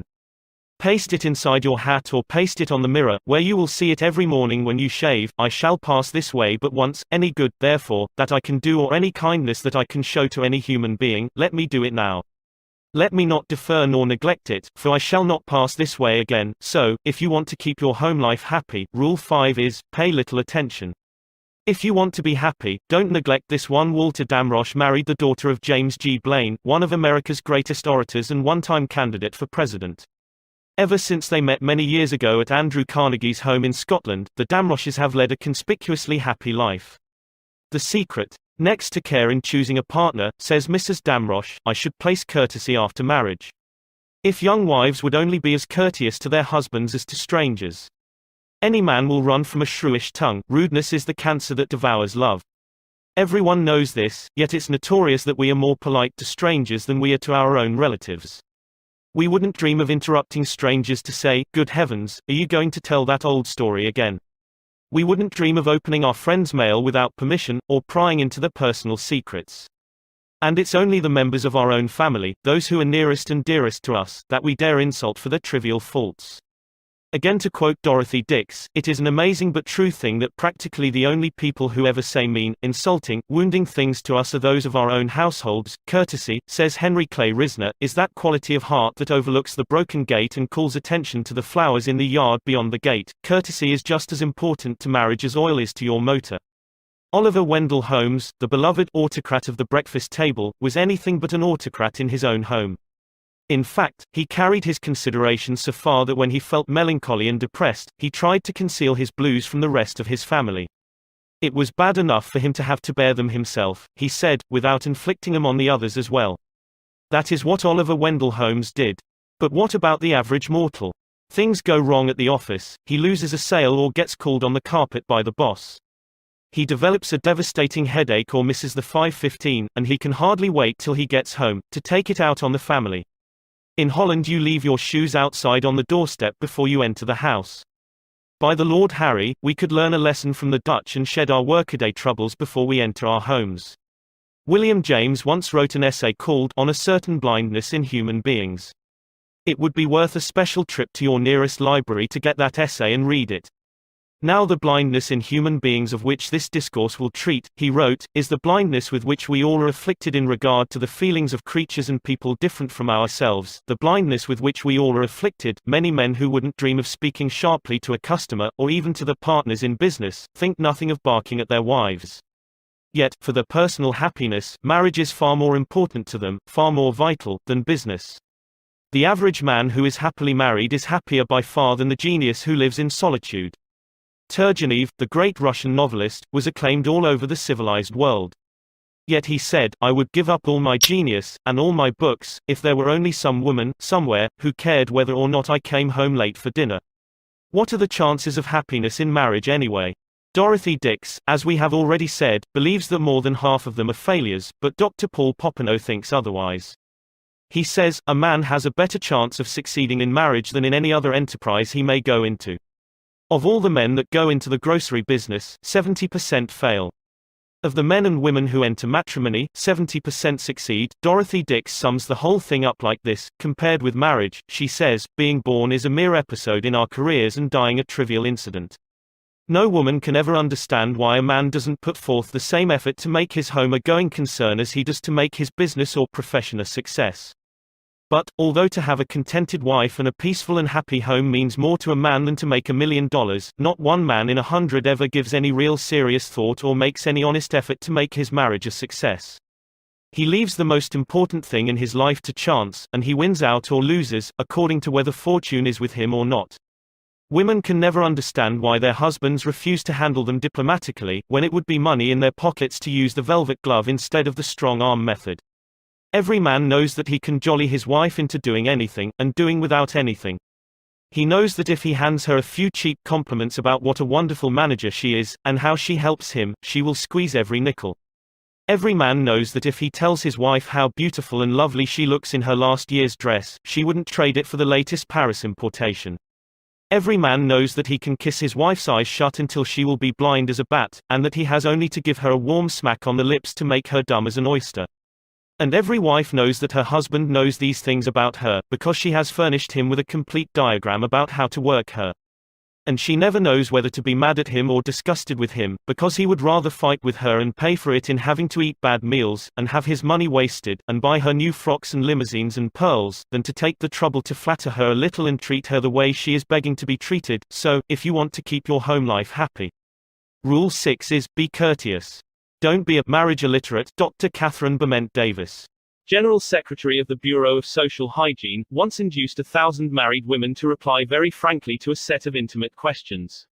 The result was shocking, an incredibly shocking comment upon the sexual unhappiness of the average American adult. After perusing the answers she received from these 1,000 married women, Dr. Davis published without hesitation her conviction that one of the chief causes of divorce in this country is physical mismating. Dr. G.V. Hamilton's survey verifies this finding. Dr. Hamilton spent 4 years studying the marriages of 100 men and 100 women. He asked these men and women individually something like 400 questions concerning their married lives, and discussed the problems exhaustively, so exhaustively that the whole investigation took 4 years. This work was considered so important sociologically that it was financed by a group of leading philanthropists. You can read the results of the experiment in What's Wrong with Marriage? By Dr. G.V. Hamilton and Kenneth McGowan. Well, what is wrong with marriage? It would take a very prejudiced and very reckless psychiatrist, says Dr. Hamilton, to say that most married friction doesn't find its source in sexual maladjustment. At any rate, the frictions which arise from other difficulties would be ignored in many, many cases if the sexual relation itself were satisfactory. Dr. Paul Popenoe, as head of the Institute of Family Relations in Los Angeles, has reviewed thousands of marriages and he is one of America's foremost authorities on home life. According to Dr. Popenoe, failure in marriage is usually due to 4 causes. He lists them in this order: 1. Sexual maladjustment. 2. Difference of opinion as to the way of spending leisure time. 3. Financial difficulties. 4. Mental, physical, or emotional abnormalities. Notice that sex comes first, and that, strangely enough, money difficulties come only third on the list. All authorities on divorce agree upon the absolute necessity for sexual compatibility. For example, a few years ago Judge Hoffman of the Domestic Relations Court of Cincinnati, a man who has listened to thousands of domestic tragedies, announced 9 out of 10 divorces are caused by sexual troubles. Sex, says the famous psychologist, John B. Watson, is admittedly the most important subject in life. It is admittedly the thing which causes the most shipwrecks in the happiness of men and women, and I have heard a number of practicing physicians in speeches before my own classes say practically the same thing. Isn't it pitiful, then, that in the 20th century, with all of our books and all of our education, marriages should be destroyed and lives wrecked by ignorance concerning this most primal and natural instinct? The Reverend Oliver M. Butterfield, after 18 years as a Methodist minister, gave up his pulpit to direct the Family Guidance Service in New York City, and he has probably married as many young people as any man living. He says, "Early in my experience as a minister I discovered that, in spite of romance and good intentions, many couples who come to the marriage altar are matrimonial illiterates. And he continues, "When you consider that we leave the highly difficult adjustment of marriage so largely to chance, the marvel is that our divorce rate is only 16%. An appalling number of husbands and wives are not really married but simply undivorced. They live in a sort of purgatory. Happy marriages," says Dr. Butterfield, "are rarely the product of chance. They are architectural in that they are intelligently and deliberately planned. To assist in this planning, Dr. Butterfield has for years insisted that any couple he marries must discuss with him frankly their plans for the future. And it was as a result of these discussions that he came to the conclusion that so many of the high contracting parties were matrimonial illiterates. Sex, says Dr. Butterfield, is but one of the many satisfactions in married life, but unless this relationship is right, nothing else can be right. But how to get it right? Sentimental reticence, I'm still quoting Dr. Butterfield, must be replaced by an ability to discuss objectively and with detachment attitudes and practices of married life. There is no way in which this ability can be better acquired than through a book of sound learning and good taste. I keep on hand several of these books in addition to a supply of my own booklet, Marriage and Sexual Harmony. Of all the books that are available, the 3 that seem to me most satisfactory for general reading are, The Sex Technique in Marriage by Isabel E. Hutton, The Sexual Side of Marriage by Max Exner, The Sex Factor in Marriage by Helena Wright. Rule 7 of How to Make Your Home Life Happier is, read a good book on the sexual side of marriage. Learn about sex from books. Why not? A few years ago, Columbia University, together with the American Social Hygiene Association, invited leading educators to come and discuss the sex and marriage problems of college students. At that conference, Dr. Paul Popenoe said, "Divorce is on the decrease. And one of the reasons it is on the decrease is that people are reading more of the recognized books on sex and marriage. So I sincerely feel that I have no right to complete a chapter on How to Make Your Home Life Happier without recommending a list of books that deal frankly and in a scientific manner with this tragic problem. 7 Rules for Making Your Home Life Happier. Rule 1, Don't nag. Rule 2, Don't try to make your partner over. Rule 3, Don't criticize. Rule 4, Give honest appreciation. Rule 5, Pay little attentions. Rule 6, Be courteous. Rule 7, Read a good book on the sexual side of marriage. In its issue for June, 1933, American Magazine printed an article by Emmett Crozier, Why Marriages Go Wrong. The following is a questionnaire reprinted from that article. You may find it worthwhile to answer these questions, giving yourself 10 points for each question you can answer in the affirmative. For husbands, do you still court your wife with an occasional gift of flowers, with remembrances of her birthday and wedding anniversary, or with some unexpected attention, some unlooked for tenderness? Are you careful never to criticize her before others? Do you give her money to spend, above the household expenses? Do you make an effort to understand her varying feminine moods and help her through periods of fatigue, nerves, and irritability? Do you share at part of your recreation hours with your wife? Do you tactfully refrain from comparing your wife's cooking or housekeeping with that of your mother or of Bill Jones' wife, except to her advantage? Do you take a definite interest in her intellectual life, her clubs and societies, the books she reads, her views on civic problems? Do you keep alert for opportunities to praise her and express your admiration for her? Do you thank her for the little jobs she does for you, such as sewing on a button, darning your socks, and sending your clothes to the cleaners? For wives, do you give your husband freedom in his business affairs? Do you try your best to make your home interesting and attractive? Do you vary the household menu so that he never quite knows what to expect when he sits down to the table? Do you have an intelligent grasp of your husband's business so you can discuss it with him helpfully? Can you meet financial reverses bravely, cheerfully, without criticizing your husband for his mistakes or comparing him unfavorably to more successful men? Do you make a special effort to get along amiably with his mother or other relatives?